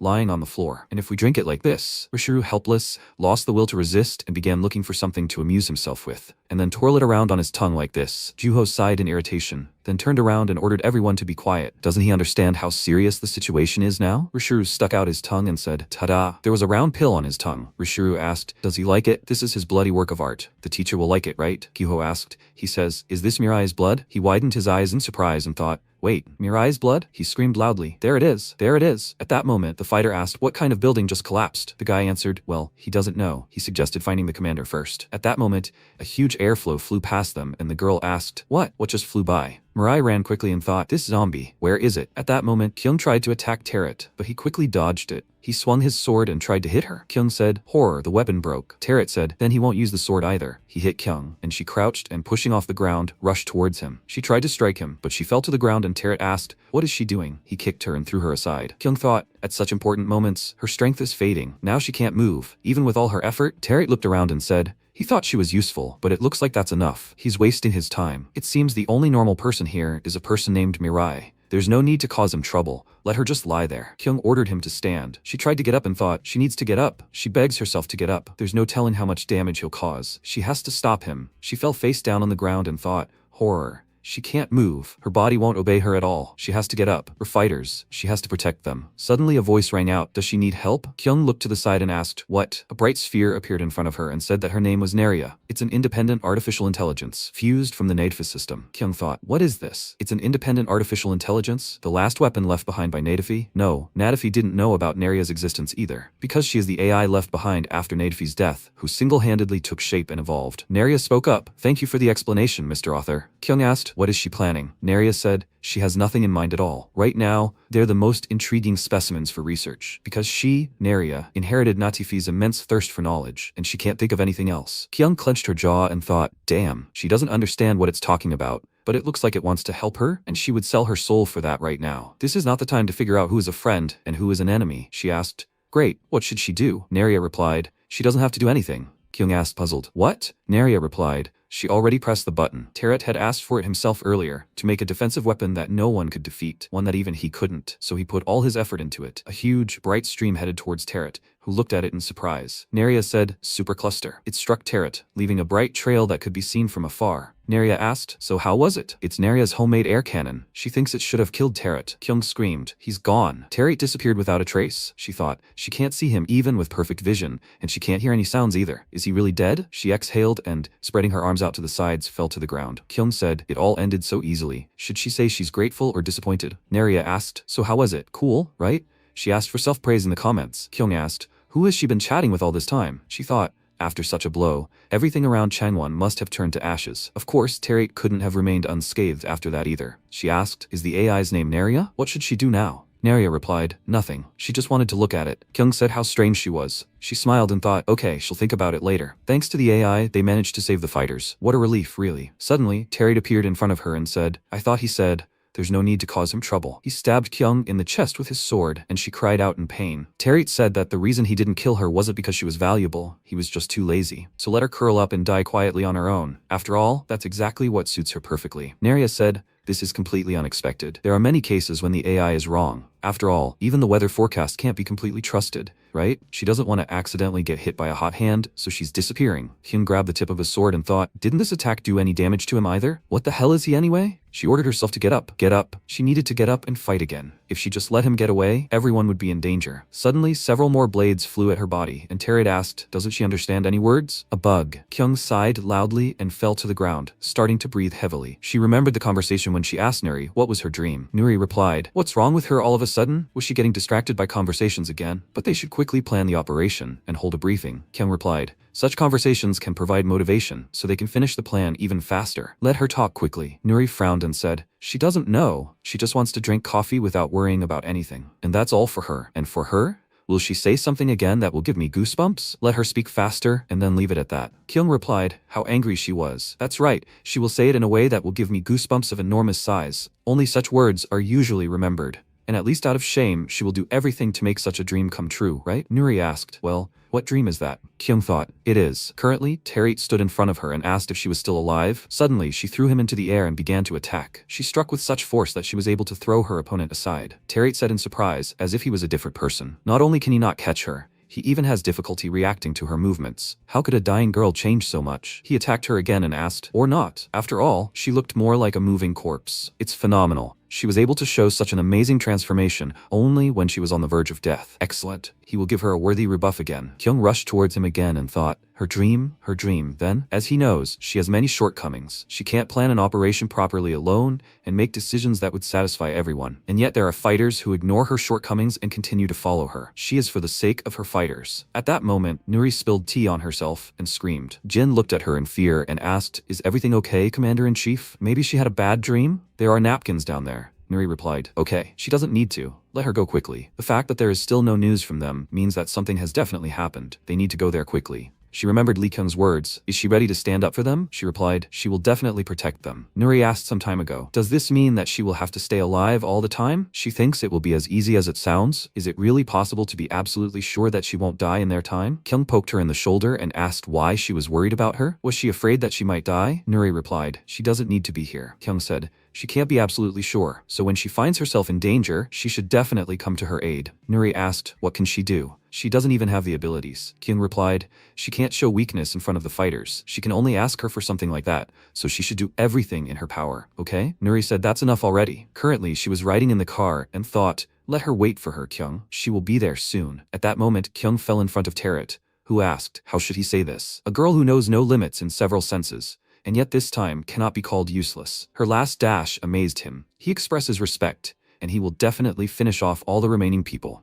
And then there will be no one left to scold her, even though she fought to the end. Suddenly, a man stopped behind him. It was Mirai. Terret thought he was just behind him, but he turned around and he was behind him again. What a curious person he was. He asked, so he came to him. He was glad to meet him again. His subordinates were completely hopeless, but with him, it's different, right? MC looked at Kyung's body and said, but in that case, nothing changes. Terry looked at him puzzled, and Mirai said, and her promise to kill him becomes meaningless. And there is no point in creating a story to tell his mother. It seems like he's back to the very beginning again. Terry tilted his head to the side and asked what he was muttering. At that moment, MC attacked him and asked why he was destroying everything. Dark energy threads burst out from the huge eyeballs that were floating in the sky, and something very strange appeared from underground. There were several attacks, which made Terry pause and grip the hilt of his sword. He cut it off and moved on, saying that he had never seen anything like it. As if this devil? No, better to say, a real angel. Great. He is definitely different from these bugs. He doesn't know what he was muttering there, but there is not much difference. Now he can really fight, putting his life on the line. Neria said, he will fight for real. How terrible. It laughed and said that he was joking. Neria, it's just an AI, so it has no emotions. Let them wave their fists there, and the human fairy goes about her business. It grabbed Kyoung and said that it will use this body to the maximum benefit. Tentacles burst out of MC's body, which shocked Terret. His body transformed into a huge monster, and Terret said, yeah. He doesn't even know which of them is the zombie here. Mirai began to approach him when suddenly Terret pushed off the ground and attacked. MC grabbed his body and threw it aside. Terret spoke. At first, he thought he only had the ability to regenerate, but it looked more like a complete rebirth. Surprisingly, the question here isn't even about somehow defeating him. He thought for a moment. He was like a tangled knot. He doesn't even understand where he should start untangling it. At that moment, Mirai swung his huge hand and hit Terret, starting to scream loudly. The opponent attacked him and said, what a noise. He didn't think he was the only one suffering while remaining alive, did he? After a while, drops fell from the sky, and long tentacles burst from MC's body. Terret said, Dharma Chakra Mudra. He waved his arms and said, hexagram. He chopped off MC's limb and started running, saying, if the knot cannot be untied, it is enough to cut it. He used split and pierced the monster's body. He said he was going to cut it into pieces, but did he immediately restore his real body? He knew he would like him. He sees great possibilities. MC looked at him with displeasure, and Terry asked, why is he so angry? After all, he found this battle quite interesting. MC swung and tried to hit him, but Terry quickly dodged. Mirai had never seen something disappear right before his eyes, and that's because until now, no one had been faster than him. Terret stood behind him and spoke, and he was slower than he thought. MC turned around and threw bones in his direction. Terret blocked them all and said, it's useless. Mirai swung his fist, but Terret blocked his attack again. He said, what a disappointment. And he's not as good at using his abilities as he thought. MC got angry and tried to strike again, but his opponent threw him back and said, and most importantly, he had no desire to defeat him. He was just trying to take out his anger on him. Terret grabbed Mirai by the head and slammed him to the ground, saying, but he wasn't thinking at all about how he could defeat him. In his current state, even if he died a bunch of times, he wouldn't be able to defeat him. That would only be possible if he had an energy potion. Suddenly, MC screamed loudly, even though his head was pressed to the ground. Tara asked, "Come to think of it, with whom did he run away from him?" Apparently, she was very dear to him. Maybe he should finish her off? MC's eyes widened and said, "Don't you dare." Terate looked at him puzzled, and Mirai screamed loudly, "Don't you dare." He jumped up from the ground and struck his opponent in the face, and then kicked him back. MC created a huge spine, then swung his hand and attacked. He started breathing heavily when suddenly a voice came from behind him. It was better than a supercluster. MC widened his eyes in surprise, and Terate attacked him and said, "But he still doesn't know where to put himself out of pity. After all, he won't die from something like this. After all, he showed him his abilities, and he fights like this again, and yet, well, it will do. After all, he learned that he can become stronger if he presses his sore spot and evokes emotions. Well, it seems he doesn't understand words. No matter how much he talks, he'll have to let him feel it with his whole body." There are several ways to significantly enhance your physical characteristics, but the most important of them is the desire to kill the opponent. Depending on the emotions you experience, you can sometimes go beyond your capabilities. Their physical difference is not great. Terate kicked MC, causing him to somersault in the air. Terate said, "And perhaps he is even more powerful than him. And the emotions he will experience now, let him remember well." He threw him from a height and said, "The feeling of defeat, loss, powerlessness, or horror, whatever it was, everything he lost because of his weakness will become his guide, leading him forward." He created a huge funnel that appeared over the city. People asked, "Is something flying towards them? What is it?" Juho looked out the window and asked, "What is it?" MC widened his eyes in fear, after which a huge funnel fell on him. Terate said, "They will meet again soon. He hopes, then they will look at each other with different eyes." Mirai held it back, clenching his jaws. He screamed loudly, crying out, "Hand!" Kyuho saw this and then turned his gaze to Jiseon. That day, Mirai felt something human for the first time. MC said, "Mom, it's over. Didn't she miss him?" And he really missed her mom. What will they do now? Maybe they will chat over food? He really wants to eat the curry she's making, eat together, and more. Mom replied, "There's no need to lie so hard." Mirai asked again, "What?" Mom replied, "Parents always prepare to part with their children." Of course, despite this, parting isn't an easy task, but at least now she can make a choice not for herself, but for her Mirai. MC asked again, "What was she saying?" Mom said, "Mirai, let him go quickly. It's not over yet." Currently, Mirai opened his eyes in the hospital room, and Hyung screamed loudly, "Mirai, is he okay?" She started crying and quickly wiping away her tears. She said it was such a relief. He'd been unconscious for 3 days straight. She was so worried. MC asked again, "3 days?" He got up and started running, and Hyung screamed, "Mirai, where is he going?" He ran into the room and the soldiers asked in surprise, "Mirai?" He finally woke up. Jiseon was lying on the hospital bed, and the MC was peering closely at her face. After a while, someone asked, "Did he eat?" Jin replied, "Yep, Mirai ate the black sphere released by Terate. That's why everyone was able to survive safely." Garam asked in surprise, "What were they talking about?" "Let them explain in more detail," Jin replied, if she wanted to know how it all happened. When they arrived, Terate's orb had already fallen to the ground, and it was so huge that it could have covered all of Changwon. She doesn't know what kind of ability it was exactly, but it seemed to her that everything it touched was immediately destroyed. Anyway, Mirai devoured this orb for a while,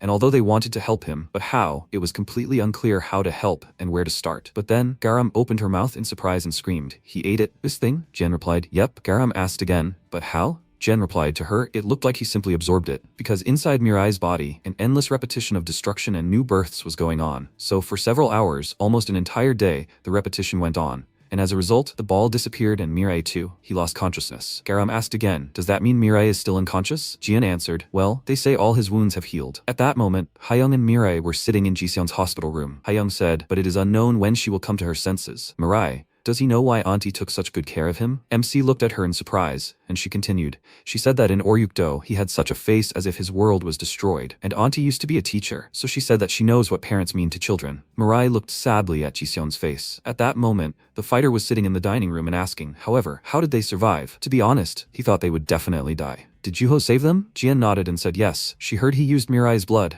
but she would ask for details later. Yulha slammed his hand on the table and asked, "Does it really matter now?" He looked at Garam and asked why she didn't help the commander. Garam asked, puzzled. "What?" Yulha screamed. "She should have helped the commander to the last. Why did she run away like a coward?" Garam looked down and replied, "The commander asked her to take them and run." Yulha screamed, "And she really decided to run away? Even if they were dying, she should have fought to the very end. Then the commander would have survived along with them, wouldn't she?" He slammed his hands on the table and screamed, "Because of her, the commander." Garam couldn't take it anymore, knocking over the tray, screamed, "What if he was eliminated from the start? He was out of action from the start. What did he succeed in doing to be picking on her?" Yulha asked, Has she said it all, fool? He pushed her and said that he did everything he could until the very end. He fought so hard that they almost finished him off. Someone tried to stop them, saying, "Guys." Garam hit him and asked, "Do you think she wanted to run away? What was she supposed to do if the commander ordered it, and why was he even bothering her?" Someone ordered them to separate quickly. "That's enough, guys," Garam screamed. "The commander isn't dead. She definitely just went away for a while, and she'll definitely be back soon." Yulha cried and screamed, "Of course she's a fool. How could the commander die? Their commander is very strong." Jian raised her eyebrows in indecision and thought,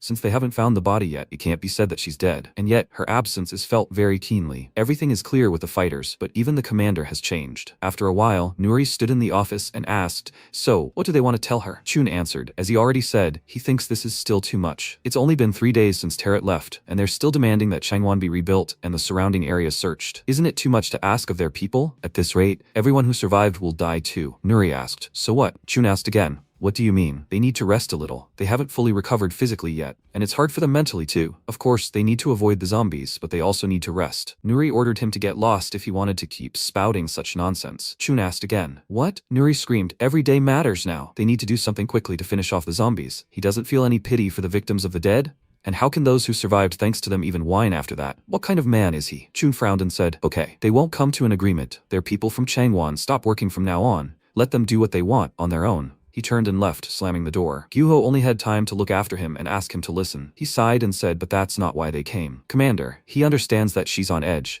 but in situations like these, coolness is key." Nuri interrupted him and told him to get out. Get out and come back when Mirai wakes up. They would destroy the zombies using him as a base. Since they had survived, this was the right thing to do. Gyuho nodded and thought, he would like to calm the commander with his ability, but that might seem even more rude to her. He spoke, then he would go. If she needs anything, let her call him. Nuri looked at the cap lying on the window and began to shake. She remembered Li Kyung's words. Was she offending the soldiers again? She didn't understand at all why the things in her head and on her tongue were completely different. What's wrong? Let her talk. She'll listen to everything. Nuri hugged herself and cried. She asked Li Kyung to forgive her. Forgive her? Really? She asked to let her come back. Suddenly there was a knock on the door and she asked, "What is it? Who is it?" "She is busy now, so later." Suddenly Neria's voice was heard, who said how bitterly she was crying. Poor thing. Nuri jumped aside and screamed loudly in fear. She screamed, "What?" Neria apologized for accidentally spying on her like this. Of course, for Neria this is also useful information. Nuri screamed, "Who sent the creature? And how did Neria manage to get in?" Neria said, "Li Kyung is alive." Nuri screamed, "What? Li Kyung is alive? And where is she now?" Neria said that if she listened to her unexpected proposal, she would send Li Kyung here right now. Nuri screamed, "And what is the proposal?" Neria ordered to give her Mirai.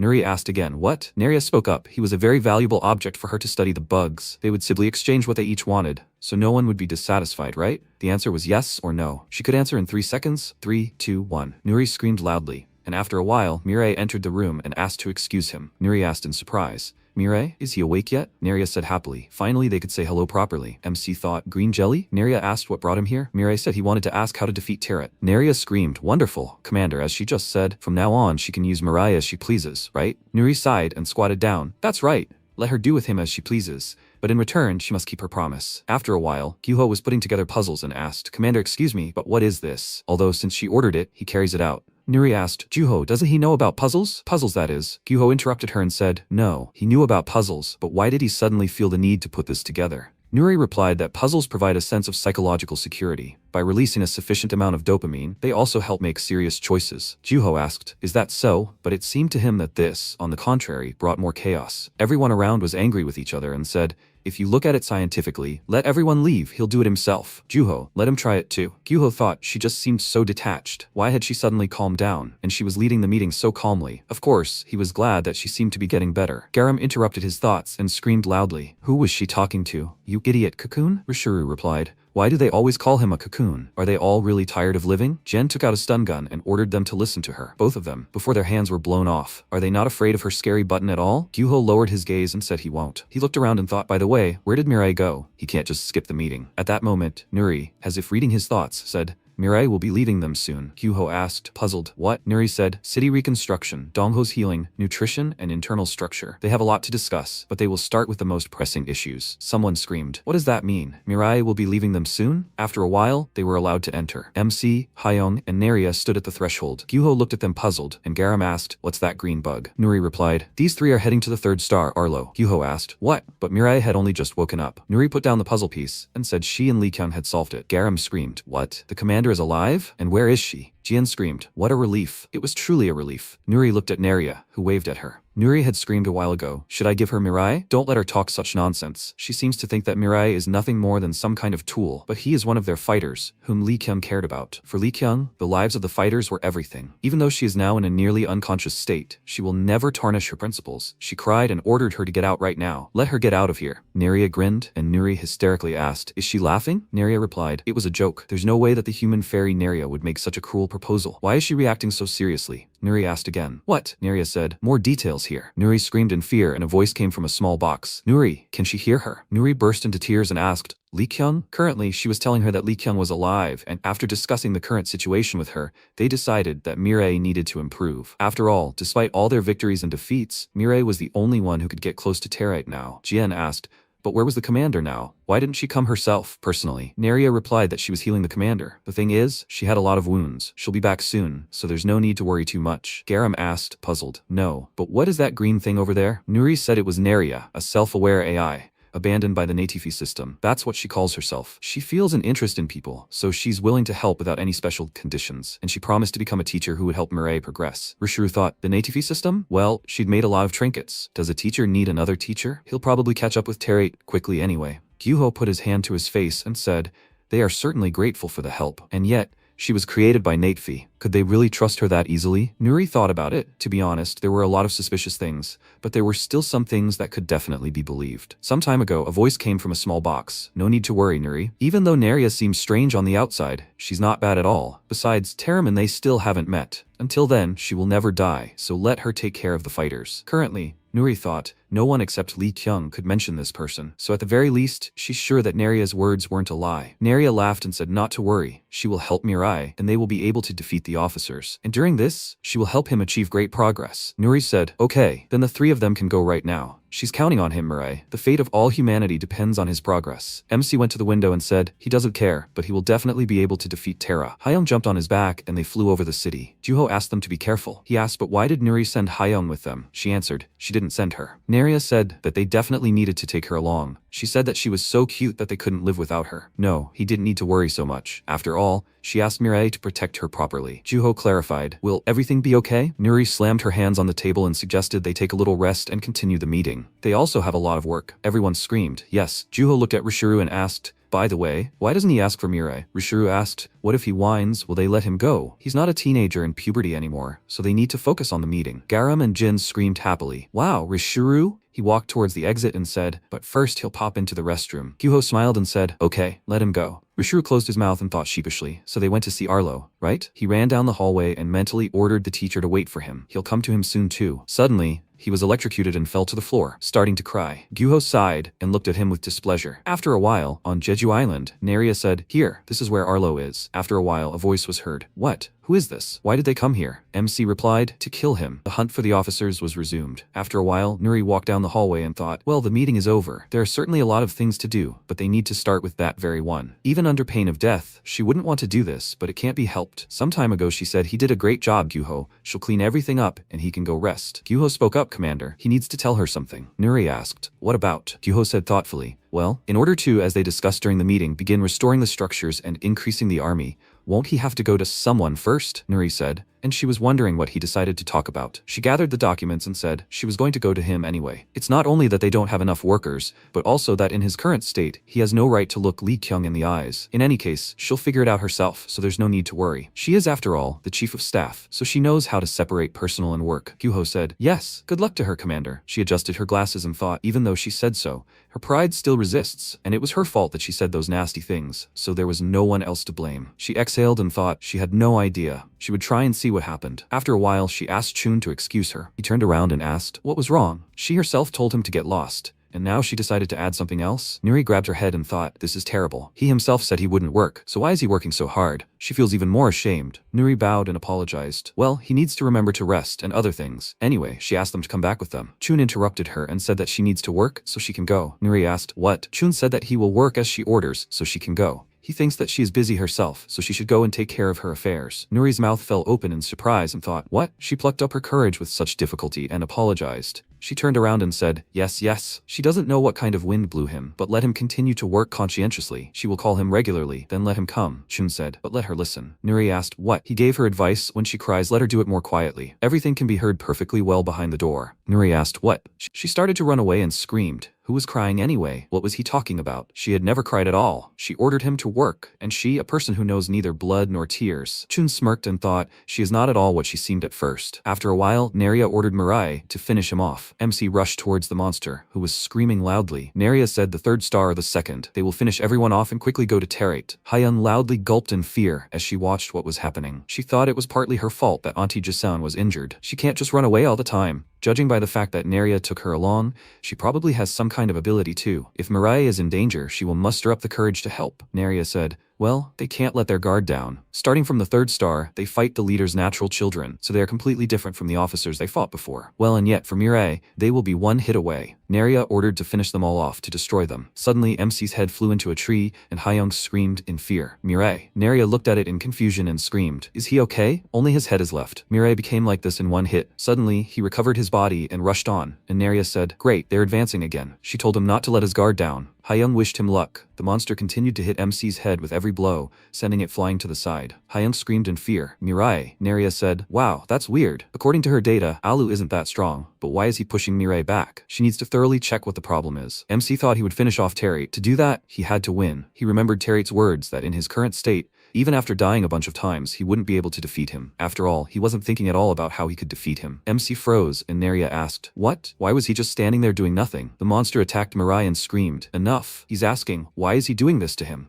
MC's head flew to the side, and Neria said, Mirai, he has to attack. Why was he just staring around? Mirai asked to listen and asked, what does desire to win mean? Neria looked at him puzzled at first, then laughed and said, so that's it? She understood the problem. At that moment, strawberries started flying at the monster's head, and he screamed, what's he doing here? He's about to sober up. He doesn't want to fight at all. The monster grabbed Mirai's head and threw it far away. He ordered him to get lost, to disappear from his sight. Hyun screamed in fear. Mirai is flying. She started hitting the monster with her fists and screaming, he's an idiot. How dare he touch Mirai? He looked down and asked, who the hell is she? He swung his fist and asked her to leave him alone. Hyun looked at him in fear, and Neria folded her arms and said, it seems she was thinking too superficially. Well then, nothing can be done. At that moment, a long leg emerged from Neria's body and struck the monster. Neria smiled and said, then maybe they should start with the most basic things? Hyung screamed in surprise. Was Neria really human? Neria smiled and replied, no, she just transformed for a while like that. Hyung said, wow, Neria really is that strong. She ran into the forest and asked, well, first of all, will they find Mirai? At that moment, the monster stepped into the clearing and, stretching his shoulder, said, villains, they're finally gone. He clenched his fists and loudly ordered them to never come back. He ordered them not to dare mock him. At that moment, Hyunjin heard a scream and thought, scream? How noisy today? Did something happen? No, now he needs to focus on meditation. There's no need to be distracted by all that nonsense. He raised his hands and said, today, too, he sincerely calls upon the great ancestors of Uswami Falls. He asks them to give him strength. He asked them to share their enormous power with him so that they could calm those who died a painful death. He asks them to share their sacred power with him. Suddenly, a head fell into Hyunjin's hand and he looked at it, puzzled. He thought, my God, have the ancestors finally answered him? So it wasn't just a legend. He now has sacred power too. MC looked at him and asked, who is he? Hyunjin screamed in fear, his eyes wide. He threw Mirai's head back and screamed, what's this? The head flew further and Mirai wondered where it came from. He transformed back and apologized to Hyunjin, who screamed in fear again, the head becoming a full-fledged person. MC asked if he knew where Arlo was. Hyunjin sighed and said he was already scared. What kind of unusual ability does he have? The face is unfamiliar. So is he here for the first time? It's okay. Everyone makes mistakes at first, just like him. He will see him out. Mirai looked at his hand in confusion, then took it and they walked away. Hyunjin said he understands that he wants to run away, but he needs to be careful. After all, outside is dangerous, unlike inside. Well, first they are going to the club. MC wondered if he will take him to Arlo. At that moment, Yokuya approached the monster and asked, Mr. Arlo, what happened? Why is he screaming so loudly? Arlo rushed towards him and screamed, Yokuya, a strange man tried to kill him. He told me he could remain quiet here. Yokuya asked Mr. Arlo to calm down first. Arlo continued screaming. He was telling him he tried to kill him. Yokuya said, calm down. He threw him a strawberry and told him to calm down. Arlo rushed towards the berries and screamed, strawberries, more. Let him give him more. Yokuya grabbed his head and thought, it looks like the people have come out again. These idiots can't even escape, but they give him a headache all the time. He needs to guard the borders even better. He poured out the strawberries and asked him not to worry, because he would do all the annoying work. Yokuya said, Mr. Arlo, as always, let him talk to the other officers so that their club can continue to exist. Arlo replied, yeah, he'll make sure they can't get to Jeju Island. He'll talk to them properly. Yokuya said, yeah, he's counting on him. He thought about it. He's an idiot. After a while, Hyunjin brought MC to the Paradise Club and said it was his first time here,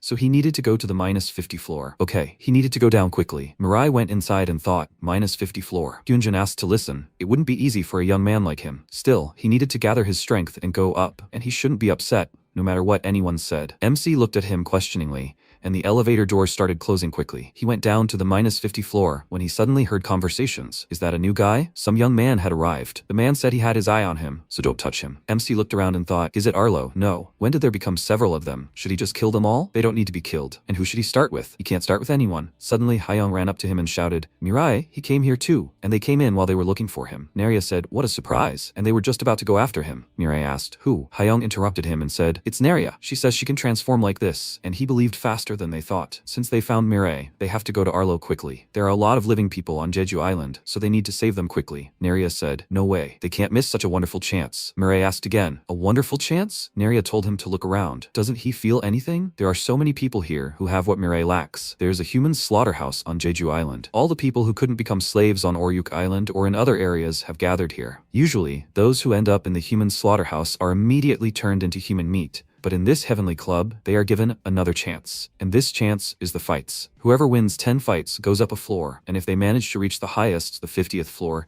they are allowed to leave Jeju-do alive. Of course, if they lose 5 times on the way to the 50th floor, they will immediately become human meat. Naria smiled and said that this was the first time she had ever heard of something like this in the slaughterhouse. People fight happily, but she doesn't know what the zombies gain from this. Hyung screamed. Naria, she's amazing. How did she even manage to find out about this? Naria spread her arms in different directions and said, she doesn't know. She simply asked, and they told her, staring wide-eyed. Hyung replied, so that's how it is. Naria approached MC and said, well, the people here are fighting with all their might to win, with that desire he doesn't have. Surely the experience here will be far more valuable than continuing to attack Arlo, who's tearing his head off. MC lowered his head and thought, desire that doesn't exist. Hyung screamed, but in that case, people here will continue to die, won't they? Naria asked, so what? They came here for Mirai's progress. If he can improve himself while a couple of people die, then he can save even more people later. Won't that be better? She urged him on and said, okay, then they should go fight. Hyung asked him to wait. They were going together. She ran after them and wondered if small sacrifices could be considered necessary to prevent greater sacrifices. Naria was smart, so those words weren't wrong, but she didn't know what was what yet. A battle was taking place in the arena on the -50 floor,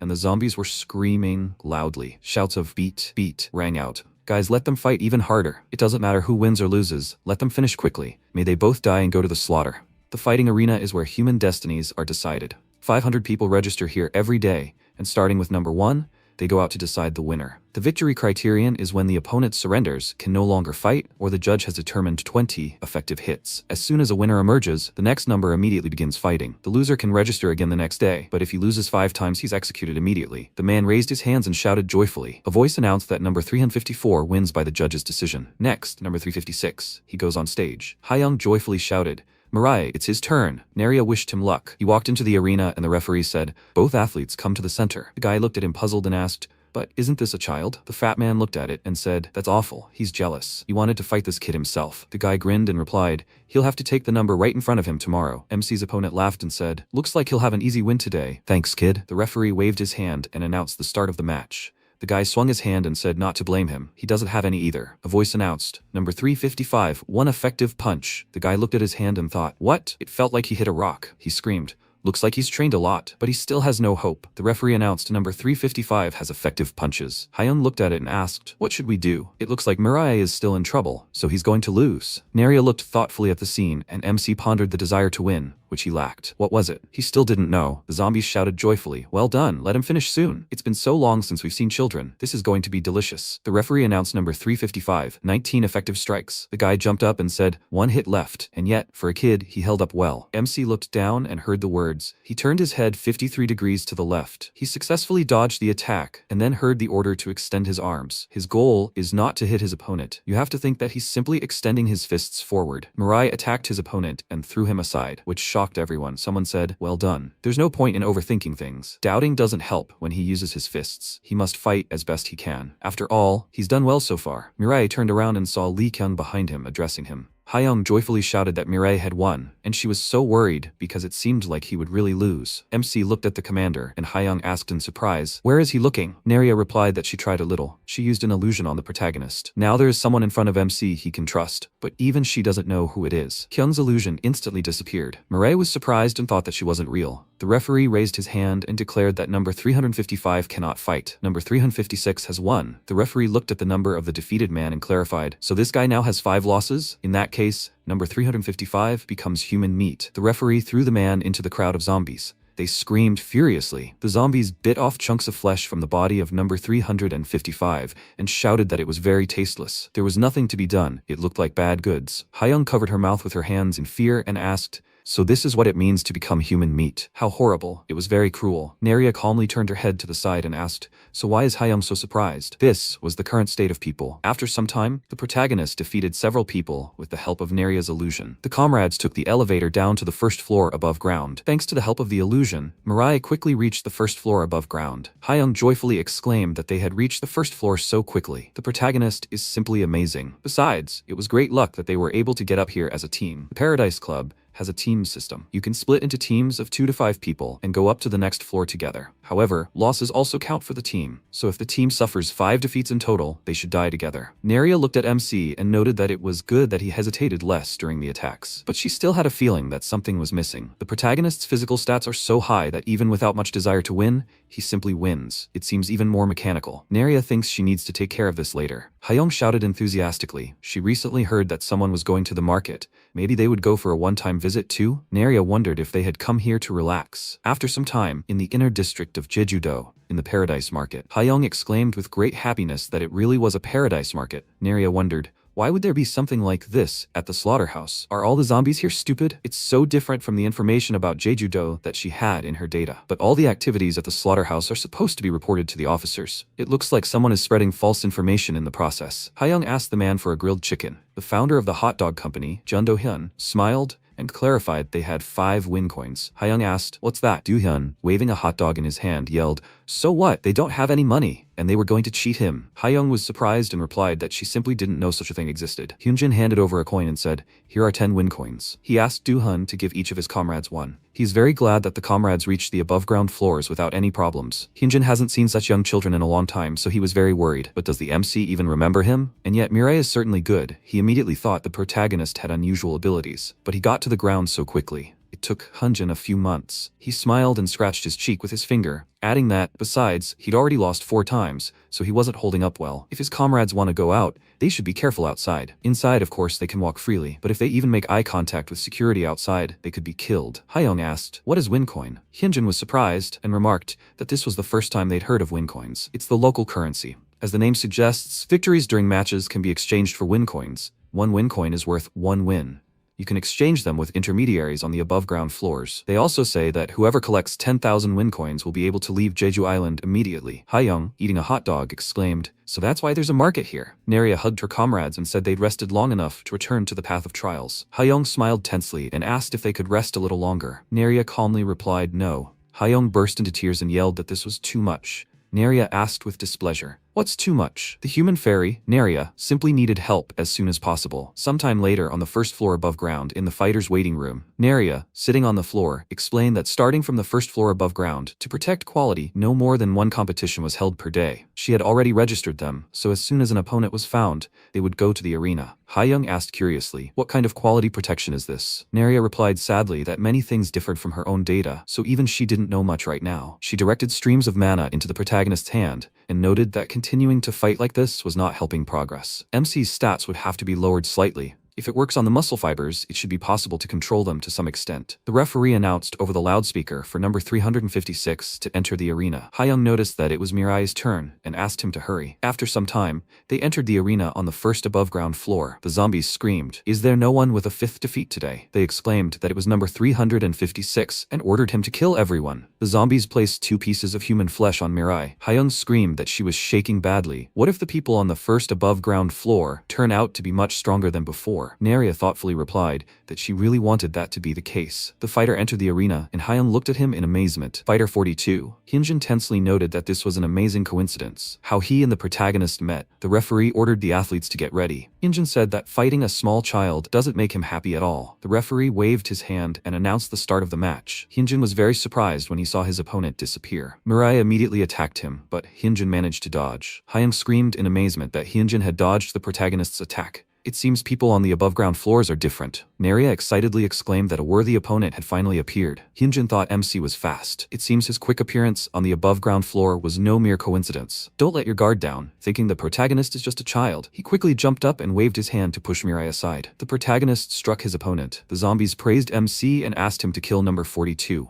Hyung noted that only Mirai could hit after all. Naria said she thought Hyunjin was worthy, but he already has 4 losses? Does that mean that if Hyunjin loses now, he will become human meat? Hyung cried out in alarm. What should he do? And who should they root for now? She didn't want Hyunjin to die. Mirai kicked his opponent with great force and Hyunjin flew to the side. Hyunjin breathed heavily as he lay on the ground and thought that this was a disaster. Was it really a mistake to relax when he saw a child in front of him? No. Even if he hadn't lost concentration, it would have been difficult to overcome such a gap. He had somehow held on until now. Maybe this was only possible until now. Hyunjin filled his body with mana and raised his fist. He thought that the promise not to appear in front of the mentor seemed impossible to keep. Hyunjin delivered a powerful punch to MC's face. Mirai quickly flew to the side. The zombies screamed. 356th isn't going to fight properly? Hyung screamed in amazement. What's this all about? Did Mirai really want to give in to him? Naria looked at the gadget with a smile and shouted, could this really be it? She doesn't know how it happened, but the way the enemy controls energy has changed. Of course, this wasn't the only thing that surprised Naria. After all, Hyunjin controls energy like Terret. Hyunjin used a powerful stream of energy, and Terret's shadow appeared in front of the protagonist. MC clenched his teeth in rage and started shaking. Hyung was scared and asked what had suddenly happened to Mirai. He had become somehow strange. Naria blushed with pleasure and thought that this was not surprising. After all, the enemy releases energy like Terret. Just in case, she told MC not to use the ability. So Naria is eager to see how he will resolve this stimulating situation. The protagonist ran with great anger, raising his fist. Hyunjin raised his fists, preparing to attack. MC struck, but the enemy instantly ducked. Hyunjin stood up and attacked Mirai's chin, thinking it was interesting. The whole time, the protagonist had been moving like a robot, but then he suddenly looked like a wild animal. The protagonist kicked the opponent hard in the face. Hyunjin grabbed MC's leg and threw him to the floor. Mirai pushed off the arena net with his feet, looking terrifying. Hyunjin snorted tensely and exclaimed that the opponent was still holding on. He kicked MC with tremendous force. The zombies roared with rage. The protagonist had been doing well this whole time, and now what is he doing? They ordered MC to just become human meat. Mirai lowered his head and breathed heavily. He became very angry and screamed. The protagonist used the ability, and a huge bone flew to the side. Naria put her finger to her lip and exclaimed that she had definitely said that the ability was forbidden. If everything here is destroyed, there will be a lot of problems. Kyoung's illusion asked, is he going to do it again? The protagonist had already realized that there is nothing good in explosive emotions, hadn't he? He wants to defeat Terret, and MC hasn't changed anything since last time? Will he understand again only after losing everything he holds dear? The bone instantly stopped and vanished into thin air. Kyoung ordered Mirai to suppress his emotions and come up with a way to defeat the enemy with his mind. The protagonist calmed down and rose to his feet. Hyunjin tensed up and wondered, what's going on? MC's energy had changed again. Kyoung asked how he had been fighting until now, pounced on opponents, screaming loudly. She noted that this was not the case and asked him to remember. How had MC been fighting until now? Mirai raised his fist and covered it with his hand. Hyunjin was terrified and screamed that this was his technique. A powerful energy engulfed the protagonist's body. The zombies were horrified and screamed, what is this all of a sudden? It was as if even the air had become heavier. Naria screamed with intense pleasure. At the same time, the great sage Kim Jiho, Hyunjin's teacher, smoking a cigar, asked, has he finally arrived? Hyunjin rushed into battle and shouted that it was dangerous. He struck MC in the head with his fist. The referee announced that number 42 had landed 20 blows. 356th was defeated. The protagonist looked at Hyunjin in surprise. Naria irritably called them freaks and exclaimed that the fun had only just begun. Hyung looked at her in bewilderment and asked, what happened? Hyunjin smiled happily and remarked that Mirai had surprised him. The fact that the protagonist could follow him with his gaze was astonishing. He felt foolish for looking down on him, since Mirai was just a child, and yet he shouldn't imitate her power. The teacher said it was very dangerous. At the same time, Yokuya said that they seemed to have found a high-quality product. He ordered them to proceed according to procedure. They also needed to arrange a couple of strawberries on the way. After all, they needed to be given to that fool Arlo. Number 8. Manager Yokuya replied over the radio that he was obeying him. Hyunjin noted that, in any case, he had also learned a lot thanks to the protagonist. The referee approached the MC and asked for the number plate. Hyunjin headed for the exit and exclaimed that if the opportunity arose, he would like to fight again. Mirai apologized and asked to tell him about what had happened in detail. Hyunjin turned his head and replied that, unfortunately, it was not up to him to decide whether he could tell about it or not. Naria smiled madly and thought that it was a pity. Of course, that they couldn't bring the duel to the very end, but obviously, this technique is essential for the protagonist, so she couldn't miss it. After some time, Hyunjin raised his hands in fear and screamed that he couldn't make such a decision on his own. After the fight with Hyunjin, Naria followed him around constantly, asking him to tell her about his technique, but Hyunjin continued to avoid her. The protagonist climbed out of the toilet and threw his head to the side to catch up with Hyunjin. He burst into tears and asked why they were acting like this. MC is already very strong. Why does the protagonist want to learn this particular power? Mirai lowered his head and, after thinking for a moment, answered that it was because he didn't want to repeat it again. Hyunjin thought that he, of course, didn't understand the meaning, but MC's words seemed very heavy. What had happened to MC that was so heavy? He irritably put his hand to his forehead and sighed, saying that then he would first take Mirai to the teacher. Naria shouted, if Hyunjin had decided to take her anyway, why was there so much disagreement? Hyunjin wondered if there was any point in taking the protagonist there. The teacher would probably refuse flatly anyway. After a while, Jiho agreed, picking his nose and saying that they would begin training right away. Hyunjin was very surprised and asked, didn't the teacher say it was dangerous power, so he can't use it as he pleases? Jiho replied that weak people like the student shouldn't. Hyunjin asked, but this kid fought on the same level as him, right? The teacher asked, does the student really think they were on the same level? That's why he was talking about the student's weakness. Hyunjin didn't even understand that the protagonist was limiting his power, and he was fighting with less than a quarter of MC's true strength. If the protagonist had used his true power, Hyunjin probably wouldn't have been able to even keep up with MC, let alone counterattack. Naria grinned and asked how the old man locked up here knew about this. Jiho jumped off the pillows and said that they're people who escaped destruction, passed down spiritual power from generation to generation. So for some time now, he's been vaguely sensing that something amazing is happening. Even though his homeland is currently being destroyed by zombies, the mentor still believes without a doubt that the day will come when they will be able to overcome this problem. Of course, this guy will be at the center of it all. Hyunjin was amazed and thought, so this was only a quarter of his strength, and he had to fight tooth and nail. Mirai is so strong that even the teacher says so. What kind of power does this guy have? Jiho wondered if they should go now. Since people with the same intentions have gathered here, there's probably no point in wasting time. First, he wants to know the protagonist's current condition. Of course, before that, he needs to show respect. The sage ordered them to follow him. He bowed and asked them to try hard. MC asked what it was. Jiho replied that they say that being polite before a fight helps one better control one's power. MC remarked that he was very lazy. The sage said that this guy was even more amazing than he thought. The power Jiho would now teach Mirai is connected to willpower. The beginning of controlling power is unwavering serenity. And showing politeness to the opponent helps strengthen the will and give the ability to not succumb to idle thoughts. Jiho asked the protagonist to get rid of unnecessary thoughts and look inward. One should not give in to overwhelming emotions, but focus on why MC must defeat the opponent and become stronger. Mirai wondered why he should become stronger. An illusion of Kyoung appeared behind him. Jiho asked, can the protagonist do it? The illusion of Kyoung instantly disappeared. MC calmly clenched his fist and agreed. Jiho remarked that this was good and asked the protagonist to direct his destructive will at him. Mirai asked how it was done. The sage raised his fists and clarified what he meant. How? He asked the protagonist to just try acting as if MC wanted to kill him. This will greatly help Mirai's further training. Hyunjin, watching with admiration, asked, destroying will. Is that probably what the protagonist had when he fought him? Naria excitedly exclaimed that she was really looking forward to it. She really wants to see MC's destroying will again. Jiho asked the protagonist to try it quickly. Mirai frowned tensely. Hyung screamed. She embarrassedly exclaimed that he was very cute. Hyung asked him to frown even more. The sage tensed up and noted that it seemed like the protagonist couldn't feel it. Jiho asked MC not to worry and said that he would explain everything to Mirai in detail. The protagonist knows how animals live, right? They're people, the Uswami, have long learned survival from animals in the wild. Although it may seem like they're simply living, it's not really that way. After all, their every move is directly related to survival, and MC will have to learn not just their movements, but their ferocity and intelligence, as well as their coldness. Only by going through 100 doors can one gain understanding, but with Mirai's level,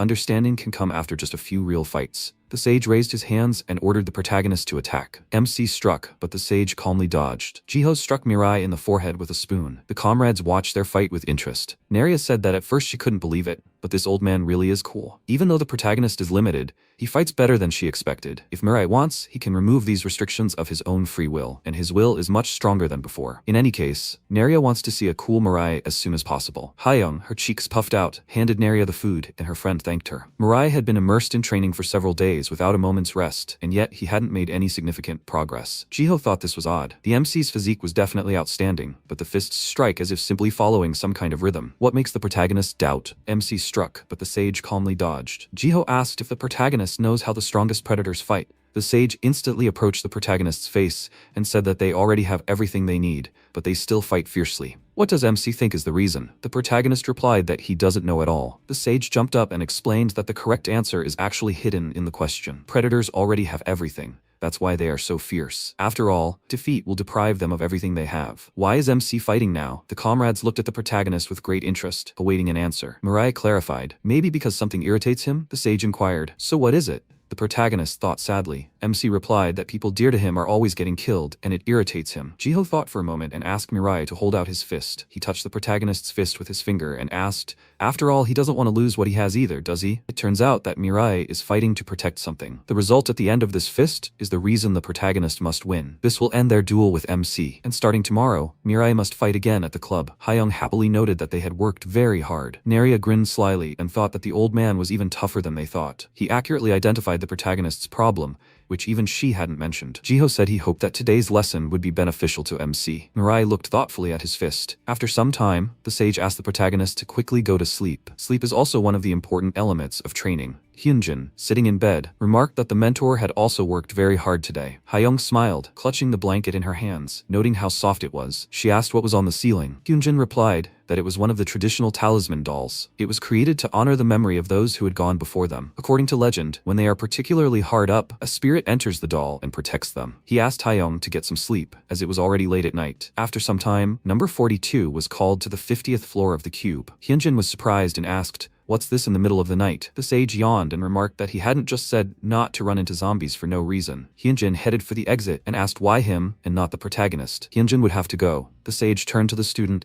and said that he didn't know what would happen there, but the student should always be careful. Hyunjin agreed and replied that he would remember. Jiho raised his hands in irritation and yelled that the student was very impudent. He had asked to be called teacher in everyday life too. Hyunjin smiled and laughed, noting that since they were at home, he had forgotten that. In any case, he would go. The sage thought it was somehow strange. Why was he suddenly overcome with anxiety today? It would be good if it turned out to be meaningless. Sometime later, in the Paradise Club on the 50th floor, the guard noticed that Hyunjin was there. He smiled ominously and asked him to now go to Mr. Yokuya's office at the end of the corridor. The guard bowed and asked Hyunjin to tread carefully. Hyunjin thought hard. Why was the guard so kind? Or was everyone treated differently on the higher floors? First, he needed to listen to what Yokuya wanted to talk about. This was his first meeting with Yokuya, so he was even nervous. The guard stuck his tongue out of his mouth in a terrifying manner and laughed maliciously. After some time, the door to the office opened slightly. Yokuya arrogantly crossed his arms and remarked that it was good that Hyunjin had come. He thought it would be a waste of time for him to tell him about himself. Hyunjin replied that it would be strange if Yokuya didn't know about him. Why had Yokuya called him? Yokuya calmly threw his head back and, raising his hand, replied that it had been so difficult to find high-quality goods lately. Either the talent had dried up or something else, whereas there used to be so many of them. Hyunjin asked, "So why?" Suddenly, hands covered his mouth before Hyunjin could finish. Yokuya smiled ominously and clarified. Hyunjin wants to know why he called him? Because high-quality goods taste very good. Hyunjin, with great fear, mentally called out to his father. At the same time, Jiho,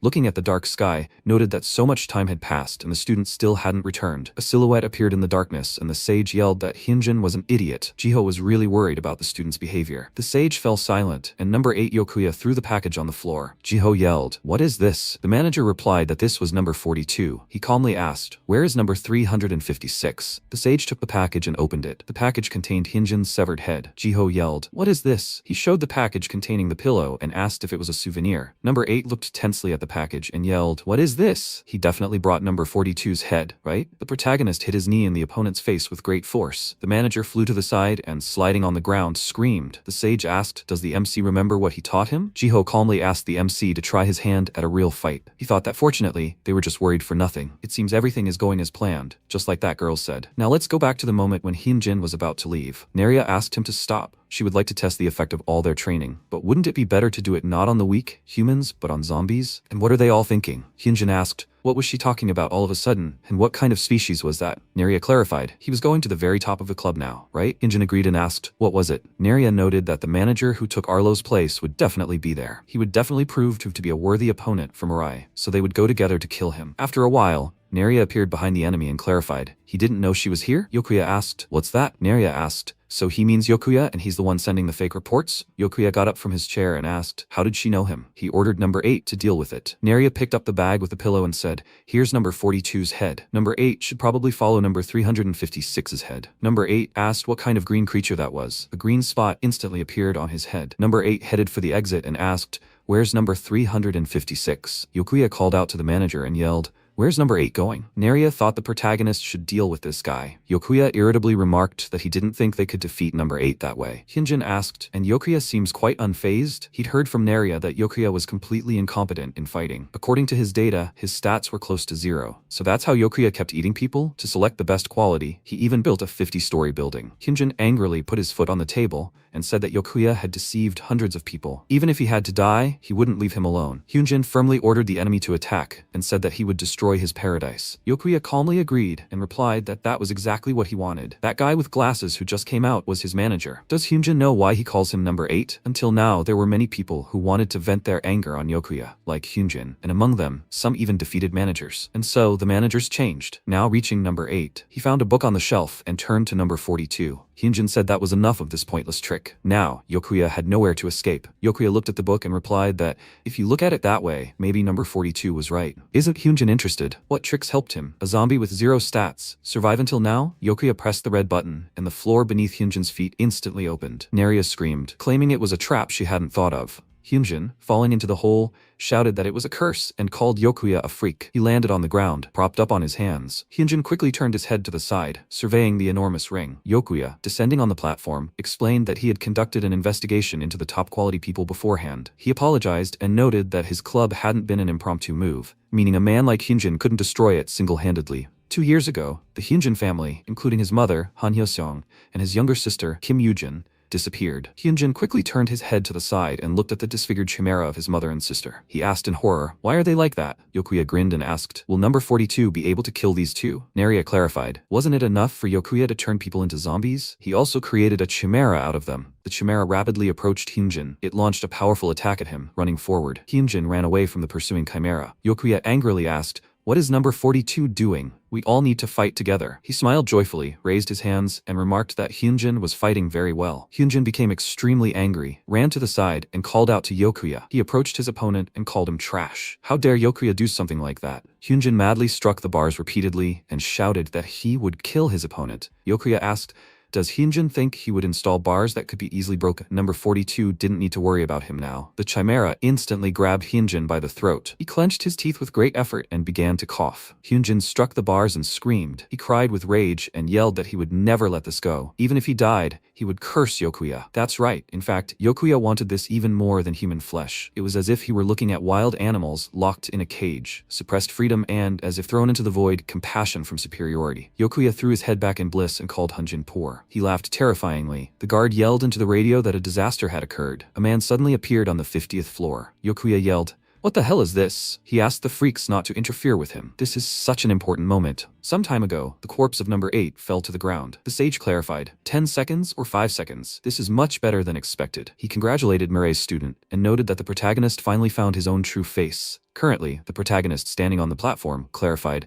is this Yokuya? The manager asked, who is this? MC slammed his fist into the palm of his hand and said that he was counting on them. He noticed the chimera and his comrade lying on the ground. Mirai remembered the past. He asked if he should greet bad people too. The sage replied that a greeting shows more that the protagonist respects himself than the other person. And yet, if it's an incorrigible villain, it's better to just kill him outright. MC came out of his memories. He instantly appeared in front of the enemy and swung the bone. Yokuya was surprised to feel the blow. At the same time, Jiho turned his head to the side, noticing something. Hyung clarified, everyone had left. Why wasn't he sleeping? The sage asked what else an old man like him could do in the middle of the night. He went out to get some fresh air. Jiho wondered why Hyung wasn't sleeping. She lowered her head and replied that she couldn't sleep. The sage asked if something had happened to her. Hyung sadly replied that everyone around her was just trying their best, and it seemed like she was the only one sitting quietly in one place. She wonders if she should do something, but it seems like she'll only get in the way. Hyung feels too weak. The sage turned his head to the side and noted that there's no need to rush. After all, every living thing blooms at a different time.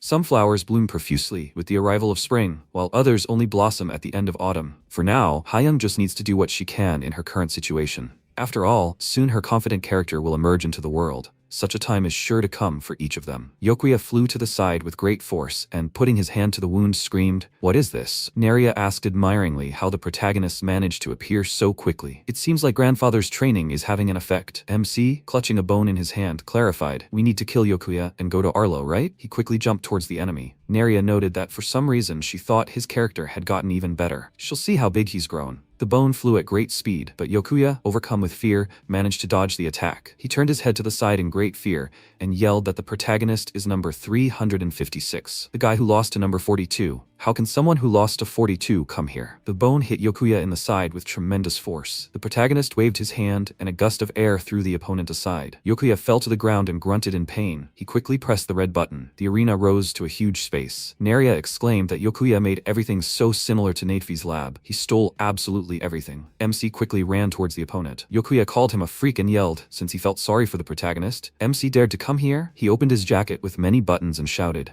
"Does the protagonist think he's funny?" Yokuya pressed all the buttons at once. The doors to the lab opened, releasing the demons. They prepared for battle and began coughing. Yokuya ordered that this freak be captured immediately. Kill the protagonist and place him before him. He will make MC beg for mercy. Mirai calmly tossed the bone aside. Then Jiho said something that was natural for ordinary people, but new to the protagonist. The sage managed to awaken one answer: just win, and then no one else will die. The protagonist instantly killed the enemy, and Yokuya looked at him in amazement. Naria noticed that MC dodged accurately and attacked precisely. Mirai attacks to win. Jiho thought that people are amazing creatures. After all, even the same attack can have significantly different effectiveness, depending on the feelings invested in it. The calmer a person looks at an opponent, the more savagery they convey, as ironic as it may sound. This forces you to look for a more cold-blooded and precise way to win, and the enemy experiences even more pressure and losses. This is the power he wanted to show the protagonist, a bright, deadly energy. Yokuya pressed the buttons and yelled that the protagonist had attacked the wrong person. Does MC really think that's it? Demons enveloped Mirai's body. A powerful stream of energy tore the opponents apart and blood gushed towards Yokuya. The sage thought that his role was complete. He only hoped that MC would follow the right path, unlike that student. Yokuya, overcome with fear, knelt down on one knee and screamed. He quickly pressed the buttons and yelled, "Is there really no more left?" Yokuya ordered the protagonist to stay back and asked why MC had done this to him. What had he done wrong? Was it all because he had played with people? Is that why the protagonist had done this to him? After all, they had played with him too. They locked Yokuya in a cage and laughed at him, calling him poor. After all, they were the ones who started all this. But why can't Yokuya do the same? He simply returned to people what they did to him. But why does he have to die? Mirai put his hand to his opponent's forehead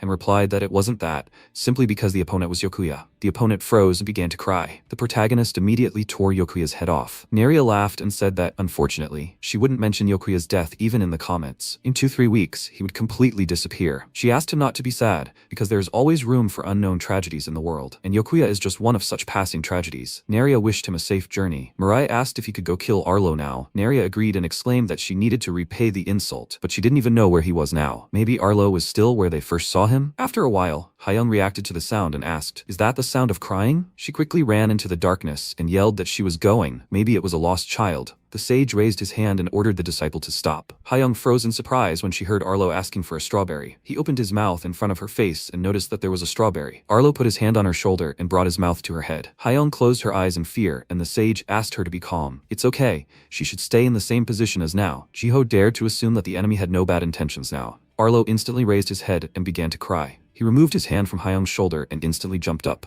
Hyung fell to the ground and sighed. The sage asked, "Is she okay?" Hyung looked at the sage in fear and asked, "Did Arlo suddenly appear? Did that mean Naria's plan hadn't worked?" Jiho, kneeling, replied that he felt that wasn't true. However, for some reason, it seemed as if something had happened. If Hyung followed the river's current, she would come to a waterfall. There was a cave there. She could hide in it. Hyung screamed. Where was the sage going? Jiho replied that they needed to go to Hyunjin. At the same time, Arlo landed on the ground with a powerful blow, cutting through the air. He placed his hand on the lava and said he couldn't take it anymore. After a while, the guard screamed, "What's this? Why are all the guards on the 50th floor dead? Number 9 is the next managerial candidate. Didn't he hear anything?" The guard shouted, "Is number 9 listening to him? What even happened here?" Number 9 turned his head to the side in fear and screamed, "Mr. Yokuya is dead. Arlo will soon go berserk." The building shook violently. Arlo screamed with tears streaming down his face. Lava erupted from the volcano at incredible speed. At the same time, the protagonist noticed this. Number 9 pushed the guard away and ordered him to leave him alone. The guard yelled, "Did number 9 really just tell the truth?" He asked number 9 to wait for him and said that they would go together. Naria noticed that Arlo seemed to have arrived and suggested they go to him. Hyung called out to her friend, and Naria asked when she had given her the phone. At the same time, Hyung, running at full speed, yelled,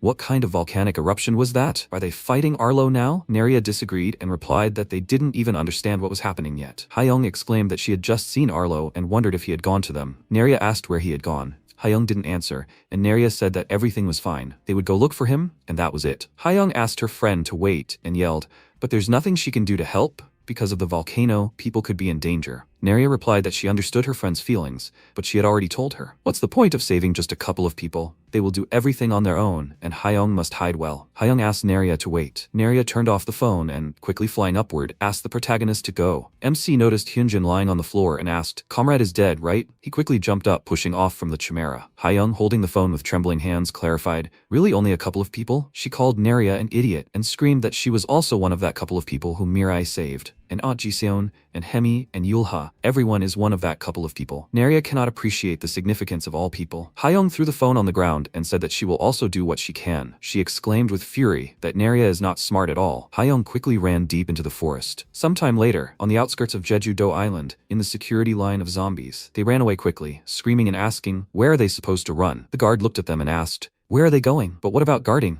He irritably crossed his arms and asked, "What's going on with these idiots? It's already hard because of the volcano." The comrade put his hand to his mouth and asked, "Is that the problem?" The zombie asked, "What is it?" The comrade exclaimed, "At Arlo. They say that when Arlo doesn't eat strawberries, he goes berserk." The zombie asked the comrade not to say such a strange thing. Surely Mr. Yokuya couldn't have refused to give Arlo some strawberries. Arlo quickly jumped away from the volcano and landed in front of the guards. They screamed in fear. "It was Arlo. The zombie told you about it." The guard ran quickly and exclaimed, "They say that when Arlo goes berserk, he kills everyone indiscriminately, even zombies." Arlo threw his head back and screamed. He ran past the zombies, dealing multiple attacks. The guards asked for help, but Arlo instantly killed them. Arlo quickly covered his mouth with his hand. He asked for food. Arlo, unable to contain himself, spewed a stream of lava from his mouth. Naria said there was food here. The protagonist delivered a powerful kick to Arlo's head. Naria wished the enemy bon appetit. Arlo fell to the ground, shattering it with his body. Naria noted how much time had passed. Maybe a week and a couple more days? They were happy to meet Arlo. A powerful explosion thundered through the trees and dark smoke rose into the air. Arlo jumped towards the enemy. Mirai struck Arlo and the enemy quickly flew down. The protagonist calmly flew towards the enemy, cutting through the air. Arlo tucked his legs and breathed heavily. He opened his mouth and spewed a stream of lava. The protagonist's head caught fire. MC spat black blood from his mouth towards the enemy, and Arlo grunted. Naria laughed and remarked that this was a very funny fight.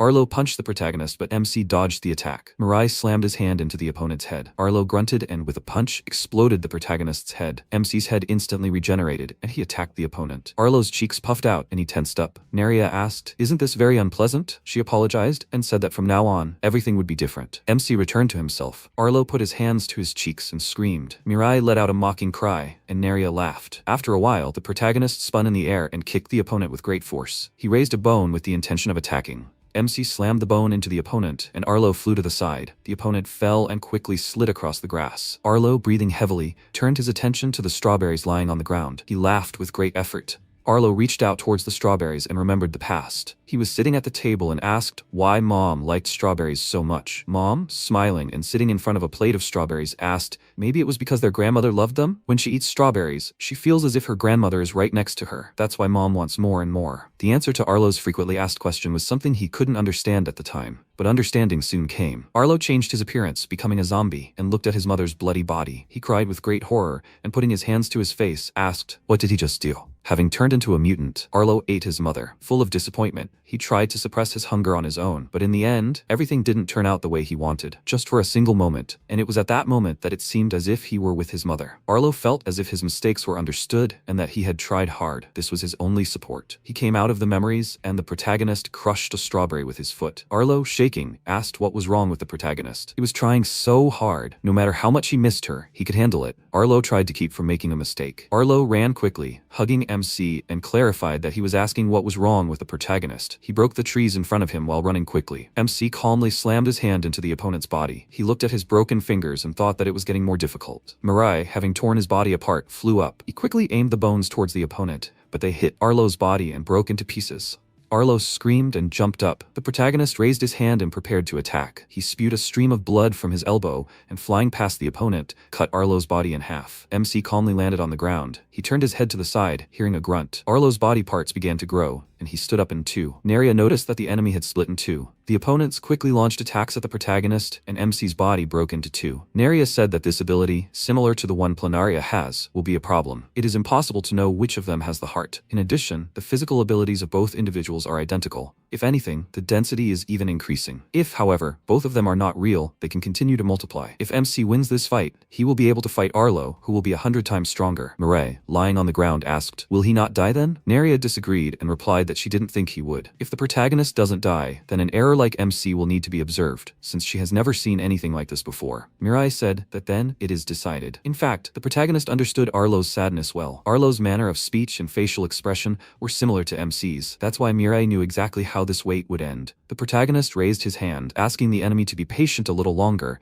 and said that Arlo would feel right at home very soon. Neria exclaimed in amazement that Mirai had split in two. Arlo quickly struck the protagonist's copy and it disappeared. Neria sadly said that it was just a blood cell with an imitation of a silhouette. The protagonist's alter ego has practically no physical strength. There is no point in such an imitation. MC sadly closed his eyes, and Neria laughed and noted that he looked sad. But it was a good try. It is not possible to attack using several doubles at the same time. But even so, one can resort to optical illusion. The opponents attacked the copies of the protagonist. MC struck the enemy with his fist, tearing his body in two. He confidently raised his hand, and the veins constricted Arlo's body. The veins returned to MC's fingers, exploding the enemy's body. Neria said that in any case, the main problem won't be solved in the end. Numerous Arlo copies looked at Mirai. Neria clarified that she thought all the objects except one could be considered fake, but that turned out to be wrong. Each of them has a heart. That is, they are all real Arlo, and the skin layer becomes twice as strong with each new influx of individuals. If this continues, the current level of attack will no longer work. Until then, will they be able to find a way to kill Arlo? After some time, dark smoke rises into the sky from the crater of the volcano. The bodies of people float in bright lava. Hyosung floated by and wondered,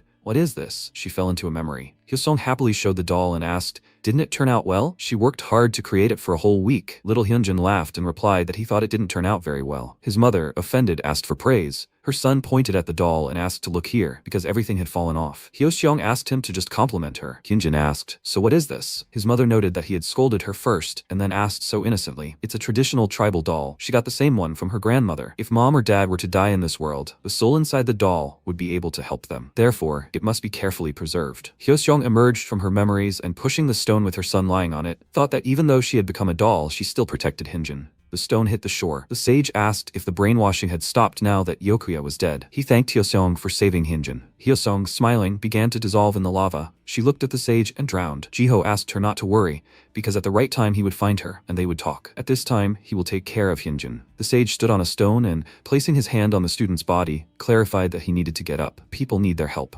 Hyunjin clenched the doll in his hand. After some time, the protagonist directed a stream of blood from his hand. He instantly cut down the opponents. Arlo's hand emerged from the ground and grabbed MC by the leg. The second opponent instantly kicked Mirai in the stomach. The protagonist calmly slid across the grass. Neria said that, besides Arlo's immeasurable ability to reproduce life, she could not have imagined anything like this. It is as if the entire Jeju-do is made entirely of Arlo. Or maybe Arlo was not assigned to Jeju Island. It is quite possible that he was sent here in exile. It would certainly be difficult for Terra to contain the ever-growing population, even impossible. Even with a great desire to win, the protagonist cannot analyze the enemy. Right now, MC cannot defeat Arlo. It seems that the protagonist is having a hard time. Mirai replied that he couldn't figure out what to do. Neria pointed out that that wasn't necessary. She would do the thinking, and the protagonist could simply act. That's exactly why she came with him. Right, Mirai can't win without her. She looked up at Neria. She asked if they could clearly see the location and number of Arlo copies. The protagonist in glasses agreed. Neria explained that, according to the analysis, the hearts of all individuals beat identically. None of the doppelgangers were dependent on each other. They were organically connected. What would be required to kill Arlo was to aim for all the hearts of the copies simultaneously. Is the protagonist capable of that? MC, leaning his hand on the ground, agreed. He ran across the grass at incredible speed, leaving a stream of air behind him. Currently, the number of all Arlo copies is 1 million. 300,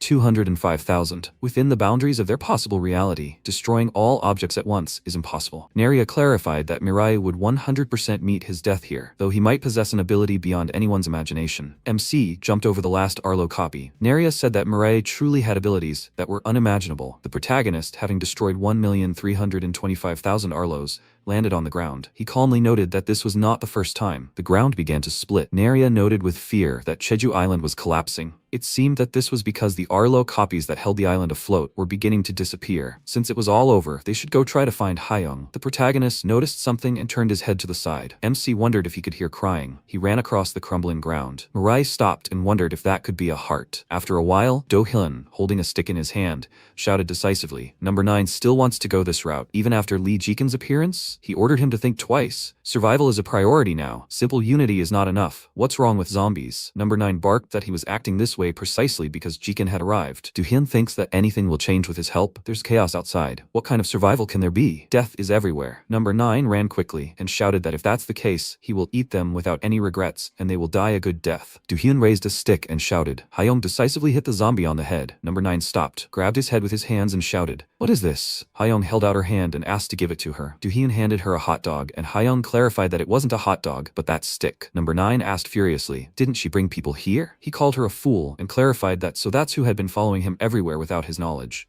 Hyung jumped towards him with the intention of attacking. She thought that she too had been observing the training course for months. Not very well, but looking back, she had learned something. Hyung is not so weak as to be unnoticed. Number 9 instantly smashed her head with his hand. The people covered their eyes with their hands in great horror. Number 9 asked, "What's going on?" She attacked so ferociously. He already thought that she was capable of something, but nothing special happened. Hyung hit the enemy's legs with a stick and ordered him to leave. Number 9 looked at her in bewilderment and wondered what this was. Hadn't he just killed her? The zombie grabbed her head with his hand and exclaimed that, after all, on the threshold of death, one can go crazy. Number 9 tore her body apart and said that this time he would definitely kill her. Hyung appeared behind him and, raising her stick, screamed. Didn't he leave yet? Number 9 turned his head to the side in fear and wondered what the hell was going on. He was sure he'd killed her this time. He threw her aside in rage and screamed, "What the hell is this?" Number 9 thought hard. Have he gone crazy? How could this happen? The people asked in surprise. Didn't he just kill her? But why was she okay? As if nothing had happened. Had they imagined it? That's right, in such an emergency, you can see even more amazing things. Do-hun asked what just happened. So, she was supernatural too?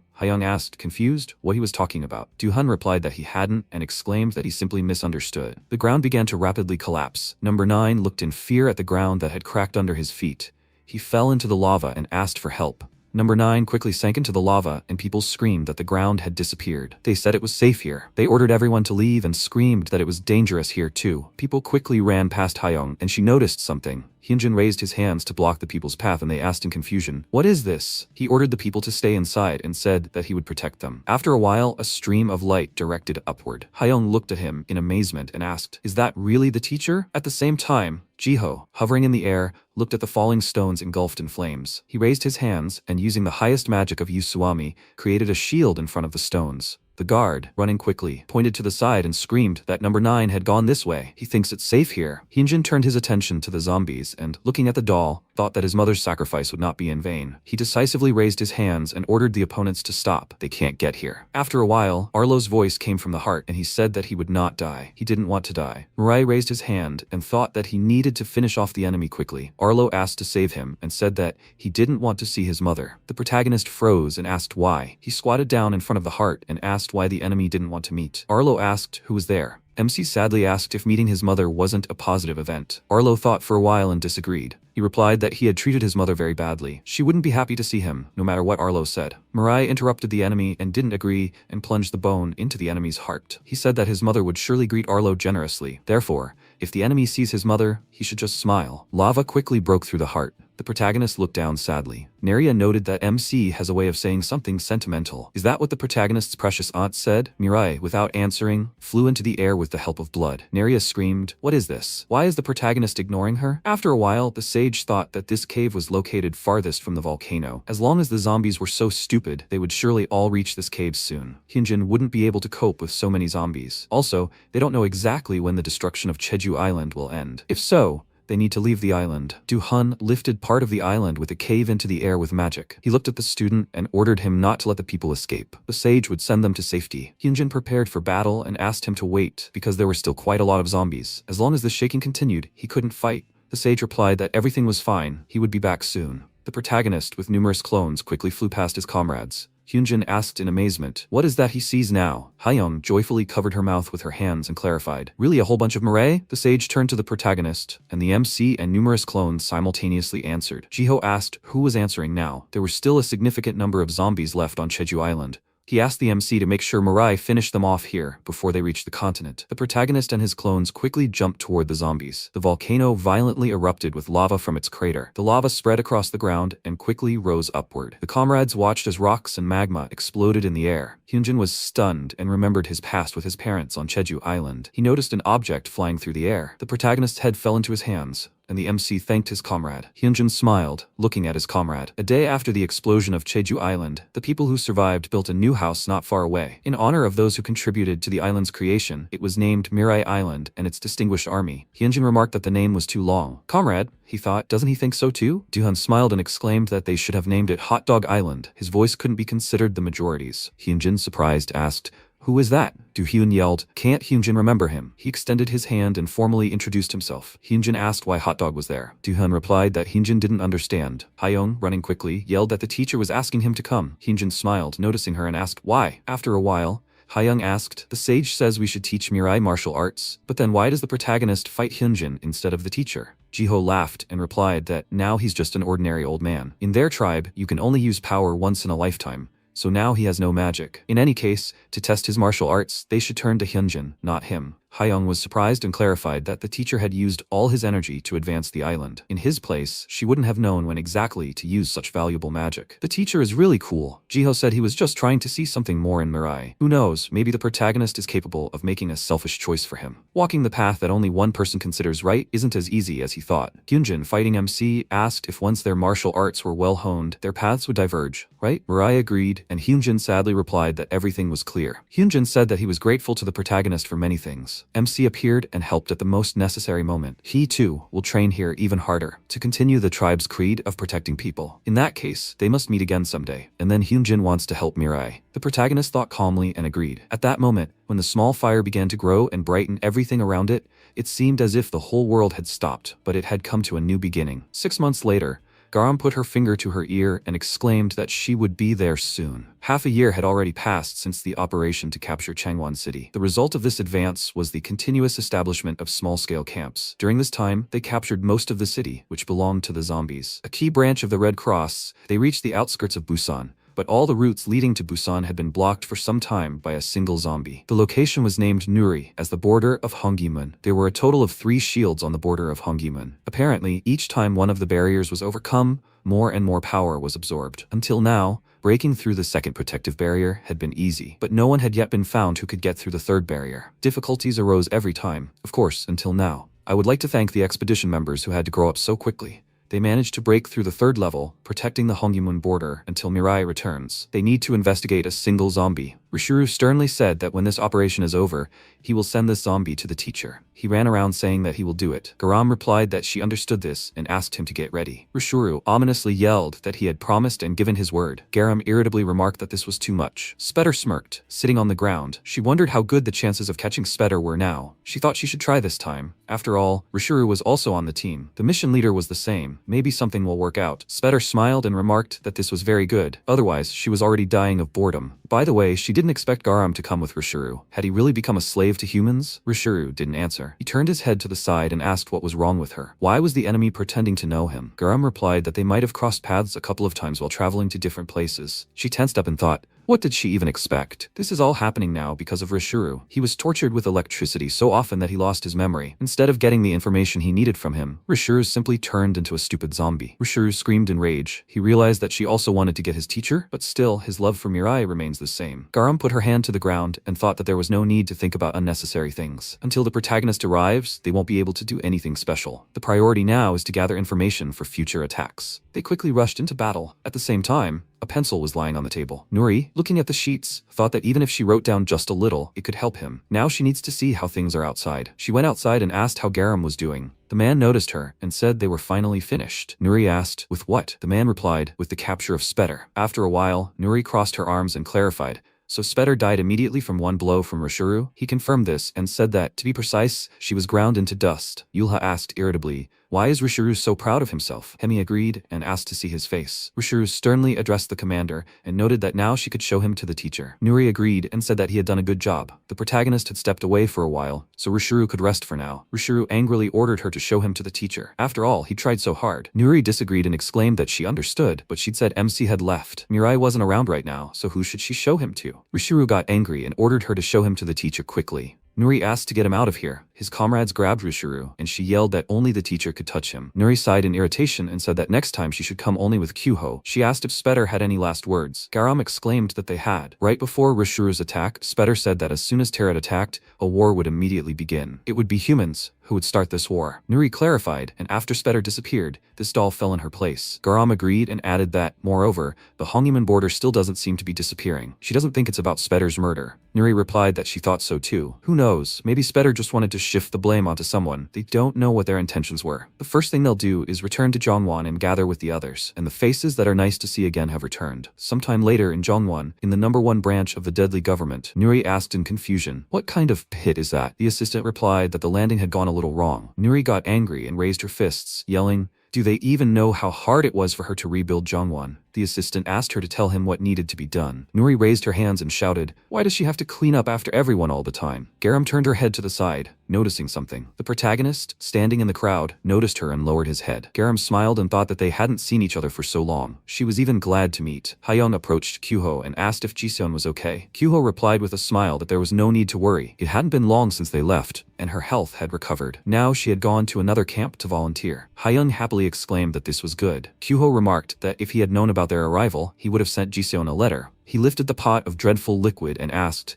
Jiseon made the curry before leaving. Do they want to eat? Hayoung tensed and replied, he'd better keep it for himself. Kyuho remarked that if he tried it, it wasn't so bad. What about the protagonist? MC doesn't want to try it? Mirai replied that he didn't want to eat. Kyuho happily exclaimed that if they were upset later, it wouldn't be his fault. The man remarked that he didn't think anyone but Kyuho would be upset. Hemi sadly agreed and asked where Naria was. Hayoung sadly replied that Naria had suddenly disappeared about 3 months ago. By that time, Mirai had already secured an interim result. They wanted to redistribute their forces in another direction. Hayoung diligently sent inquiries, but never received a concrete answer. Kyuho asked if by another direction she meant the captain. Nuri crossed her arms and said that she thought so. She thought that they shouldn't relax about Naria, but she wouldn't turn her back on them in such a situation. Nuri clarified that it is important to discuss these toys now. That was the most important thing. They would talk about Naria later. Nuri leaned her hands on the table and explained that the Honghuman border was still standing, and the spatters were mentioning war. The Red Cross had been inactive for 6 months now. Judging by the available facts, she believed this was a declaration of war. Now the Red Cross had the ability to attack people. She feels like they are trying to artificially create an ethical justification. But Nuri doesn't know why they've suddenly become so kind. Perhaps these dolls contain some kind of clues about future attacks. For example, information about the targets to hit. There was a loud knock on the door and Kyuho turned his head in that direction. Rishuru, wrapped in chains, furiously yelled that he could hear them all. Kyuho shouted that Rishuru was tied up. Rishuru burst into the room and asked, they said this doll would curse the teacher? They yelled, what is a comrade saying? Garam quickly got up from her chair and asked where the remote was. Rishuru, enraged,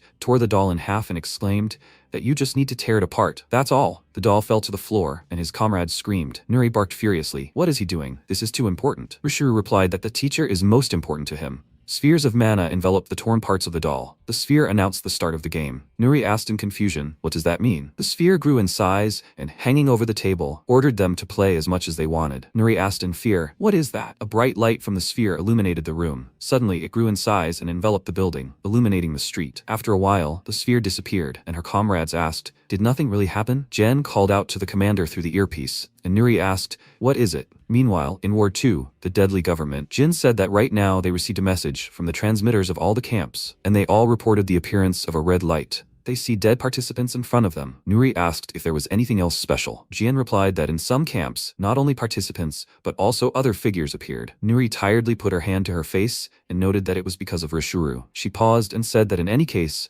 everything had already happened, and they needed to think positively. Nuri ordered Kyuho to send Yulha and Hemi to the Eastern Division. Kyuho was surprised and agreed with her. Nuri turned to Rishuru and said that he would go to the northern camp. If he returned safely, she would allow him to talk to Mirai. Rishuru yelled with great embarrassment, "Really talk to the teacher?" Nuri ordered Garam to go to the Southern Division. After Garam restored order there, the commander asked her to join them in Jungwon. Garam confidently accepted the task. Nuri sternly noted that not much time had passed since the protagonist's arrival. Things looked very difficult, but he had to go to the western camp. Jiseon was working there as a volunteer, so that wouldn't cause any inconvenience to the MC, right? Mirai calmly agreed. Nuri took off her glasses and, lowering her head, said that she was counting on them. The comrades quickly jumped down from the window. Nuri, tapping her finger on the table with tension, thought that given the size of the garrisons in each camp, in any case, they would have little time to spare before their comrades arrived. Kyoung rose from her chair and, turning to the commander, noted that she knew she was being impudent. Wasn't there a camp where she could help too? Nuri noted that she understood Kyoung's feelings. Such a task would be too difficult for Kyoung now. She didn't doubt her comrade's potential, but the time had not yet come. Kyoung sadly lowered her head and agreed. Kyuho inquired if it would be wise to send all the key personnel to the camps. What if they used this as an opportunity to attack Jungwon? Nuri tossed her pistol and replied that they would block the way. Right now, the priority was to limit the damage in each camp.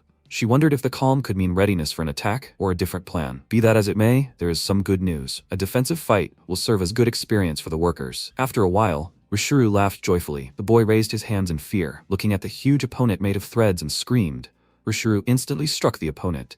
He smiled and laughed maliciously. Rishuru noted that several months had passed since their last conversation with the teacher. His heart was simply fluttering. Rishuru had accumulated so many stories for the teacher. He threw his head back and looked at the shadow of himself, asking, "What is this? Why does the shadow look so much like him?" The shadow quickly struck, but Rishuru raised his hands and blocked the attack. Rishuru calmly asked, "Does the opponent also need a teacher?" He quickly lifted the opponent into the air and, laughing, exclaimed that this is a fight for the teacher. The winner will take all the love. At the same time, Garam thought that it was a turn to the left and a diagonal to the right. A stream of mana passed her hand, and Garam grunted tensely. Paladin's shadow slid back, and Garam thought she could see where the blows were coming from and knew how to dodge them. She remembered the past. Garam fell to the ground and screamed, "It's Paladin! He is a member of the Red Cross. The protagonist shouldn't even think about it. They need to run." Garam came out of her memories and felt her body refuse to obey her. She decisively wiped the sweat from her chin with her fist. Garam put her hand to the earpiece and said she was there. She met Paladin in the southern camp. Fortunately, he hadn't managed to inflict much damage yet. Nuri remarked that it was good work and asked how he was doing. Garam replied that Paladin didn't seem quite himself right now. She thought he could be perceived as some kind of scarecrow created by the spatters. Nuri disagreed and clarified that she wasn't talking about Paladin but about her comrade's condition. Garam could win, right? If difficulties arose, it would be in another camp.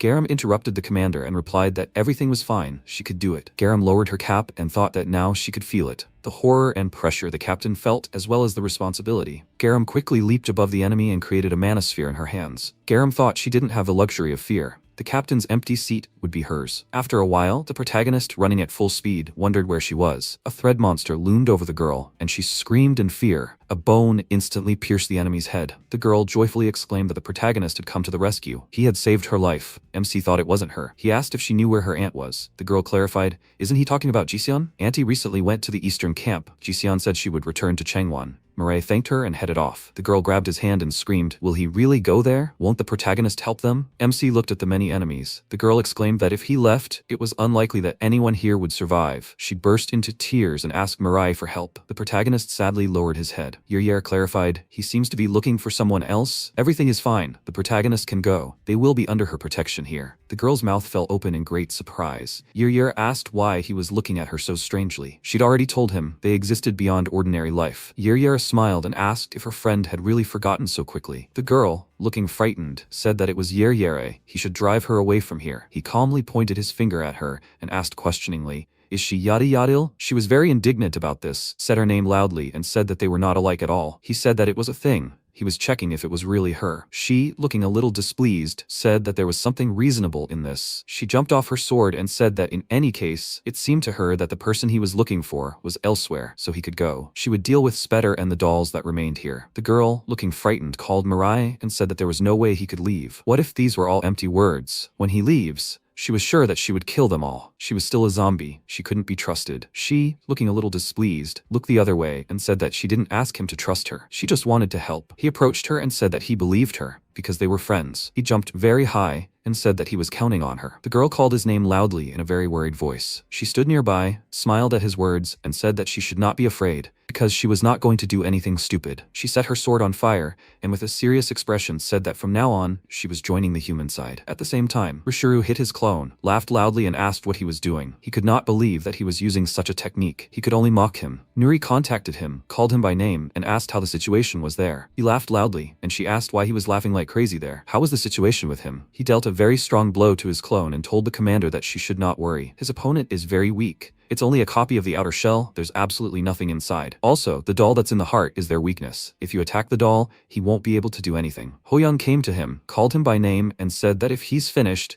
he should go and help over there. He turned to him, agreed, and said that he'll be there now. He should wait a little. Okay, he'll finish here quickly. Although, wait, why is he so close to people? After that, Nuri contacted the eastern camp and asked if they heard the information on the radio just now. Hemi looked at her opponent, the Natefi clone, with a slightly confused look, agreed and said that they heard it. But now the situation is such that they don't have access. How can they target the doll? Yulha asked with a displeased look. Will she continue to waste her power? He said he would take care of it, right? She should stay away from him. She said with a calm expression that all this time he hadn't done anything good. She looked up, noticed the protagonist flying above them and asked, "Is that the teacher?" She started waving at him and called him here. Nuri asked, by teacher she meant him? She agreed and said that she had just seen him. He was in a great hurry somewhere. He continued flying, looked down, noticed Chison and landed on a large tree branch. She walked up to the children and said that they should just go forward. She would cover them from behind, so they should just run. Somehow, but she would definitely help them. Seeing this, he immediately went on, and she felt it and turned around, but didn't see him. At the same time, Hemi and Yulha were fighting against the devices she created from her energy. He called out loudly to her and warned her about the danger from the side, but she didn't have time to react and missed the attack. She was thrown to the side and he asked loudly,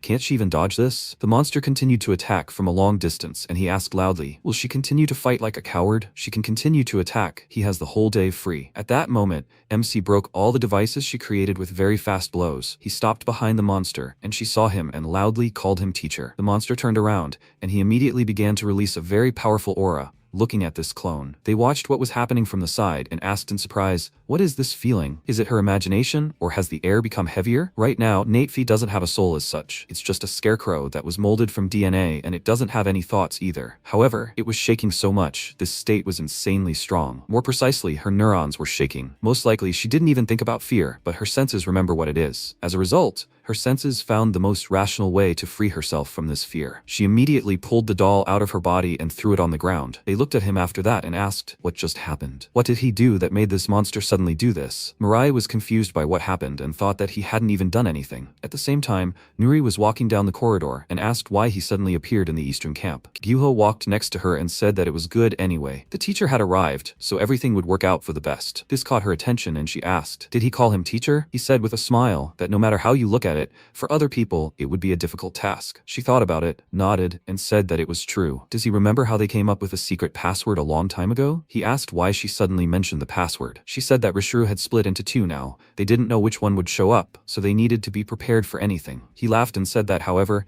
it had been a long time ago. He didn't remember it well. Could she remind him again? She said that he couldn't have forgotten that easily. She would tell him again. He should listen carefully. First, he never called him teacher. She thought he should be more careful. He was surprised by this, and she took out a gun and said that, second, he doesn't call the workers that way like this. Lastly, third, they never had a secret word. Who is he? At the same time, Hemi called the commander and said that the situation with the eastern camp was settled. They were currently cleaning up. There was no serious damage, but there were a few minor problems. By the way, why did the teacher suddenly arrive at the eastern camp? She only heard strange sounds and asked what it was. She interrupted the commander and Yulha asked, is this radio broken? The protagonist approached him and asked, in which direction is Changwon? He looked at him with a calm expression and asked, is he now pretending that they are close just because they saw each other a few times? He should ask someone else. He looked away and said that everyone else looked busy, but he seemed to be free. He got angry because of this and asked, isn't it too rude? He wasn't here having fun. He was observing. He pointed his finger and asked, do you see that building sticking out from behind the mountain? That is Changwon. He thanked him for this and was about to leave, but he asked with a displeased expression why he speaks to him informally. He speaks respectfully with other people. He turned to him and asked how old he was. He said with a displeased expression that he was 19. How old is he for him to address him informally? MC silently looked away, and he said that it was written all over his face that he was younger. He continued to look away and quietly said that it was annoying. This made Yulha even more irritated, and he loudly said that he actually hears everything. He started to leave, ignoring him, and he said with a displeased look that he should not talk to him anymore and not catch his eye. He left, and he was still looking at him with displeasure and said that he was very annoying. Hemi looked at him and asked why he hated the teacher so much. He asked since when has she been here. He's just so strong and cool. This makes him jealous and irritated. She was a little surprised by this and said that his answer was more honest than she expected. Nothing can be done about jealousy, but at least he shouldn't make such a fuss if he doesn't like someone. It's impolite. He himself heard that the teacher didn't get his power for nothing. Besides, at least he still had a family. He remained silent and she started to leave, saying that he should stop slacking off and go help them with their work. Yulha threw the baseball at the tree again and asked if he really did have a family, but so what if he didn't have the power to protect them? Mirai then flew to where he needed to go, but a rock flew next to him, and someone loudly called his name. He landed because of it, and wondered what that was. Jiseon came up to him, squeezed his face and asked with a displeased look if he was really going to walk past her like that. He didn't even say hello to her. He was about to say something, and she asked why he wasn't answering. He was just going to walk past her, right? What does he want to say? She was surprised because he said that he didn't know what to say. She let go of his head and asked if everything went well on Jeju Island. Since he was there for quite a long time, he must have had a lot of things to do there. Can he tell her what happened there? He asked why he should do that. She sat down on the ground and asked if he can't even say hello to her now. Then how is he going to tell his mother anything when he meets her later? They should try to talk. He remained silent and she asked if he was hurt and how he liked Jeju Island. He sat down next to her and said that he arrived on Jeju Island and met Arlo. Eventually, they started talking to each other about everything that happened. A little earlier, Nuri started shooting at the monster that was pretending to be Juho, and he quickly ran away from her and dodged her shots. She said loudly that he should stop immediately. How much longer is he going to run away? Does he want to play tag? She ran down the corridor after the monster, breathing heavily from fatigue, and asked where he went. She should at least do a little exercise. If she had the strength, she would have caught him already. She closed her eyes and thought that she should try to catch him, like an office worker. She needed to think about where he could have gone. She remembered the doll's words and thought that she had definitely said that this was a game. When this creature first showed its true form, she was convinced that it was not him and shot, but it ran away without any counterattack. It keeps a distance between them, but it is not clear why. Could this be a game of tag? Then his disappearance could be interpreted as a notice of the end of the game, and simultaneously as a notification of the loss of meaning in this place where the leader was chosen. This means that she needs to leave this playground. She went up to the roof and said that here they were at a place where they could get down to business. She pointed a gun at him and said that, to be honest, she came to the roof after remembering Spetter's peculiarities. She didn't know that was the right answer. He shouldn't do anything stupid. He had nowhere to run now. What is he, Spetter? And where is the real Juho? He stood on the edge and said that he hated sunsets, because when the sun sets, it seems like everything is coming to an end. He jumped down, and she ran to the edge of the roof with a worried look and asked loudly why he just jumped. She was surprised when she noticed that he pointed at her and said that she should look back. Unexpectedly for her, the second monster grabbed her, jumped from the roof, and asked what happened to her face. They had played well, so she should smile. Now, it was time for them to go home. She was falling down, screaming in fear, looking around and wondering what to do. If she fell, she would die. She remembered how Jin had called her commander earlier and asked if she wanted her to help her. They had technology that was stored in a research institute. She still didn't know how it worked, but if she had a device compatible with it, she would be able to use it. She did have the communicator that Neria had given her, didn't she? Remembering this, she started looking for the communicator in her pockets and wondered where it was. It was definitely in her pocket. She found it and thought that now she just needed to make it work. The monster who had pushed her grabbed her legs and looked at her with a wide smile. She started kicking him and loudly told him to let go of her. She started shooting at him with a gun so that he would let go of her and sharply turned down. They both fell to the ground. The monster crashed, and she managed to activate the device at the last moment, but broke one leg and began screaming in pain. The monster that jumped from the roof first approached her, looked, and then began to walk away from her. She lay on the ground and asked where he was going. At that moment, Hemi contacted her and told her about the situation with the eastern camp. With the last of her strength, she grabbed the radio, breathing heavily from the pain and thinking that someone should come here faster. At the same time, Garam dodged the monster's attacks and thought that during this time she realized one thing. By acquiring knowledge, she can acquire several pieces of knowledge at once. In other words, she can combine Taekwondo and the attack wave, so that even the simplest techniques have a powerful effect. She kicked the monster's head and thought that the destructive power increases several times. Although the monster was thrown back, it quickly recovered, and they both ran towards each other at the same time. She very quickly delivered several strong blows to the monster's head using energy. She put a large amount of energy into her uppercut and threw the monster up. She looked at this with a serious expression and released a powerful beam of energy. She walked towards the monster after it fell to the ground, and thought that now everything is not as it was before. She has become stronger. She raised her hand and told Paladin that he is not as problematic as she thought. People were watching this from the window and asked how the situation was. It seems she is winning, as expected from his daughter. It seems they can leave quietly now. 2 more people are not there, right? That is, the people living in this area have not arrived. Paladin appeared near the school, which serves as their refuge. However, the school where Garam is located is clearly safer. After all, those strange red dolls are walking around everywhere outside. He gave such a good briefing. With such talent, he should have become a firefighter. What did he say his name was? He said his name was Oh Hachuol. He joined Kyoung on Oryukdo. He was planning to leave earlier, and had no idea that he would stay in the squad of inevitable death for so long. Junwung asked if since he was planning to leave, does that mean he has someone he is looking for? He said that he has a younger brother who went to study in Japan before the zombie disaster. He said that he understood it. He must be really worried. He refused and said that he was quite brave. He promised to treat him when he returns to Korea. He must definitely survive. He had a calm expression on his face and said that they should stop there. If he continues talking about such things, then according to the laws of the genre, something bad will happen. It's good that he didn't become a firefighter. It seems like he would have died right away. At the same time, she looked at the lying monster and said that it should get up. It's a pity that this is already the end. She thought that she wanted to check something else. I wonder what level she was at now. He suddenly stood up, ran very quickly towards her, and she thought that he was attacking. She dodged the monster's attack and thought that Paladin's patterns were simpler than she thought. In that case, she should use techniques. The monster missed her with its attacks, and she thought that he would throw blades. Wait. Where was he even aiming? She turned around and thought that he hadn't just been aiming at her. She was very surprised when she saw Hacheol and her father being attacked by the monster. She ran towards them and thought with a worried look that she thought that he definitely didn't have self-awareness, so she never expected that he would make such a decision. Why did those 2 come out at this time? It's not too late. She can repel the attack. If she runs at top speed, she can save one. However, who should she save? She won't be able to get to both of them in time. Everyone has a moment in life that they regret and want to go back to. For Garam, that moment was today. Chun pointed at the guy, which is why she immediately decided to save him. However, because of this, she didn't have time to help her father. He was badly injured and fell to the ground, and she immediately turned to him. She ran up to him very quickly and asked loudly, "Is he okay?" She asks him to open his eyes. She started crying with a very dissatisfied look and thought that her body instinctively reacted to what he said, not giving her time to think. She said that if he was going to say something like that, he should have dodged. Hachul turned to the monster,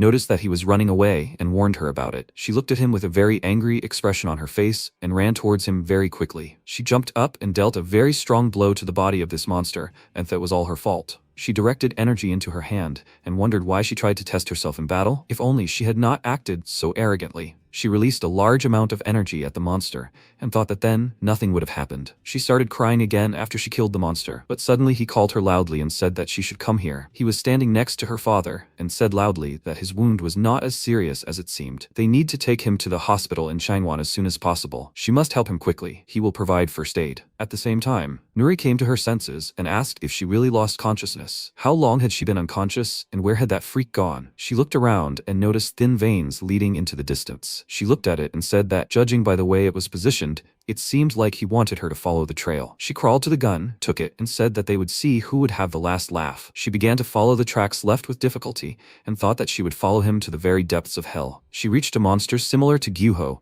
who had killed many people in an alley. She looked around and with a dissatisfied look thought that it was too late. She became very angry about this, pointed the gun at him, and asked what he even wanted from her and why he was doing this. He must answer her immediately. He called out to the commander and asked, "Is it her?" His hands began to shake. He dropped the weapon and said he didn't remember anything. The last thing he saw was a flash of light coming from the doll. After that, it felt like something had taken possession of him, and he was wandering around the street all this time. She ordered him to stay put, and he looked at her with a frightened look, started crying and asked if it was really him who did all this. She called his name with a confused look, and he was about to say something, but at that moment, a dart hit him in the neck. Jin came up to her and asked if she was okay. What even happened here? She rushed over as soon as she decoded her message in Morse code. However, why are there so many corpses here? And why did she point a gun at him? Nuri fell to the ground, clutched her head and said that she didn't know what was even going on. Sometime later in the hospital, Yulha asked, so there would be an imposter posing as Gyuho. Hemi said that judging by the commander's words, that's how it was. She said that during the meeting,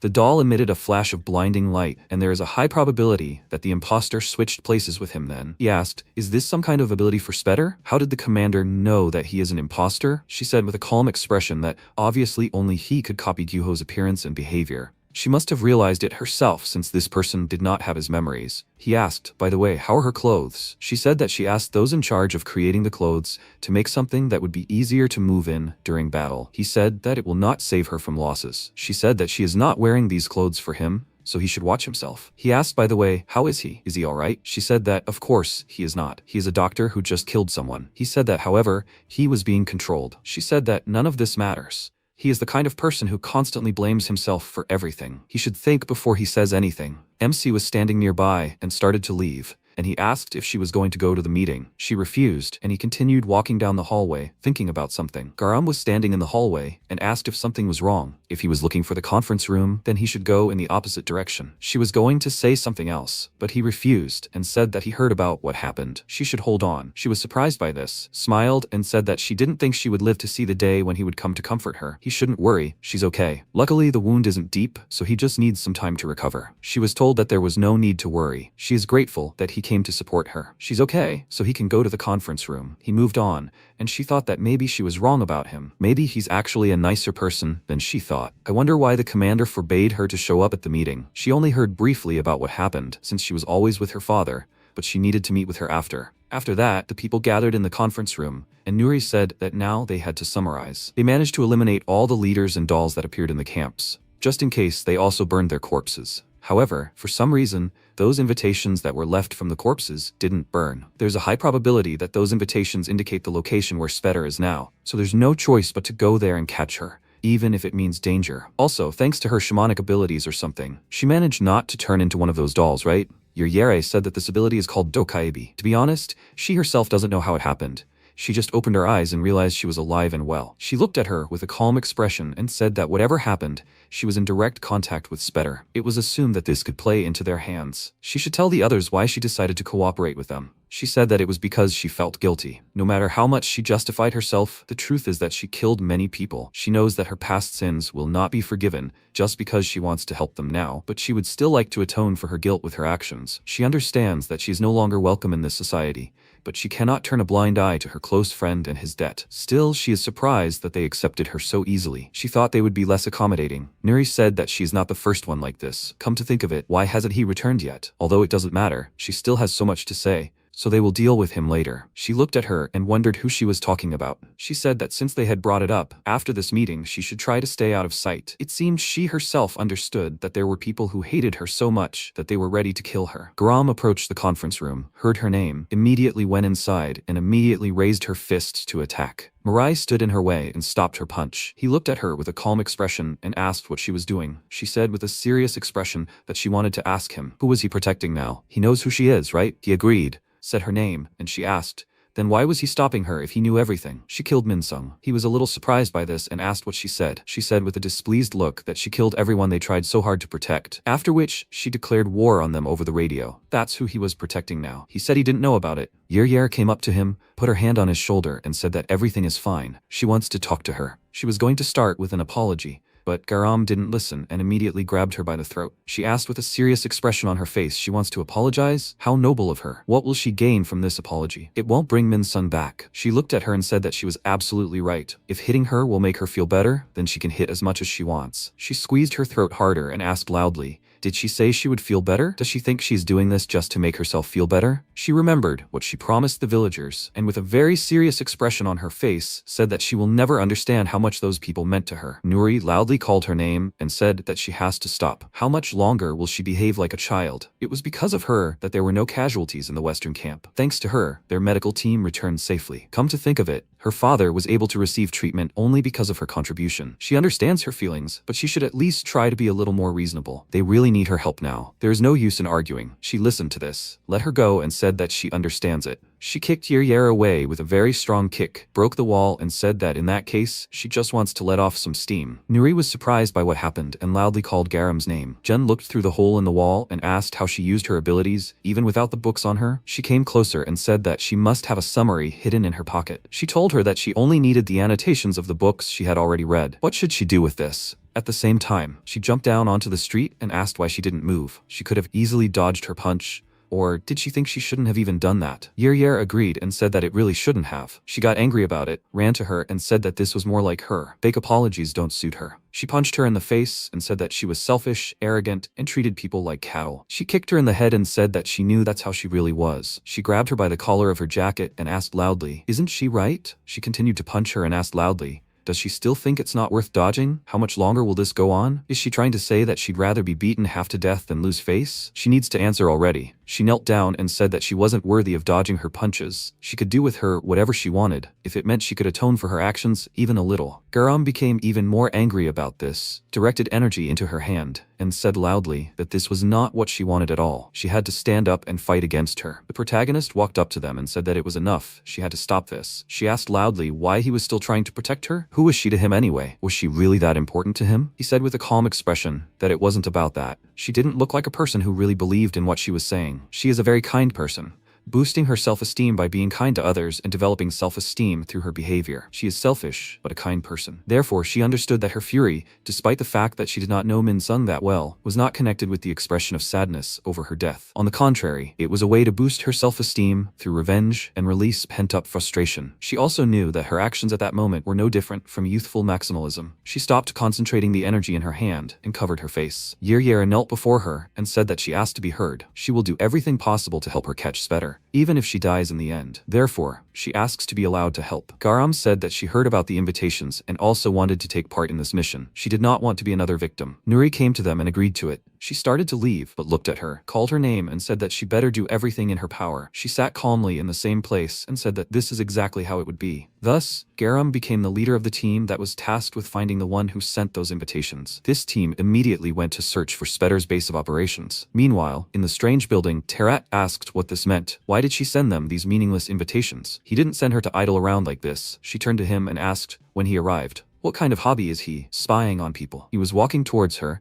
and said that she shouldn't even think that he would take it lightly. He put up with all her nonsense in the past, so she should go and kill them now if she valued her life. She said that she had already kept her promise. She made up an excuse to attack them, saying they were suddenly ambushed by humans. From now on, she would do whatever she wanted. More importantly though, did he really send her to keep an eye on them or something? He should stop already. This was starting to tire her. His appearance changed, and the zombie asked if it had really been that obvious. He thought he was doing a pretty good job of imitating him. It was nice to finally meet her. He had heard that she liked to laze around, but she turned out to be more touchy than he thought. He walked closer to her and said that she should let him introduce himself properly. His name is Heron. Why doesn't she stop lounging around and go kill those humans? This was starting to tire him. She raised her hands and asked if she should tell him the secret. He needed to have pity on wild tiger cubs. They are not as strong as their mother, and often die tragically by challenging the wrong opponent simply because they believe they are as strong as full-grown tigers. He needs to stop sticking his nose in where it doesn't belong and get out of here. If he wants to earn Teratit's favor, he needs to go and wag his tail at him. He laughed a little before delivering a very hard punch that shattered the floor. He tried to look friendly and said that there was no point in being arrogant just because she was the boss. High-ranking zombies should know that all executives, with the exception of Teratite, exists simply to maintain zombie society. He started to leave and said that she should enjoy her crumbling throne while she still can. He would deal with these people himself. Spetter looked at him with a smirk and said that he was so pathetic. Did he come here just to throw a tantrum? Was he really that upset about the fact that he didn't get the mask? He stopped and said that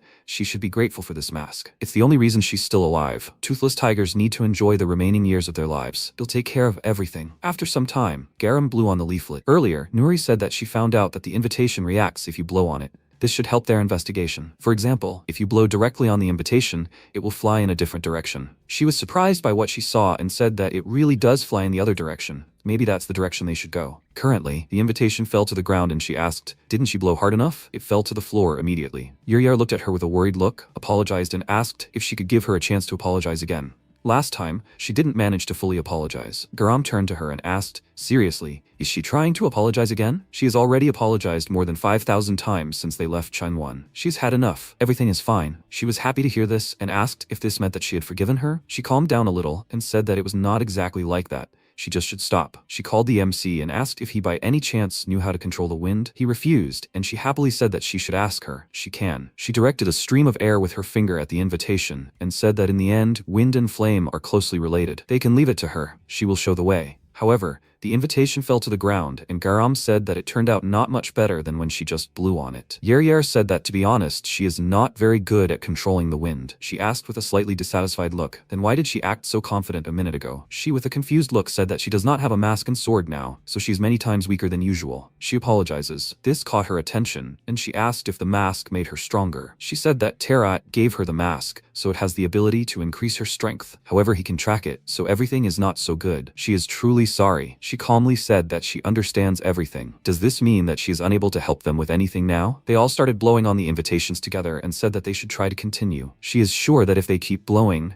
they will come to something. 3 hours later, they continued blowing on the invitations, and she said with a tired look that her cheeks are about to fall off. She can't even blow anymore. The invitations started flying in different directions, and she said that she thinks they need to split up. They shouldn't stray too far from each other, so they should scout for a while and then regroup to discuss what they discovered. She will report on the radio when the sun sets, so they should return to the forest as soon as she contacts them. So the three of them split up and each went their own way. Yer blew on the invitation and thought that she needed to atone for her sins, no matter what. She needed to find Spetter first. Garam was also going for her invitation and thought that, after all, it seemed too easy. Mirai was also going for the invitation and thought that it was somehow quiet here, even too quiet. When he was alone, it was much quieter around. This had not happened for so long that he had forgotten this feeling. After some time, they met and she said that he was finally there. She contacted him quite a long time ago. Why did it take him so long to get there, and did he find anything interesting? They found nothing. He sat down next to her, which surprised her, and she was about to ask something, but he got ahead of her and asked if something was wrong. She asked why he sat so close. Did he see a ghost or something? He refused, and she asked, then what was the matter? He asked with a calm expression on his face. What was she even talking about? Yer asked. Perhaps it was none of her business. But what were they planning to do tomorrow? She was a little nervous and thought that, frankly, she didn't know. She didn't think they would find anything if they continued to walk in different directions without result, like today. She stood up and said that they would talk about it tomorrow.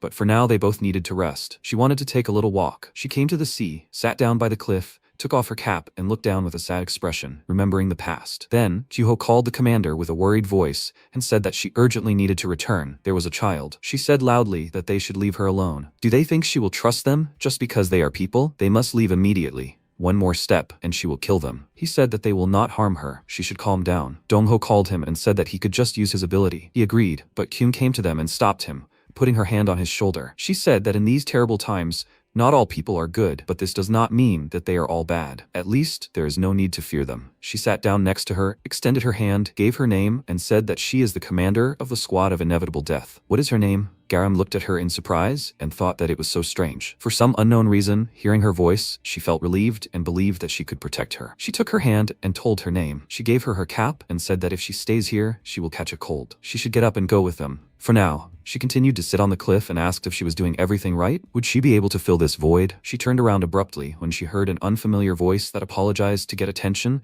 and asked if she could tell him the way. Heron looked at her and asked, "What is this? A human?" He came closer and said that he was so glad that he ran into her. He needed to ask the human something. She looked at him and wondered who this zombie was and how long he had been standing here. He said that he is looking for people who received invitations from Spetter. Does she happen to know them? She wondered with a surprised expression. Was it she who sent him here? However, it seems that he has not yet realized that he is looking for her. What should she do? Should she fight? She can't do this. She doesn't need to fight him to understand that he's clearly not simple. She definitely can't fight him alone. She needs to somehow get out of this situation. He put a sword to her head and said that it was written all over her face that she was the kind of person he was looking for. Anyone would have realized that she had one of the invitations. It's good that he didn't have to look for her for long. He calmly told her not to worry. He wasn't going to kill her. On the contrary, he would even help a little. After that, she returned to the squad members and said that apparently the invitations were useless. He said that the invitations had nothing to do with Spetter, and that they were just tricks she used to buy time to achieve her goal. Did her goal have anything to do with what she was going to do in Changwon? Yer said that it sounded pretty convincing, especially considering how they spent today. However, it was also easy not to believe it. Why would he tell them such things? She told him that Heron had told her that she was terribly rude, even though he had only met her once. That was his first impression. She looked at him and asked if he was helping her only because of that.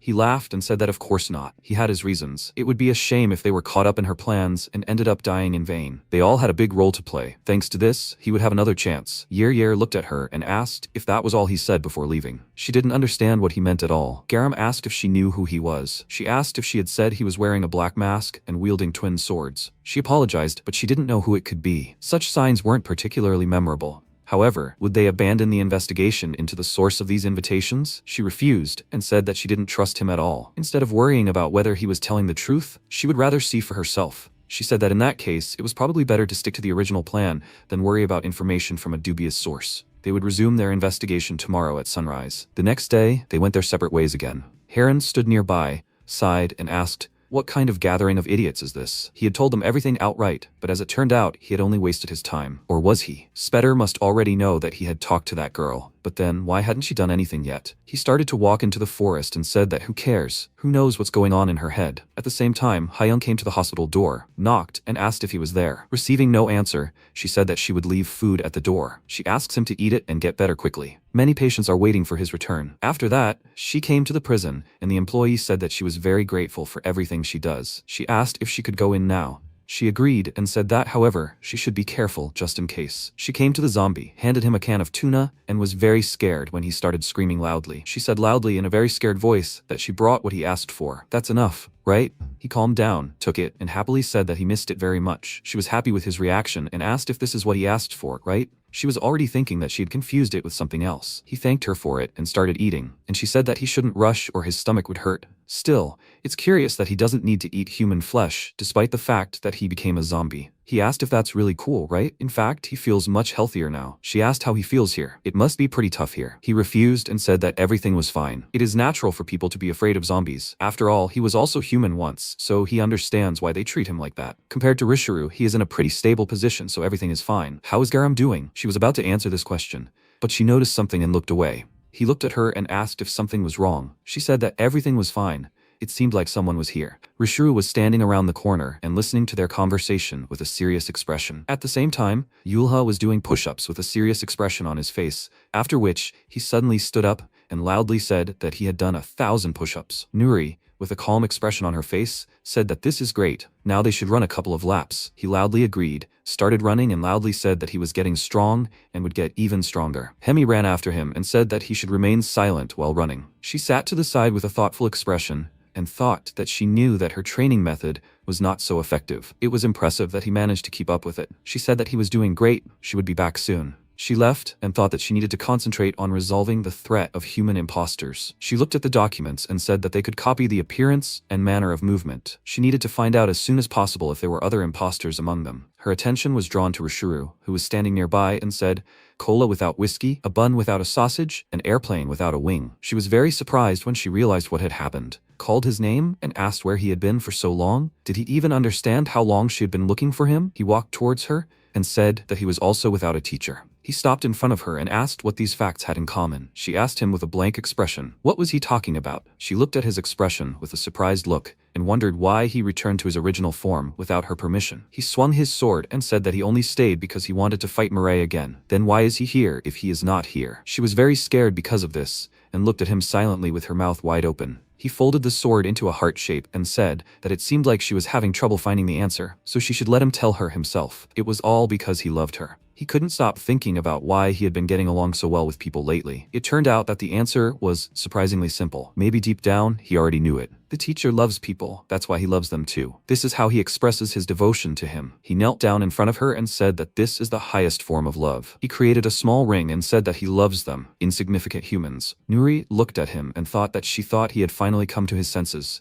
But now it seemed he was completely hopeless. Now she could only feel sorry for him. She pushed his hands with the ring away and said that she understood him. In that case, could he do her a favor? He immediately agreed and said that he would do anything for her. After that, they came to the training ground together and said that they should let her introduce him. This was Rishuru, the preacher of love, who would be in charge of their training from now on. Hemi asked with a calm expression what she just said. A preacher of love? Nuri said that they shouldn't even ask about it. He just wants to be called that. In any case, compared to her, he has more experience and can advise them on how to fight zombies. He is, of course, a bit strange, but they should try to learn everything from him. Yulha said that he would do anything if it would help him become stronger. She refused and said that she didn't like it. She would rather die than learn from this idiot. He leaned towards her and asked, "So, does she mean to say that she doesn't like him?" She was very scared because of this, tried to hit him and loudly said that he should leave her alone. He easily dodged and said that she shouldn't worry. Very soon she won't be able to get enough of his love. He looked at him in surprise and thought that to repeat such a thing, very powerful muscles were needed. He tried to get into the same stance, and Nuri looked at them and thought, they will be okay, right? But this is the best she can do now. Her attention was caught by the fact that someone called her,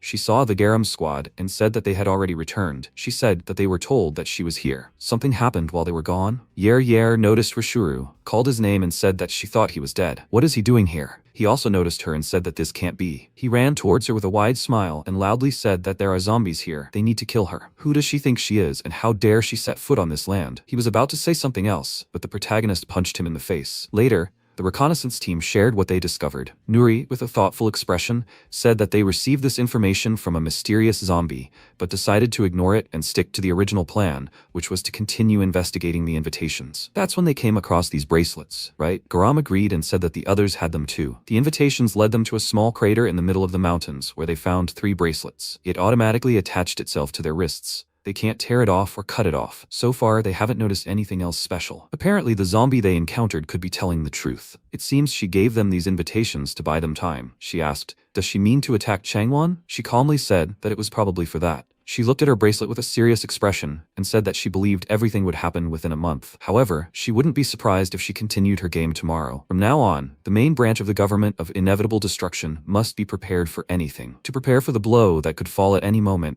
the commander began to strengthen the entire army. For a certain period of time, all members of the inevitable death squad trained intensively. At the same time, MC came to the house with Yere, and she said in a worried voice that he should wait. She said she was fine. He ignored her words and said that her name was Yami. She was indignant and said that he should stop pretending. What if they really believed it? Jiseon and Hyung laughed with smiles and said that they were glad to see her. She refused, said her real name, and said that they should remember her name and stop bullying her. They entered her house. She put food on the table and said that they should eat. She prepared several dishes because she heard that he returned. She leaned towards him with a worried look and asked, what was that in the middle, and was it even edible? He agreed, but she didn't believe him and asked, is he really sure about that? She looked at them from the side and thought that she had heard that she was the leader of the Crimson Squad. She could easily be mistaken for a child about the same age as him. Although humans and zombies have different plans for the future, in general they can move in similar directions together. Well, zombies used to be humans after all. She kindly handed her the pot and said that now she should not be shy and try her dish. She probably hadn't tasted normal food for a long time. Yere, looking worried, said that she wasn't very hungry. Jiseon started to cry and asked with a very sad look, do you also think her curry looks just awful? She put her heart and soul into these dishes. She worriedly said that it wasn't so. That's not the point. Mirai, with a calm expression on his face, sat next to her and said that some people actually like it. She won't know until she tries it. She said that it wasn't the taste that put her off. It was just that she hadn't had dinner with anyone for so long. She finally pulled herself together, took a deep breath, and agreed to try it. She held out a spoon to the pot and said she'd just try a little. She looked at it with a sad expression and thought, dinner, huh? And with other people too. She started bringing the spoon with food to her mouth and remembered how everyone refused to spend time with her. However, when she tried it, she remembered how her father was cooking something, called her over, and asked, he's doing everything right? She asked with a happy expression. He doesn't mean to tell you that he can't even fry eggs, does he? Why did he separate the whites from the yolks? He said that he thought that was how it should be. Currently, she started crying when she tried the food and looked at it with a sad expression. Jiseon became worried about this and asked, what happened to her? Hyung was also worried and asked, is it really that bad? She became even more worried about it and asked, is it so bad that it makes her want to cry? At the same time, Spetter looked at several flying cubes made of string with a smile and said that everyone seemed to be having a great time. She channeled energy into these cubes and said that, however, it was time to return to cruel reality. At the same moment, Yere apologized and was about to say something, but stopped because an earthquake began. The commander was called over one of the radios and asked if she saw it. Nuri asked what happened there. She was told that a large number of Spetter dolls were currently approaching the outer wall near the main entrance. She thought with a serious expression, which meant that she had finally arrived. She said loudly that all units should listen carefully. They were now at war. They must prepare for defense. The perimeter security should move in their assigned formations, just like they trained. She needs squad leaders in each zone to allow zombies in. They must make sure they give clear instructions to each member of their team. What's the situation on the front lines? The guy with the binoculars watched what was happening and said with a confused look that they were just standing there. She looked surprised by this, and he said that they were all lined up in a row and just laughing. Spetter walked along the energy cubes and said that she didn't know who warned them or how, but they had prepared quite thoroughly, so it pained her to say that they got it all wrong. She was achieving something completely different. Suddenly, some people's faces, underneath which were dolls, began to burst. She said that keeping out intruders was certainly important, but they should also pay more attention to their loved ones. An employee called the commander over the radio and said that they kept finding dolls dressed as people all over Changwon. At that moment, Many other employees also started calling her and reporting similar problems. Nuri, with a serious expression, wrote down the number and said that a total of 82 dolls had been discovered. They had to stick to the plan. The employees began killing the dolls that were inside. These dolls could only copy their appearance and behavior. They were incapable of independent thought. With this information, it was not difficult to recognize the dolls hiding among them, especially since she had memorized where each member of the death squad was assigned. If she loved games so much, then she would have to play along. At the same time, the bald man hit a doll with a police shield, then took out a walkie-talkie, called the commander, and said that they had done everything as she requested. There were 2 hypotheses that needed to be tested for her to carry out her plan. First, she needed to make sure that the dolls would focus on chasing the marked targets. Nuri started to leave the office, thinking that the invitations she'd given them were meant to weed out the strongest among them. Team members assigned to reconnaissance missions were usually strong enough to fend for themselves, so the bracelets had marked them as targets to be eliminated. Secondly, she needed to ensure the dolls would only attack marked people. Apparently, she thought that wasn't the case. She assumes that they were told to track their targets and engage them, but only at a certain distance and under certain conditions. They just need to avoid getting too close to them. Marked squad members can lure these dolls away, while the others deal with them from a safe distance. This way, they can reduce the number of casualties and effectively defend themselves against any surprise attacks. They will deal with all the dolls outside their walls at once with the supercluster cannon. Spetter is too overconfident. She saw through all this. She called Jen and told her that she should start preparing. She was already moving. At the same time, she sat on her cube, counted to 82, laughed and said that that's not all. She appreciates their efforts, but in fact, she has prepared 83 dolls. At that moment, Nuri met her doll, who was holding a knife in her hand. The monster struck, and she was very surprised by this and thought, it seems Rishuru said that she needed a strand of hair for the doll, right? Did she really get a sample of it that time? Her predictive analysis and tactics are impressive. But there was one fatal mistake in all of this: her belief that she was prepared for everything. A worried employee called the commander and asked what they should do now. A member of another squad ran into him and asked what they were doing. They were supposed to take a different route. He said that, however, he had not received any orders. A monster ran up to them and bit one of them on the shoulder, and he screamed loudly in pain. The other employees were also attacked by dolls. They screamed loudly in pain and called for help. Garam, looking worried, called the commander and said that their squads were encountering each other on the same routes. She saw the monster running towards the employee and asked why she suddenly stopped responding. It seems something happened to the commander. She kicked the monster and said that they needed to help everyone immediately. Yulha said with a wide smile that it sounded great. It was already getting tiring to deal with them one by one. Yera ran down the corridor with a serious expression on her face and said that she was already on her way too.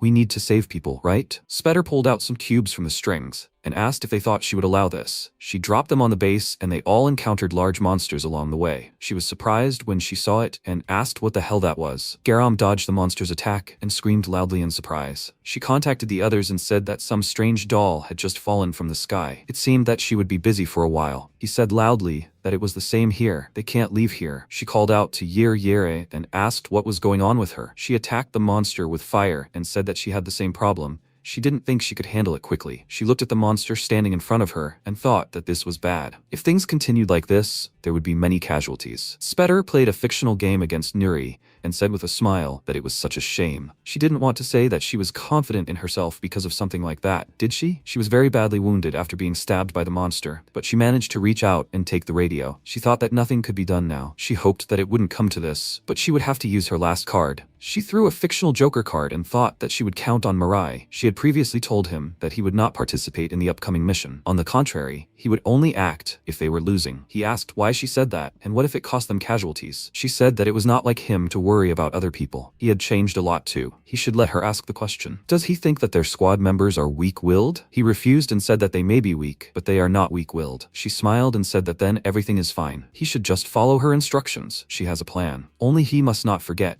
He needs to become their greatest hope when it is needed most. Currently, he flew very high, and this attracted the attention of the staff who were fighting against the monsters. They looked at him and asked, is he not going to help them? Is he really going to abandon them? Nuri gathered her strength, managed to get up and said that all squads should listen carefully. Everyone was surprised when they heard her voice and she said loudly that he would not help them. She ordered him to hunt down and destroy Spetter. They were surprised because of this and asked loudly, however, what will happen to them then? Will she leave them, ordinary soldiers, to die? They need help too, she asked. They all believe in him, right? He believes in each of them too. Are they really that helpless without him? Do they really think so? They have all come this far, risking their lives. He will have his own battle, and they have another battle. Today, they will not rely on him to achieve victory. Today, they will declare their own victory. The staff ran to the attack and loudly said that they cannot give up. They must win. They must capture them. They must fight at any cost. Because their lives depend on it. They will do whatever it takes to win. She thought that right. That should be enough. He is not a weapon. Instead, he should become their ray of hope. The contingency plan she prepared in case everything failed helped fill the void she left behind. She lay on the floor with a smile and asked, "How does this feel?" It seems she already thought that victory was in the pocket. She's sorry that she's spoiling her happiness, but her death won't lead to collapse. It's time to begin the second round. Yulha, looking happy, called out loud to Garam and asked, "Did you hear that?" It seemed like the others were also inspired now. They can concentrate on their battles, right? She agreed and said that they should do everything as she said. They should concentrate on destroying the enemy standing in front of them. He asked with a wide smile. He can finally relax, right? He swung the baseball, called out to the monster, and said that it should be ready for his very fast pitch. He threw the ball very hard, but the monster was able to dodge this attack. Hemi hit the ball, wounded this monster in the shoulder, and said that it was useless to try to dodge, he would just get hit from behind. He caught this ball and said that they spent several days developing their new technique. From now on, he better take the fight seriously. They will not hold back anymore. He started laughing loudly, and Garam ran and thought with a dissatisfied look, "Is it really that hard to turn off the radio? This is very annoying." She needs to end this as quickly as possible and move on. She can't shake the feeling of unease. She jumped towards the monster and thought that she needed to urgently help the others. At the same time, the monster hit Yera hard and threw her several meters away. She remained on her feet and thought that she knew that she promised not to use this technique to convince them that she would not betray them. But fighting without her sword was extremely difficult. She tried to make a good impression to join the people. However, at this rate, she would just become a burden. For now, she can't do anything about it. She just needs to give it her all. Rishuru stood in front of her, took the monster's attack on himself, and said that such thoughts were no good. She was surprised by this, and he said with a smile that he apologized for being late. He was immersed in memories of the time the teacher hit him in the face. It was hard to forget the surge of strength he received then. Was she the weakest zombie that the commander was talking about? She looked at him with a confused look and asked if he really didn't remember her. He asked, "So who was she?" She said that he could forget about it. In any case, she wanted to go to him as quickly as possible. He punched the monster and said that then she should stop messing around and help him settle everything here. He would leave her here if she was slow. She agreed and said that it reminded her of old times. At the same time, Spetter said that if he didn't play, he would lose. She played rock, paper, scissors with MC, won and hit him in the face with her palm. She continued to punch him in the face and asked with a wide smile why he continued to play along with her. How could he be so unlucky in such a game? He calmly continued to receive punches in the face and said that he would kill her anyway and none of it mattered. She laughed loudly and asked, "He's just full of confidence, right? This is him, right? The man Terrat is so interested in. She wanted to meet him for a long time. That's why she sent those invitations. She lost this game and said so." He started to warm up his hand before the punch, and she said that it looks like he managed to win after all. He really wants this, right? It seems those slaps affected him more than she expected. She kept wanting to know, is it true that he is so strong and cannot die? Then he must be the Black Knight she was looking for. At the last moment, she dodged his punch, laughed out loud, and said how she liked the expression on his face. She didn't say that he couldn't dodge. It was his own fault for standing there and letting her hit him. She kicked him really hard and said that perhaps enough childish games. She wants to check if all the rumors about him are true. What about him? Doesn't he want to get to know her better? She waved her hands, created a rift in space, and said that for this they should get some privacy. She remembered her past, when on the school rooftop, her classmates said that he hated sunsets. It's because of the feeling that everything will end as soon as the sun sets. He turned to her, smirked, and asked, "Is something wrong?" She was covered in paint. There were cuts on her body. She was crying, and he asked why she was looking at him like that. She should be smiling. It was fun, and now it's time to go home. Currently, Spetter continued to increase the rift in space. He looked around and wondered what was going on. He turned around, saw the student who was bullying her, and he pushed Mirai down really hard. He ended up in a strange space and wondered where he was. She asked, "He knows about the barrier they call the Hongnam Gate, right? The purpose of this is not to prevent him from entering Busan. She put it there to keep Terry out because she wanted to meet him first." The student tried to attack him, but he easily dodged the attack. Immediately after that, he struck back and broke the threads from which he was created, but his body recovered very quickly and squeezed his hand. He thought that this doll was very annoying. She watched what was happening from the side with a smile and thought that it was too early to lose patience because he would stay here until the end of days. At the same time, Jin asked in a worried voice, what was going on, and what was this anyway? She thought that the commander was not responding. She didn't know exactly what happened, but she could still activate the supercluster cannon on her own. But he was gone. She said that Changwon had completely disappeared. She couldn't find his coordinates using satellite. How is this even possible? People in different places began to notice rifts in space. Yer looked at it and wondered, what the hell was that? She felt a strong pain, fell to the ground and thought that she felt something spreading throughout her body. Are these Spetter's orders? Is it really because she was created with her threads? She started running away with a serious expression.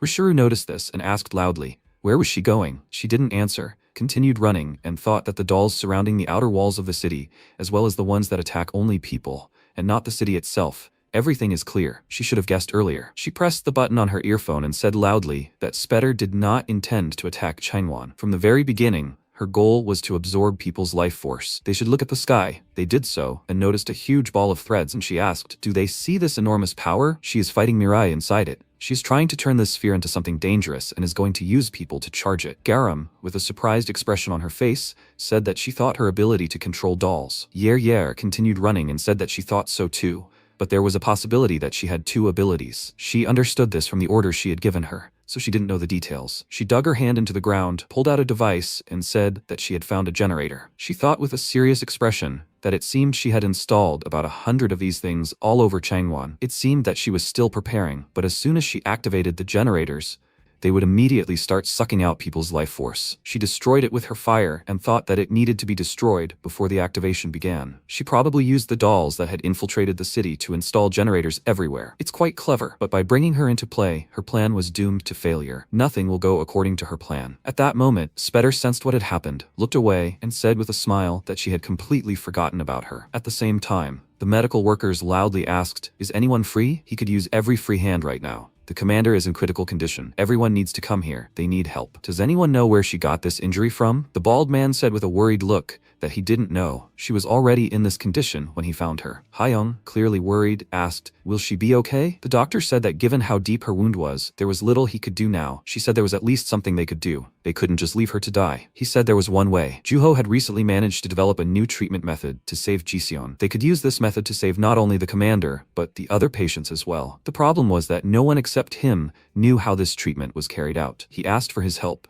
but he refused to leave the room. He didn't have time to finish because Hyung ran out of the room and loudly said that she would try to talk to him herself. She quickly ran to the room where he was sitting, started knocking and loudly asked, he's here, right? They have a lot of seriously injured patients. She's asking for help. He covered his ears with his hands and asked her to leave, and said that he couldn't help. She said loudly that the commander was in serious condition. He was surprised by this and asked, what did she just say? She continued knocking and said that most likely there would soon be even more injured patients here. She was asking him to come out and help. They need him. He continued to refuse to do so and loudly said that he had killed people. He didn't have that right. He couldn't save anyone. She asked, so that's why he'd been sitting here locked up all this time? She loudly asked, since when did he need the right to save people? He didn't have the strength to save anyone, so he locked himself in here, unable to do anything. So even though he has the opportunity to save people, he's going to stay there and argue about whether he has the right to do so? His duty as a doctor is to save people's lives, and he should stop complaining. He should hurry up and help them. She let out a disgruntled cry, started running away, and said that she wouldn't ask anymore. Juho sat there, looking very confused, and thought that the reason he decided to become a doctor was quite simple. He wanted to save lives and wanted to earn the right to save them. However, he was deprived of that opportunity as soon as the zombies appeared. He never stopped trying to save people. It was because he thought that one day he would earn the right to do so. He ran out of the room, ran down the hallway, and wondered why he was acting so pathetic. Hyung was right. He didn't need the right to save people. When did that ever play such a role? He ran into the room, asked everyone to get ready, and thought that he would just continue doing what he'd been doing all this time. After all, he always saved lives, no matter what. He said he apologized for being late. They could begin the surgery immediately. The doctor asked, so the secret of their new treatment is using Mirai's blood along with his ability? He means that his blood will heal any injury if he can convince it to do so. Is he serious? Juho agreed and said that he knew it sounded ridiculous, but it was the truth. The treatment his blood provides is superior to any other treatment, but it chooses who to help. The doctor asked, does that mean his blood has its own will? He agreed and said that ultimately, that's the point. His job is to convince his blood to help them. That's why he didn't tell anyone about this treatment. There's no guarantee it will work every time. He's finished his preparations, but he needs something else. The patient receiving the blood transfusion must overcome the effect of dopamine. It's ironic that a patient must endure 100% of the pain they've suffered from their injuries to fully recover. It's all very well lied, but it's quite a challenging process. Hyung called the doctor and said they were done with the preparations. He turned to her and said it was time to continue. They ran to another room, and the doctor thought he'd said it was all very well.